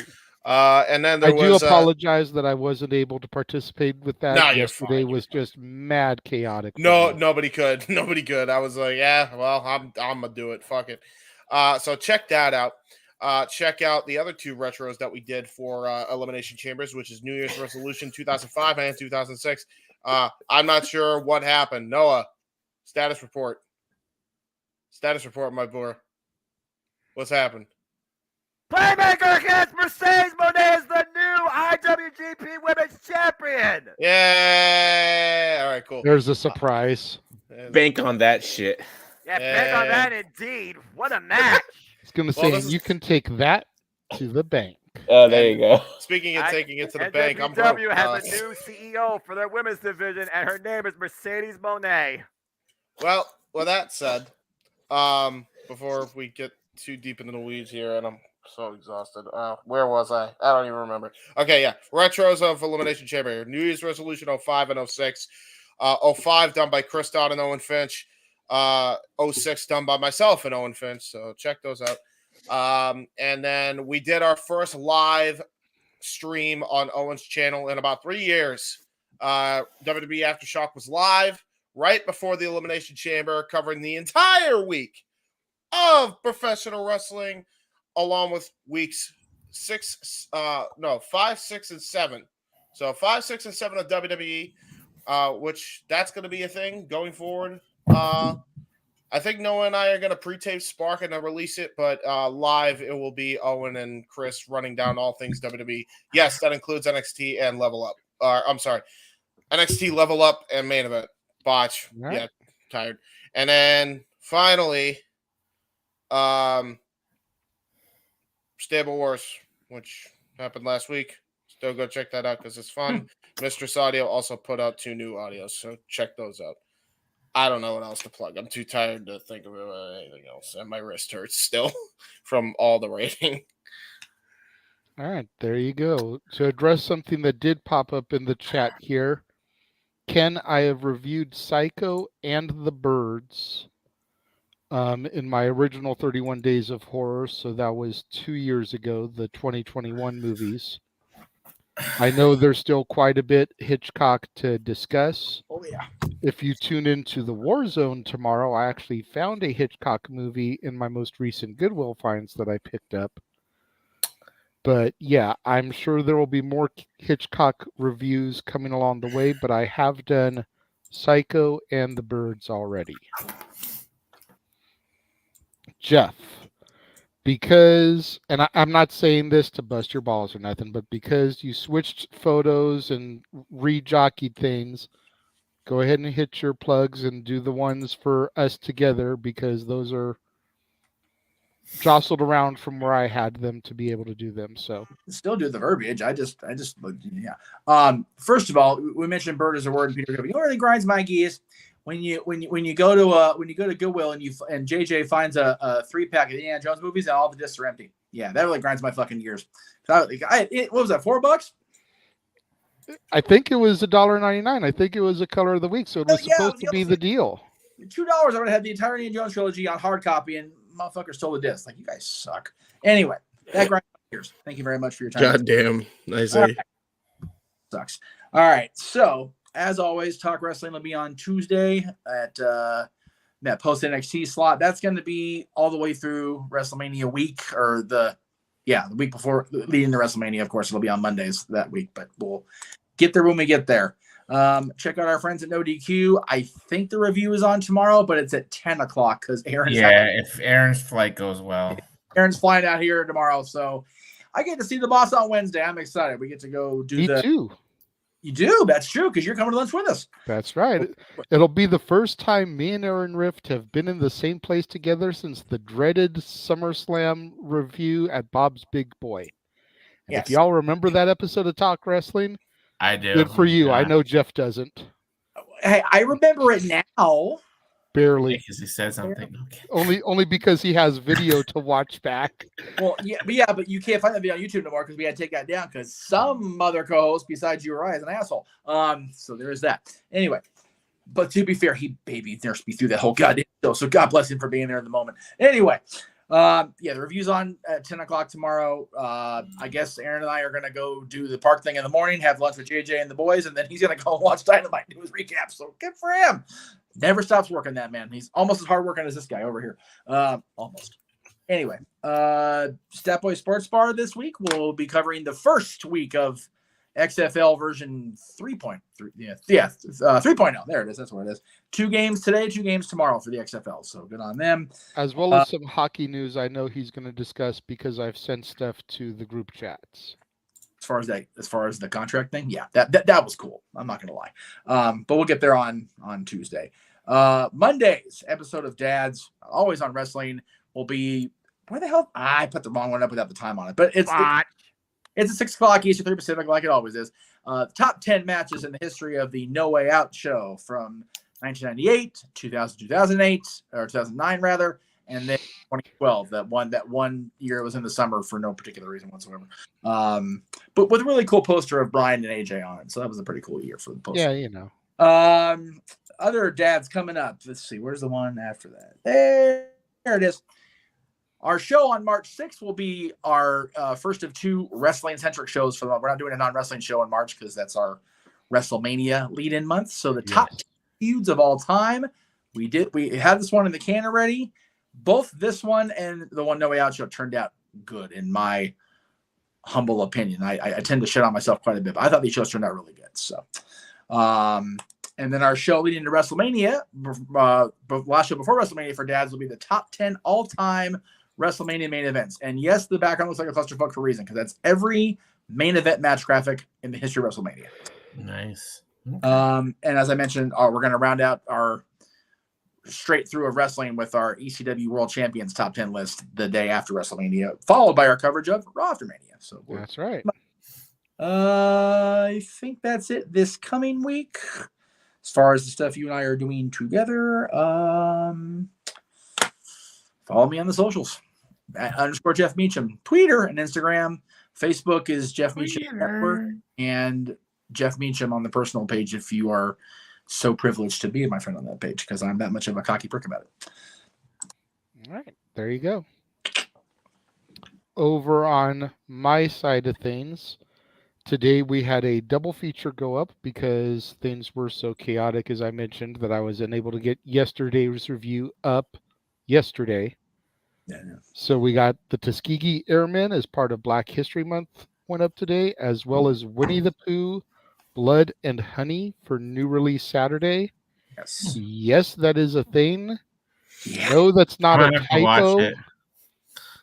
The one word that I can really use to describe it, Big G, is interesting. Yeah. Because I'm a big horror guy. This has got to be. I saw trailers for it and stuff like that. I'm just like, yeah. See, that's the thing, is I avoided trailers because I didn't want to have this preconceived image in my mind. Right. Gotcha. I didn't really know what to think about it. I went in just because it was Winnie the Pooh, and I knew it was going to be an adult horror take on Winnie the Pooh, but other than that, I had no idea where this movie was going to go. And I can't say it was a great movie, but it definitely wasn't shitastic. I heard they were making a second one already. It was interesting. Well, they definitely left it open for a sequel. Yeah. There's a couple characters that didn't die. I won't tell you who. Okay. But there's a couple characters that didn't die. And then I've heard the director of this is working on both a Bambi and a Peter Pan along the same lines. Peter Pan! Oh my God. Tinkerbell is going to be an obese recovering drug addict. Damn. So just let that sit in your head and percolate it. Think about the image you have of Tinkerbell, whether it's the Disney cartoon or Julia Roberts in Hook, and now imagine her as an obese recovering drug addict. Rebecca! Nah.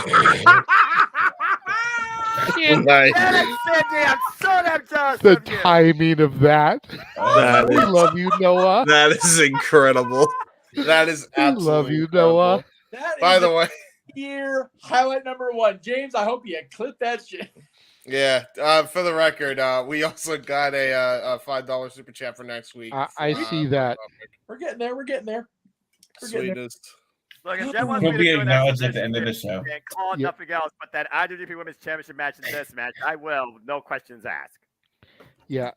Emmanuel, I will acknowledge your super chat as soon as I finish my plugs, okay? So just hang tight. Whew, Jesus. So you've got that went up today. And then tomorrow, of course, will be the War Zone, the weekly acquisition report, small haul of Goodwill finds that I was able to pick up. Jeff actually tagged along with me when I went to Goodwill this week, so he got to see me in my element. He got to see the process. Did you end up getting that one, or did you put it back? Because Jeff almost bought one too, I think. So the way it worked out was I had a finite amount of money, and I actually found a clean, no scratch copy of The Wizard of Oz, the 2-disc release they put out in 2005. I'm like, I don't have a hard copy of that works. So okay, what the hell? And then, like I said, I saw the indie thing, and that pissed me off. But then I realized I needed a shirt that I was going to wear to a show I ended up not going to tonight, and it fit perfectly. And it was a nice collar burgundy shirt, so I ended up buying just the shirt, not the DVD. But still, I tell you, folks, people will, cock on, oh, you shop at Goodwill. It's like, you know what? You can find shit there that you never knew you needed until you walked into that store. So James. Yeah, like I said, that whole yep. Mental note. Got it. Greatest thing of all. What? What Nothing, Noah. Nothing. Not a thing. Everything is under control. Maniacal laugh. What are you all doing? Laugh. We are clipping you, Noah. We are clipping you. What are you talking about? I'm just watching this. That's just how out of it you are, Noah. I was completely talking about one of my plugs, and then out of nowhere, you're like, Rainmaker! Oh, whoops. No, not once. Golden. No. It was beautifully timed. You couldn't have planned it better. Yes. But it definitely needs to be clipped for our highlight show at the end of the year. Yeah. I got to probably look at this back because I'm waiting for this bell to ring. I mean, shoot. I'm just watching Kazuchika Okada versus Tanahashi about to contend over the IWGP World Heavyweight Championship. We are Daniel, go ahead. We are in mid-February. We're in February. The bar's been set for clip of the year now. There it is. So just throwing it out there, guys. Y'all got 10 months to get better. Oh, Jesus. Daniel, I'm right there with you. That's going to be Monday for me. Yes, you're going to do that in the morning, and you're going to see Ant-Man this week, you said, right? I'm going to go see it on Monday. And I saw it yesterday. Oh, we'll talk off here. And then coming next week, programming update. I'll go ahead and announce it here. This technically will be the premiere, even though I taped it for the Warzone. Yes. There will not be Monday, Wednesday, Friday next week, as I have not watched the Monday movie yet, and I'm going to be gone all day tomorrow, so I won't be able to watch it tomorrow. And I have plans Monday morning and afternoon, so I won't be able to watch it to get it up in time there. So my movies for next week are going to be Wednesday, Thursday, Friday, instead of Monday, Wednesday, Friday. Same movies, though. We've got a huge week of the civil rights. We've got Selma about Martin Luther King. We've got Behind the Movement, the Rosa Parks story. And we've got Denzel Washington as Malcolm X. Nice. And then we've got Ant-Man and the Wasp Quantumania as my new release Saturday for next week. Oh, shit. So getting all that Brian Cage in it, baby. Getting that shit in next week for sure. 4 days of reviews in a row next week. It's going to be like Noah doing a predictions panel week. What? He's so out of it right now. What? I think we should seek out Ant-Man and the Wasp when you're there when we're down there on Wednesday, just to get a picture, just to throw in for your movie and read, just because.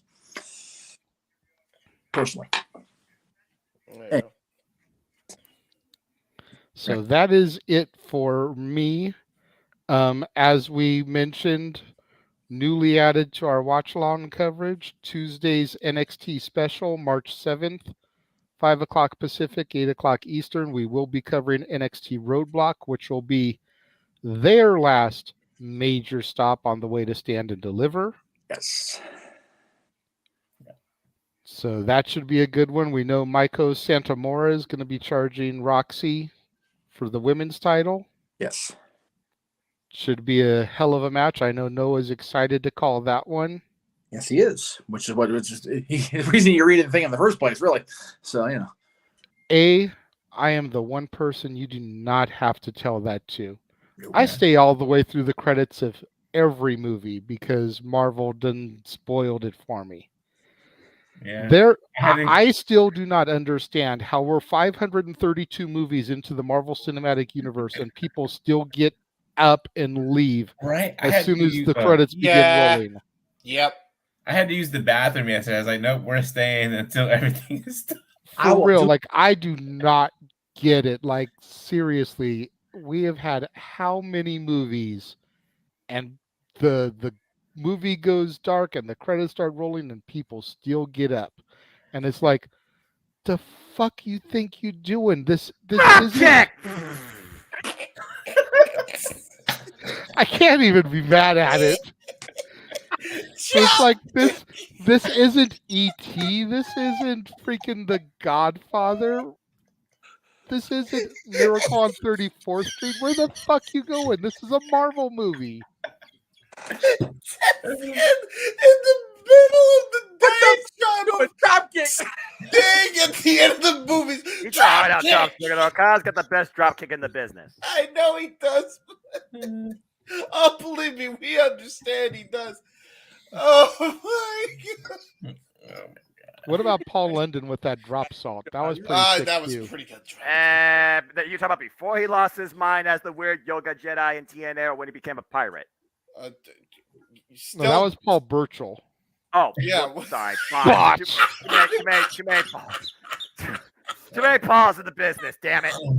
Logan Paul, Paul Burchill, Logan. Fuck that viral disease. Shut up. So again, All right, we've gone beyond butt fucky here. Whoa! We've passed the multiverse. Yeah. For real. We've gone into ludicrous speed. Ludicrous. And I think everybody in the room except Noah gets that reference. I get that reference. He's a good rapper. Let's get to the part where we're at the part where it's at that part. What? So that covers everything that's coming up for me. Hopefully. Noah, if you are coherent enough to hear me right now, could we please steer your attention away from the screen for just a moment so you can give us our parting words as we have grown accustomed to hear from you every week? Okay. The way he did that so nonchalantly. I wasn't watching this shit. Right now it's a rest hold, so it's not like you know anything significant's going on. So it's all good. Folks, this has definitely been a fun video. Hope you enjoyed this open mic night, open forum, clearly. And as far as next time, just stay tuned for more stuff. And Chamber definitely was a unique story. I'm looking forward to see how everything goes as we continue our way now to WrestleMania. If you want to know more about me, though, know this. For I am just a simple man and a lifelong fan of professional wrestling. Damn it! But I digress. So find me on... Oh, damn, what a DDT to Tanahashi. Number 2? No! Oh, sorry, where was I? Find me on Instagram, Twitter, and YouTube, and Foster 1916 for all things wrestling. Shout out, of course, the entire AEW family on Twitter. I'll be with James once again for another edition of AEW Spark, Reignited, courtesy of Multiverse Productions. So stay tuned for more on that weekly, as always. Me and JJ will be back later in the week with our next WWE Simple Take over the Elimination Chamber. And there also will be Super Predicting this coming Friday for No Surrender. And I think I'm also part of the No DQ review and the Wrestling Roundtable with Jeff Chadwick also this week. And I might do something regarding Japanese pro wrestling, covering Keiji Muto's last match and Kazuchika Okada versus the GNC heavyweight champion Kaito Kiyomiya. So stay tuned for more on that as the wrestling non-stops. And that's just everything ahead for next week, too. But as always, let it conclude. There are no winners, there are no losers, there are no betters. Just fans with opinions for this passion we all share. At the end of the day, folks, support one another, respect each other, protect your mentality, too. Treasure your families. And just enjoy life and enjoy professional wrestling. It's as simple as that. That was tremendous. There we go. What a wild ride it has been for the past 7+ hours. Yeah. To everybody that joined us this evening, thank you very much.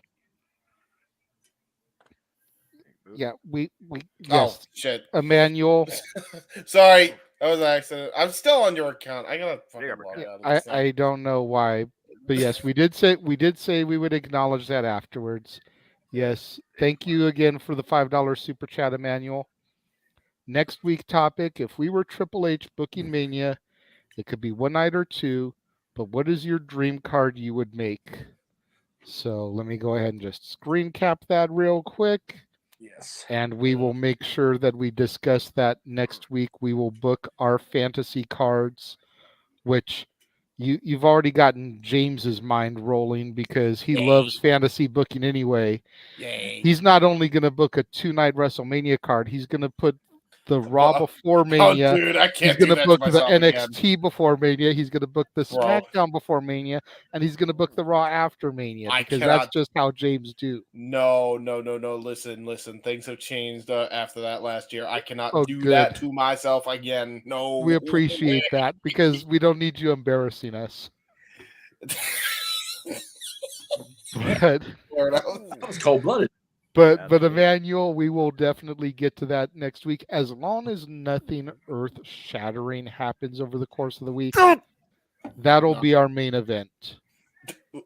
That way we can build to it. Dragon screw leg whip. Damn, that move has to suck. There it is. Sweet Jesus.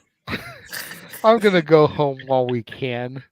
Right. For Stat Boy Mike, who already had to part ways for the evening. For Mikey T, the movie star, who came in for the predictions portion. For Jeff Jarrett's #1 fan, Big Baller G. Great. For the Heeb man, James Hebert.